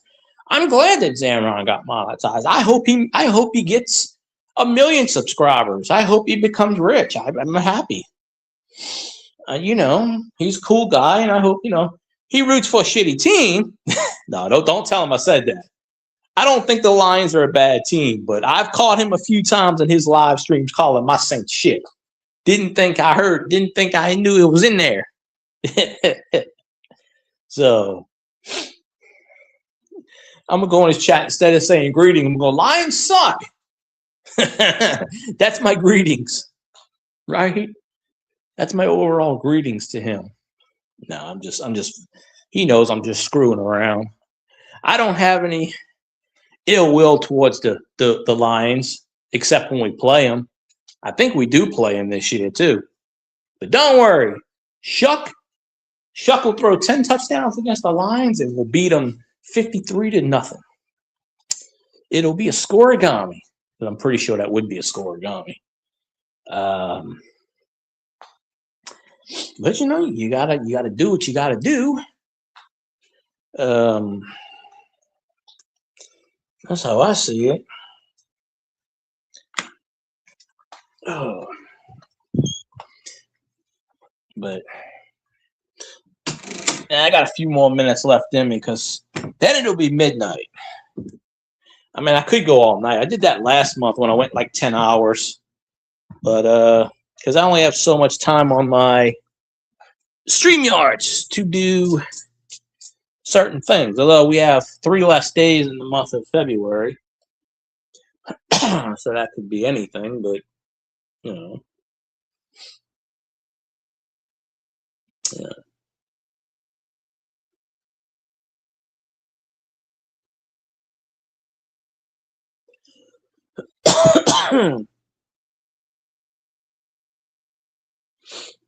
Yeah, I don't.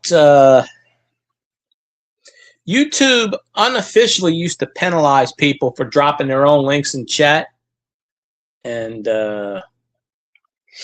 that's why I don't drop my own links in chats because they used to, you know. Oh, you're on the East Coast. I mean the West Coast. Oh. Well, I'm in the Central Standard Daylight Time.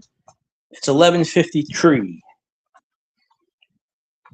No, time doesn't matter to me. I just only get 20. I only get 20 hours of StreamYards a month, and I've already went through about 9 or 10. So they last. My backup, I used my backup. I used to do off a Restream too, but Restream doesn't work with my phone anymore.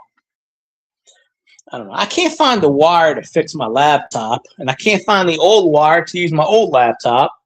So I'm stuck with using my phone. My mom bought me a tablet. I told her, I don't want a damn tablet. Take it back. I should have took the damn tablet, but you know, maybe she'll buy me something. I don't. My birthday. She won't give me nothing for my birthday. Fuck that. I ain't get nothing for Christmas. What am I getting for my birthday? North Ohio. Okay. Never been to Idaho. That's what I meant to say. Idaho, not Ohio. Oh. Oh, so y'all on the Pacific, I guess. No, you don't. Wait, no. That's mountain. Y'all must be. You must be. No, if you're 2 hours away. No, y'all on Pacific then. If it's 2 hours, you got Pacific, Mountain, Central, and Eastern.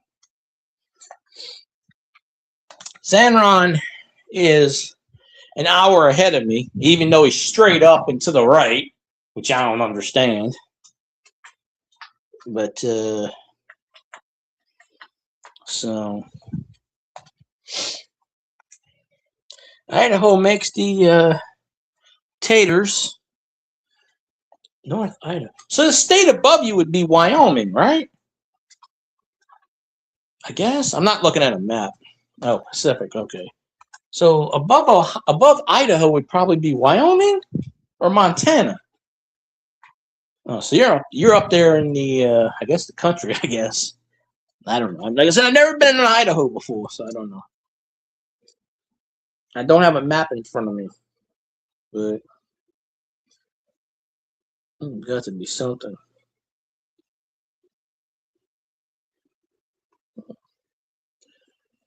Let's see.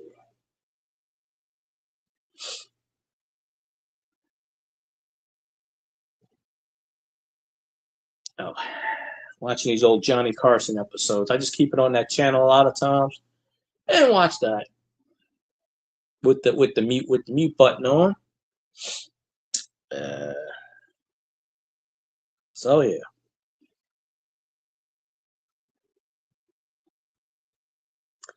Anyways, I know I got 5 people in here, but I'm gonna start to wrap this up because I'm getting a little tired. I might go take a nap. Oh, where the hell is my aspirin at? Canada is above Ohio, Idaho, Washington to the west, and Montana to the. Oh, okay. Oh, really? Idaho's up there by Canada? Oh, okay. I didn't really know that. I've never lived in that section of the United States. I've always been in Louisiana. You know, my brother lives in Ohio, which I keep saying Idaho, Ohio. I don't know why, but like all my family wants to move up there, and I'm like, nah, I don't think so. I'm staying in my state. I said I'll go get a roommate, and I'll stay here. I said I have no reason to live in the north. I don't. The Southerners don't belong in the north. They just don't. I'm sorry, they just don't. You know, we have a different way of life down here. We have the practical sense of life. You know, Southerners don't fit in Northern Territory. They just don't. I'm sorry, they just don't. I'm sorry. You walk up in there, where's the crawfish? Huh? What is a crawfish? I'm like, damn it. It's like, go get me a pond. I'm gonna go fishing for some fish. Hell with this. Where the hell's the craw? Where's the oysters at? Come on. You know. I mean, hell, I like Louisiana. It's unique. Louisiana's got way different laws, especially in the court system. It's a whole, because Louisiana's still under Napoleonic law. You know, when they joined the Union, Louisiana said, we're not changing. We're going to stay like we are. And I think it was Thomas Jefferson at the time said, that's fine. Do your thing. Do your thing. So Louisiana has a whole different justice system than the rest of the Union. That's why I say it's Louisiana versus the world. But we don't have counties because we don't need that shit. We have the same thing, but we call it parishes because of the church. Something to do with the church. I forget exactly what. They called the churches parishes, and each town had a church in it, so they just said the parish, and you know. So that's why we say the parish, and you know, we got our own sayings down here, and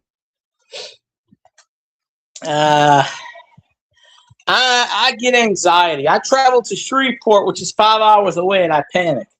So I don't know how well I can do with traveling. I don't know. But I hope you do one day. All right, well, I'd like to talk to you more, Cap. I'm going to wrap up the stream. I'm getting tired. It's 11:59. I got 6 people in my chat, but you know what? Every time I say I'm going to end the stream, my luck, I end the stream and I get a big YouTube raid, which I've never gotten one before and I never will. But anyway, I'm going to wrap this up. So I appreciate you, Kat, and Dave's not here, and, you know, Cajun and the rest of these wacky folks, Southern, and I just wish I'd get more Twitch people in my chat. Anyways, y'all have a good night, and I'll see y'all on the next stream, which might not be until next Tuesday, probably. I might do one on Sunday. I never know yet. Dave's not here, man.